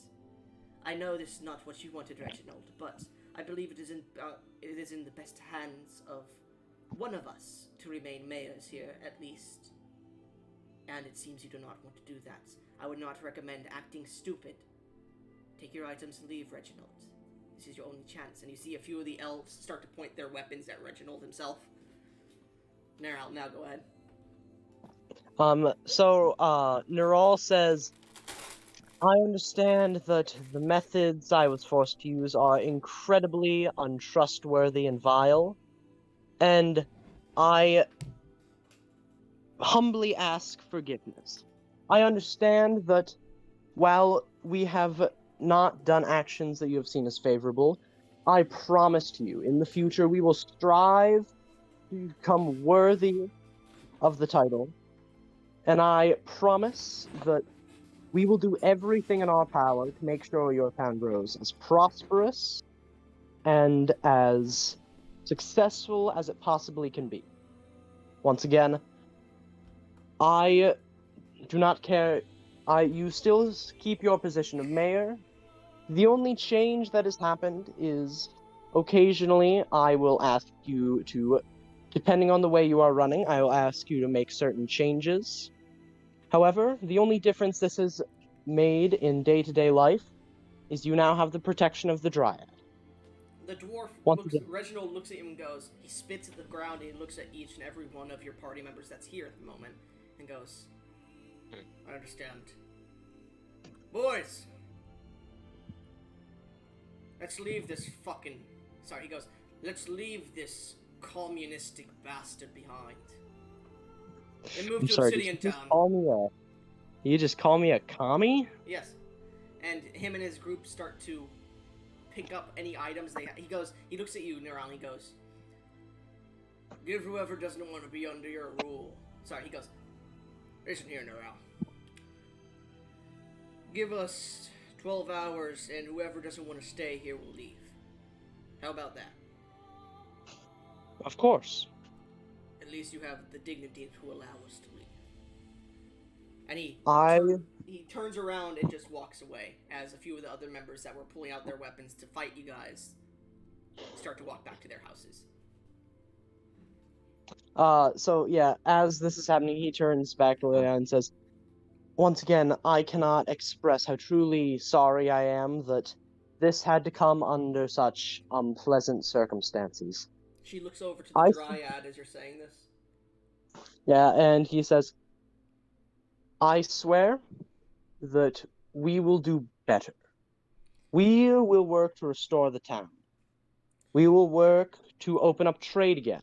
In fact, first thing tomorrow morning, just as the sun will rise, we set out. Listen. As you see a few of the town members are going back to their business, she goes, listen, I do not agree with your methods. I believe it should not have been left up to you to decide this town's fates. I believe if you had bartered the deal, yes, you could have been put in as a member of the Lords. Here, maybe. The Empire does not exist. The laws are left to those who rule the places. And we were voted by the fine members of town to rule. However, I will say this. The divine protection of the being that you say rules over this land is a bonus. So, I do not believe... I believe in giving chances. I believe you will have a chance to prove yourself. And I believe the people here require either Reginald or I to stay. And Reginald does not wish to stay. That is the only reason I stay. Now listen to me. Should you put this town in immediate danger, I will attempt myself to make a deal with the Dryad, if I feel it necessary. Is that understood? And she looks at each and every one of you. Yes. I care only for the town and its people. I do not care about bandits or what you may have done in the past. But if you are going to lord over this town, you must be better. And with that, she stands up, straightens her pajamas she's wearing, and starts to walk away. It's at this point, Ura comes back holding a skull over his shoulders with ropes attached to it. Ura. Yeah. You approach the group, and there is just this hint of like you could cut tension. You could cut this tension with a butter knife. You just like you see, like people stowing their weapons away as they're leaving the scene. You see one of the mayors is storming off. You see the party is like looking a little bit tense as you're just walking up all happy and cheery about getting your skull back. You know that one meme where the guy comes in with the pizza boxes? Yes, I Yeah. love that meme. Oh gosh. No, I It's a don't. great show. Well, you know, I'm not particularly proud of what I've done here today, but Shut the I Donald Glover. Bro, this is actually what happened with the group when Ura set the fucking house on fire. Yeah. So I'm gonna walk up all happy and like, I got the skull, guys. Shut the fuck up. Wonderful for you, Ura. Just wonderful. so You see neurologist. the gems in Gribbly's helmet just glowing red. Yeah, you guys Neurologist. look at Gribbly and he's wearing a skull with 2 rubies in the eye sockets. Cool. Neurologist Nice. steps in, looks at Ura and says, "Oh yes, by the way, that dryad, yeah, you're gonna marry her in a year." What? You heard me. And that's where we end up. No, I'm just Yeah. Deserved. Half hour. Excuse. I don't think. I don't think we'll I be doing can. anything. Alright, every problem most of the problems we had, you are the cause of it.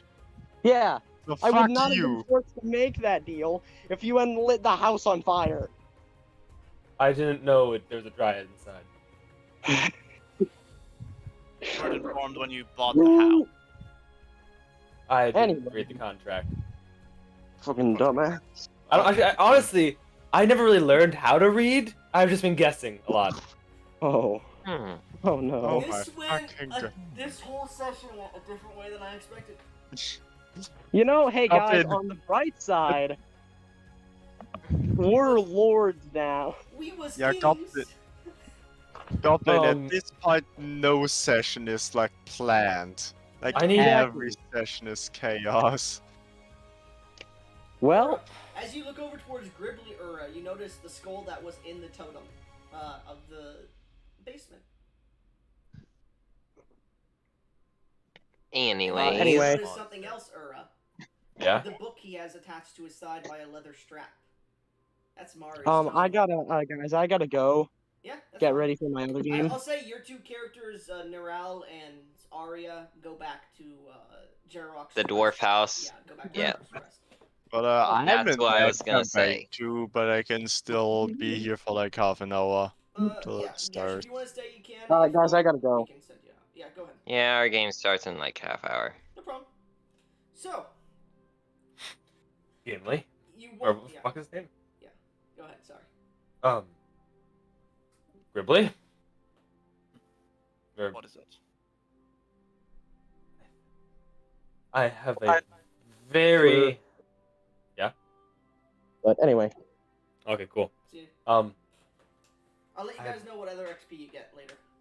I yeah. have very high certainty that that is not your book. Yes, I believe this is Mari's book. I was Yeah. wondering where he went. We are entering the outside land now. From my understanding, there was a large accident, and she was used to bring back you. Is that why the room I awoke in was almost annihilated? Most likely. I'm not arcane inclined. Well then. This also says he is not getting inclined to use arcane magic. For your Well, own oh. safety and my own sanity, can I please have that book? I'm gonna be blunt. I don't think any item of magical power would be safe with you. I can't read! It's a book! It's for sentimental value. It's the one thing on this godforsaken island that I care about, and it's gone, and it became your dumbass. Really? Yes! So, personally, the way I see it, that's quite unfortunate. Though, I don't... The way I see it, this book is also quite useful. It has a lot of magic in it. I believe I can I've do got- some good with this book. I'm gonna snatch the book away from Gribbly and give it Ura. Roll That'd be a me hard- contested. Roll me a sleight of hand. Roll me sleight of hand and acrobatics check. Sleight of hand for Gesh. Aw, too bad. I hoped I could do slight acrobatics. No. God. But it Yeah, is. so you managed to snatch it from... You do manage to snatch it from Gribbly. You pull it off his leather holster and you have it and you hand it to Ura. Yes. He can't even read. What can he do with Ura, it? as it's handed to you, it starts to glow. Oh, fuck! As you hold it, it just starts to flip open a bit. I let it do his thing. I say, Mari? Mari, is that you? It starts to float in your hands for a second and then bursts into blue flame. Wow. Wow. Well, fucking great. As it starts to How? burn, Ura, No, feel no, a no. lure towards it. Mari, no, come back. What are you doing? It's floating in front of you, burning blue. I'm Well, trying to, Parts of it are burning black flame. I'm grabbing at the flames. I'm out of absorb elements, so I can't even, try to pull it back in. It's just, no! As this is going on, You feel in the gonna- lure of knowledge, Ura. I don't like knowledge. Sorry, go ahead, Gribbly. Actually, wait, so... basically only Ura feels the allure of knowledge. You look at the book and you realize the book has knowledge that you may like as a wizard. Like, you were starting to understand some of the spells and rituals in it, but you would need to take time to understand it. Like, the person who wrote this tome was, like, probably one of the smartest people you've ever seen. Because, like, you could barely understand the threads they were going on, but it had multiple, like, the pages that you read about yourself had actual diagrams of the body, how it worked, how the soul works when it comes into it, conjuncturing, how the regeneration works, stuff like that. Huh. So this is like the entire, like, if you were thinking about it, this could probably be the book of a lich, a power. Oh, fuck. It's being destroyed by this blue flame. Yes, And I'm grasping Alright, at it like, I'm casting Ray of Frost at it you cast a ray of frost at it. to put out the flames. As you cast it, it hits the book, and the book turns into an ice cube basically, and hits the ground. I'm gonna start, smashing it with my hands. No, please come. You're smashing it out with your hands. I'm beating on it, sad. All right. Mari, no, please. Please come back to me. So Is that where we end up? the book is frozen. The group is awaiting their house to be made by the druid. Right. And many of you